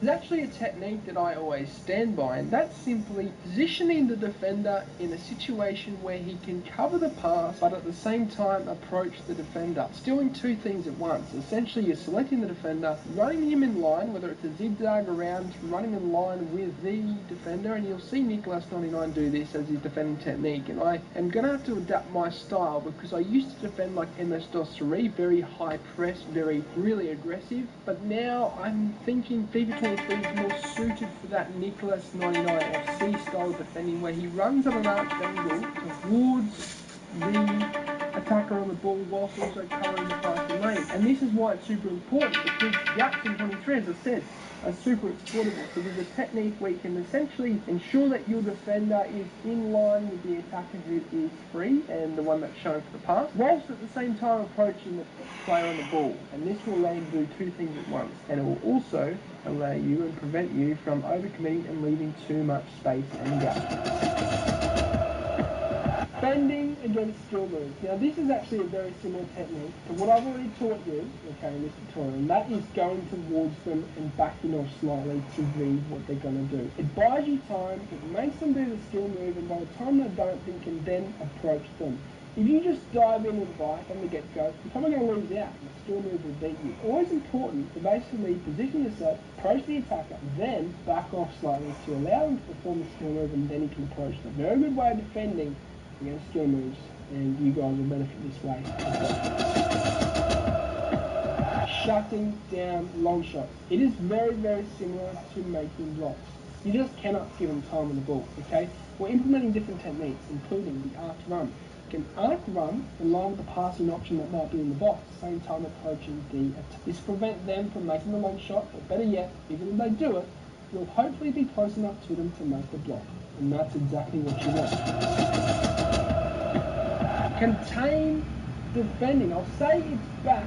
It's nowhere near as good as FIFA 22 at the starter specifically. It is back. You can still use it. If you're in a position where you essentially need to basically line the player up, briefly, not all the way, but briefly, you can hold down the pass button, which is X on PS5 or it's A on Xbox, and the player will automatically, with AI, run towards playing the ball. I don't really recommend this though as your primary way of defending. If you're in the beginner stage, this might be a good way for you guys to start and get used to the defending mechanics, but I recommend if you've been in the game for quite some time, start and manually defend. You can't rely on this way. Pouncing on the opponent. This is actually a very advanced way of defending, but it is super crucial. You guys should learn this, because there'll be lots of situations where you can do this. What does pouncing on the opponent mean? It basically means you covering a pass or a runner, and you're basically waiting for the opportunity for the opponent to take a large touch when they hold the R2 button to sprint out in front of them. Then, as you read that, you're pouncing on them straight away. You're covering the pass, and then bang! You're letting go of L2 as you jockey.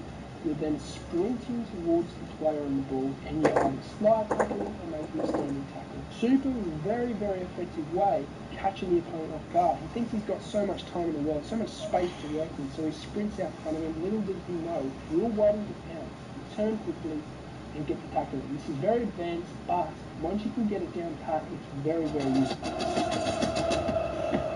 Last but not least, the quick technique I like to use when defending against counter-attack. A lot of times, people will be defending, the opponent will get the ball in behind and they'll be sprinting on goal. But what they will do when defending is they will essentially run the defender towards the attacker. Angle they're going though will always make them and end up behind the attacker and chasing his tail. The angle you want to run when you're defending against counter-attacks is you want to get in between the goal and the attacker as quick as you can, and usually those directly straight back. It'll allow you to have momentum and run. It won't allow you to basically stop. It won't make you slow, because if you're going towards the attacker and then swerving your run to basically go behind him and catch him, you'll be a lot slower.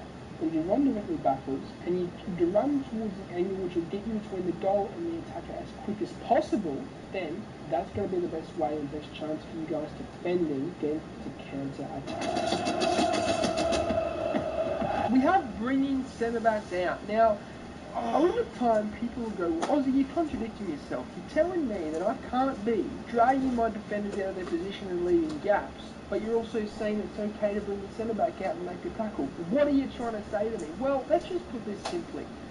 If you're confident in your defence and you can see that you have enough defenders back to compensate for the one centre-back that's pushing up and putting pressure onto the ball carrier, then I highly recommend doing it. You're going to see pros doing it. You're going to see me doing it. You're going to see players that are high calibre using their centre-backs to pounce on the player on the ball to get the ball off them. And this is where the difference comes in. If you can implement everything I've taught you in this tutorial today, this complete defending tutorial, right foot switching, jockeying, not overcommitting, zigzag defending, everything that I've taught you, then you're going to be confident enough to defend with 3 at the back. If you're going to use 1 centre back out of your 4 defenders to approach the player on the ball. Now there are certain times you should do this. Essentially the certain time when the opponent doesn't necessarily expect it. Progressing forward with midfielder, and then all of a sudden you're on him with your centre back and he's like, what the hell would I do now? This is the time that you want to do it. Essentially when you want to isolate the attacker on the ball. And there are certain times when you can do this, and as I said, it's the time when you know you're confident enough to adapt and compensate for the gap that's left over.